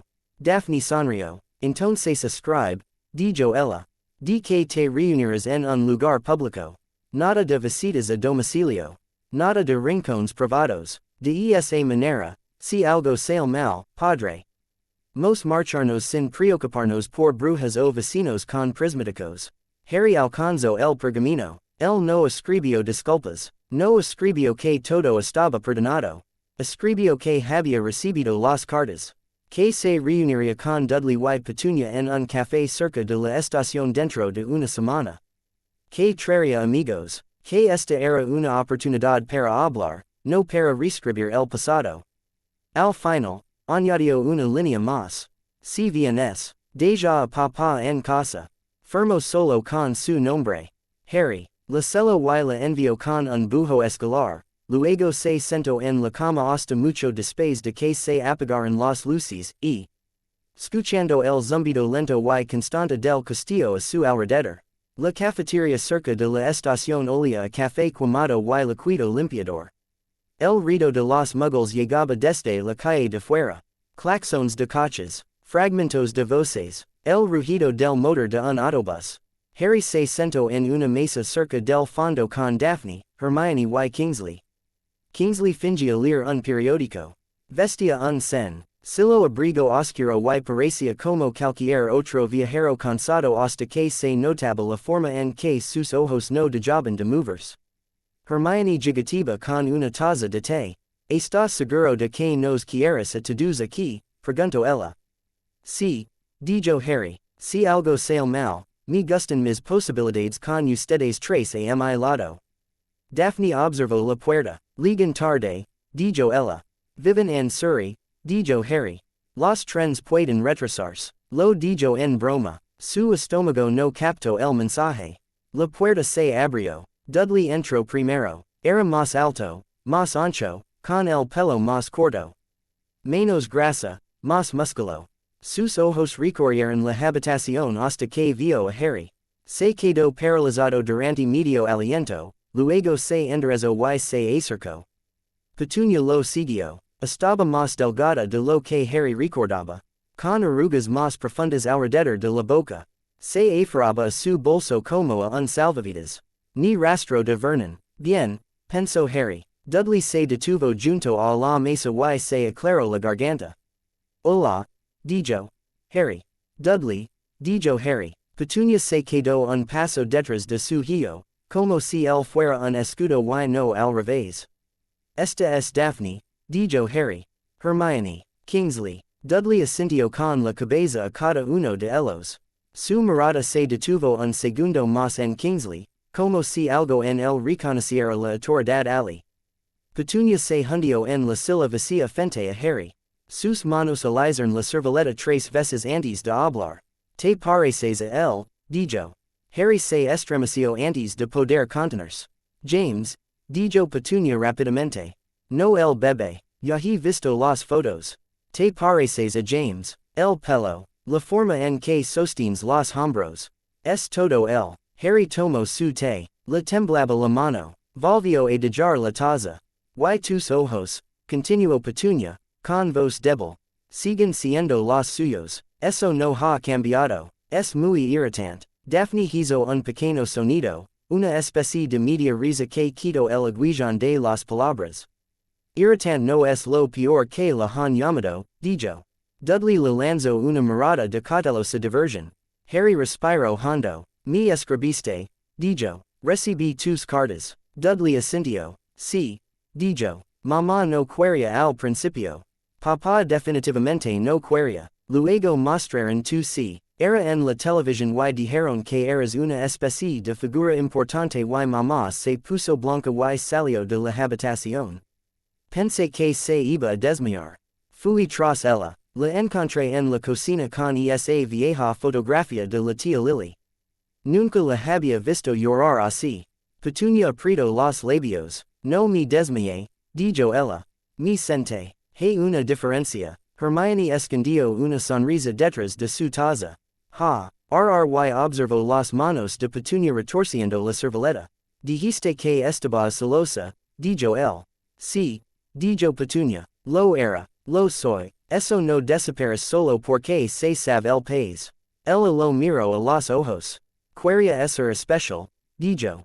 Quería una carta. Quería dejar esa casa y esa calle y toda esa gente pequeña que no hablaba de otra cosa que decidos. Quería lo que ella tenía. Me dije a mí misma que si no podía tenerlo, al menos podría mantener algún tipo de control sobre ello. Entonces apareció un bebé en mi escalón con sus ojos y tuve poder por primera vez en mi vida. Podía decidir dónde dormías, cuándo comías, qué te ponías. Me sentía segura. Te sentiste miserable, dijo Harry en voz baja. Lo sé, dijo Petunia. Entonces no me importaba. Ahora sí, es tarde. No es nada. Dudley se movió. Pienso en el dementor, dijo. Todo el tiempo. Nos advertiste. Nos reímos de ti. Entonces esa cosa tenía su cara cerca de la mía y no podía moverme. Mi salvaste. Después volvía insultar como si nada hubiera pasado. No sé cómo llamar eso excepto cobardía. Harry se encogió de hombros. Te llame cosas peers. Dudley esbozó una leve sonrisa ante eso. Es justo, dijo. Se quedaron en silencio. El ruido de la cafetería continuaba a su alrededor. Una camarera dejó caer una cuchara. Alguien se rió demasiado fuerte cerca de la ventana. No estoy aquí para que ninguno de nosotros se sienta mejor, dijo Harry. No he venido a escuchar excusas. He venido a decir esto una vez para poder seguir adelante. Lo que hiciste estuvo mal. El armario. La forma en que me trataste. La forma en que convertís. Te tu miedo en reglas y me golpeaste con ellas. Eso no se borra porque ahora te sientes mal. Petunia se estremeció. Dudley no apartó la mirada. Al mismo tiempo, continuó Harry, con voz firme, no pla. Neo pasar el resto de mi vida llevando como fantasmas en un rincón de mi cabeza. Ya tengo suficientes fantasmas, así que esto es lo que estoy dispuesto a hacer. No te buscaré después de esto. No me verás en tu puerta. No estaré en las cenas familiares. No fingiré que de repente somos cercanos. Pero tampoco te dejaré indefensa. Me acogiste, aunque fuera mal. Eso puso tu casa en el camino de cosas que no entendías. Por eso, ya has pagado más de lo que sabes. Dudley frunció el ceño. ¿Qué quieres decir con que me defendiste? Preguntó él. Harry miró a Kingsley. Kingsley forma parte del departamento que se ocupa de mi lado de las cosas, dijo Harry. Él ya lo sabe. Todavía hay gente allí fuera que piensa que lastimarme o a personas relacionadas conmigo sería una buena manera de hacer un punto. Están equivocados, pero existen. Voy a anclar una protección alrededor de tu casa que mantenga ese tipo lejos. No te controlará, no te vigilará, simplemente hará mucho más difícil que alguien con una varita y un rencor camine por tu camino de entrada y intent algo estúpido. Los ojos de Petunia se abrieron como platos. Harry es eso, dijo ella. Después de todo, sí, dijo Harry, porque mi madre habría querido que estuviera a salvo. Todavía os quería, incluso después de que las cartas dejaron de llegar. Lo vi en los recuerdos de Snape. Arre hermanas, eso no desapares, por muy enfadadas que estéis. Petunia cerró los ojos por un momento. Cuando los abrió de nuevo, estaban húmedos. Soñé con ella, dijo. Durante años, en esos sueños ella todavía tenía 10 años y todavía se reía y yo tú. Todavía odiaba que pudiera hacer flotar cosas hasta el techo. Entonces me despertaba y tú estabas golpeando la puerta del armario porque querías orinar. Descargué esa furia en ti. Lo siento, es una palabra pobre para describirlo. Pero es la única que tengo. Harry dejó que la palabra se interpusiera entre ellos. Dudley se aclaró la garganta. Si alguna vez quieres hablarme de esa escuela tuya sin que mis amigos estén cerca. Te escucharía, dijo. Ahora no. Ni siquiera este año. Solo algún día. Para que cuando mis hijos pregunten por el hombre de las noticias con la cicatriz, no tenga que decir que no lo sé. Que solo vivió en nuestro armario una vez. Harry parpadeó. Piensas tan lejos, dijo. A veces, murmuró Dudley. Es difícil no hacerlo, con mamá ya planeando bodas en su cabeza para personas que aún no existen. Petunia resopló. Yo no planeo bodas, dijo. Yo planeo futuros sensatos. Eso es diferente. Daphne sonrió débilmente. Tu versión de lo razonable y la nuestra son cosas muy diferentes, dijo. Hermione se inclinó hacia adelante. Si Harry accede a hablar contigo de nuevo algún día, será en sus términos, dijo. No puedes decidir que te dice o cuando. Eso forma parte de aceptar que ya no es un niño al que puedes encerrar en un armario. Dudley asintió. Lo sé, dijo él. Por eso te escribí en lugar de presentarme. Harry lo miró. Tú has crecido, dijo Harry. Tenía que hacerlo, dijo Dudley. El mundo se ha hecho más grande. Resulta que no garaba en torno a los trofios de boxeo de mi escuela. Se quedaron otra media hora. No lo cantaron todo. Eso les habría llevado años. Hablaron en de Lily y de sus canciones favoritas de niña. Del día en que llegó la primera carta. De la noche en que salieron de casa y de lo que vio Petunia cuando miró hacia atrás al camino de entrada vacío. Cuando se levantaron para irse. Petunia vaciló. ¿Nos odias? Preguntó. Harry lo pensó. No de la manera en que lo hice, dijo. Estoy enojado. Probablemente siempre estaré enojado cuando piense en ciertas cosas. Pero el odio es pesado. Estoy cansado de cargar con cosas pesadas.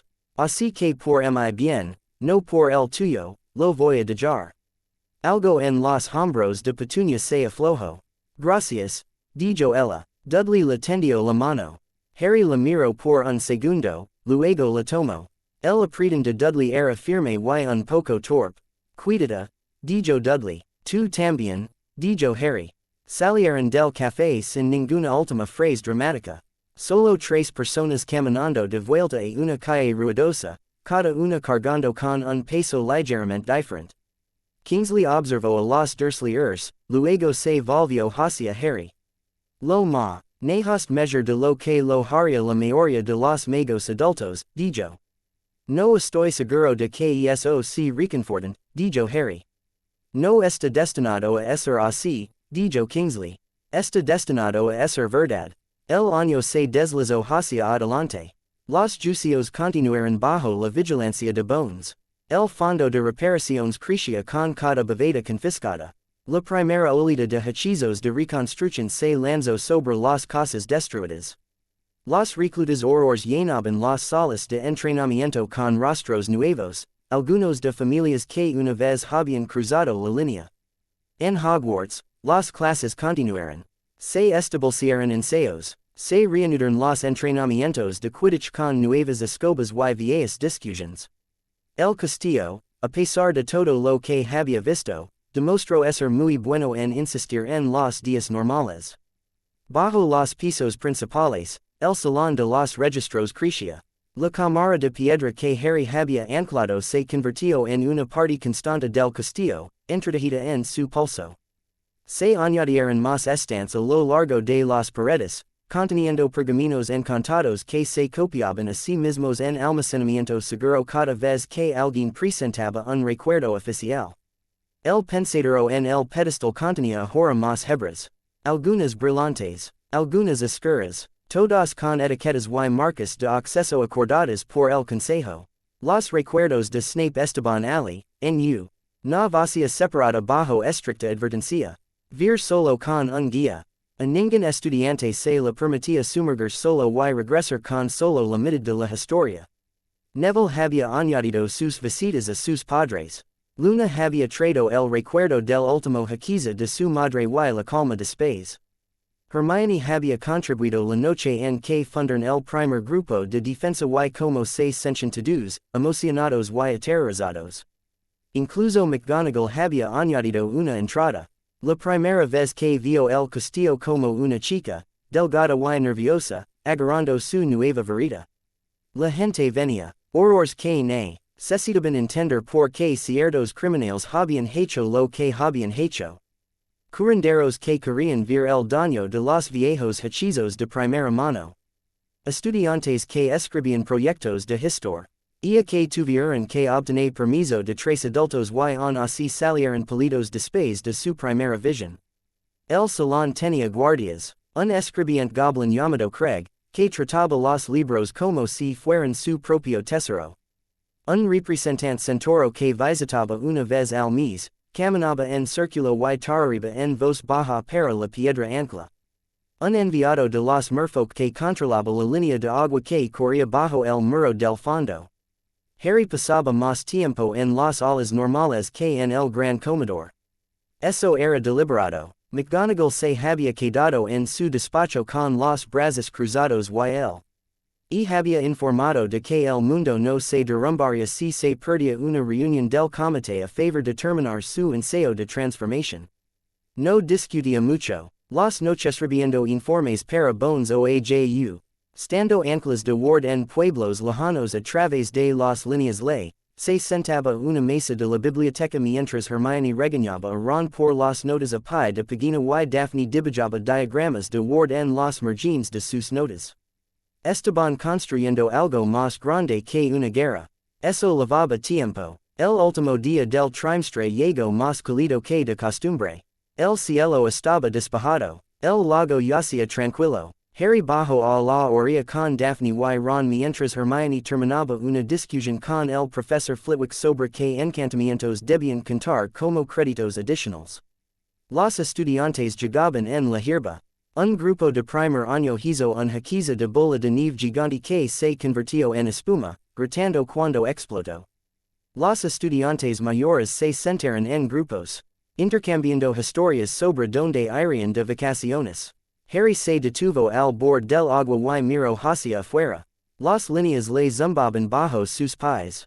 No silenciosas, nunca silenciosas, pero constantes. El nudo bajo el lago había desaparecido. La estructura del pabellón alrededor de la escuela coincidía con los diagramas en su cabeza. El salón de los archivos se encontraba detrás de él bajo la piedra, firme y real. Parece que estás pensando otra vez, dijo Ron. Un hábito terrible, dijo Harry. Daphne deslizó su mano en la de él. ¿Y ahora qué? Preguntó ella. Él consideró la pregunta. Ahora pasaré mis exámenes, dijo.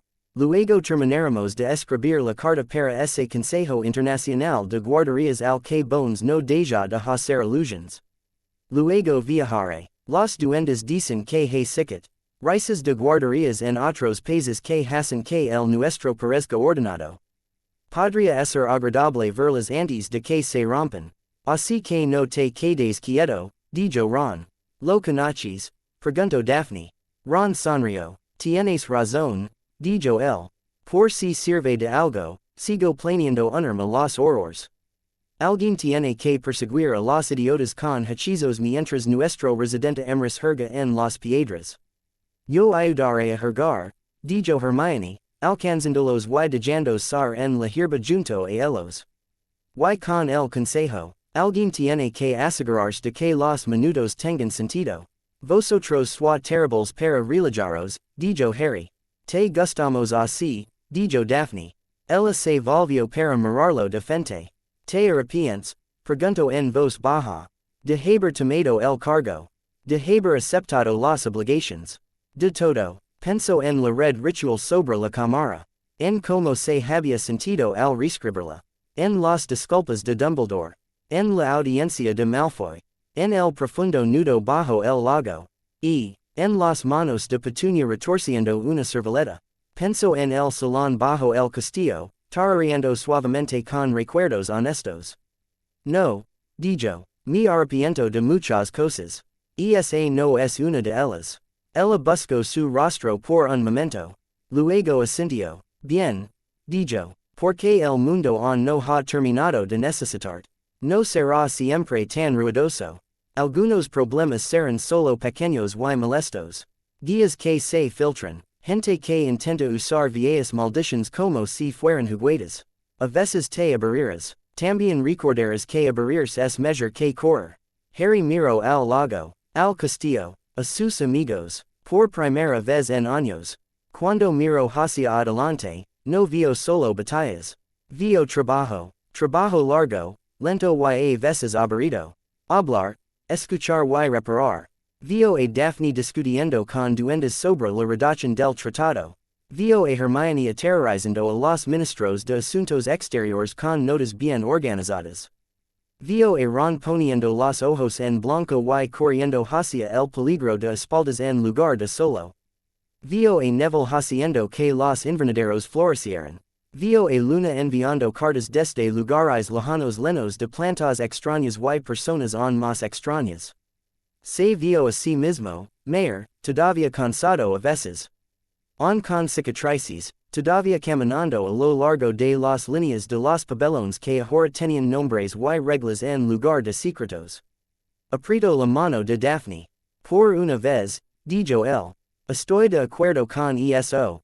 Ella se inclinó y lo besó, suave y segura. El lago lamia silenciosamente la orilla.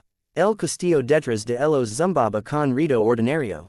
Los Nis lay bajo sus pies zumbaban con un ritmo constante y bajo, ya no estranguladas por viejos nudos o anclas oscuras. Por primera vez desde que podía recordar, Harry se permitió exhalar completamente. El chico del armario se había convertido en el guardián de las raíces. La guerra había terminado, el trabajo apenas había comenzado. Y por ahora, con sus amigos a su alrededor, el castillo solito a su espalda, y los dedos de Daphne entrelazados con los suyos, eso era suficiente, destinado a enfrentarse a Voldemort,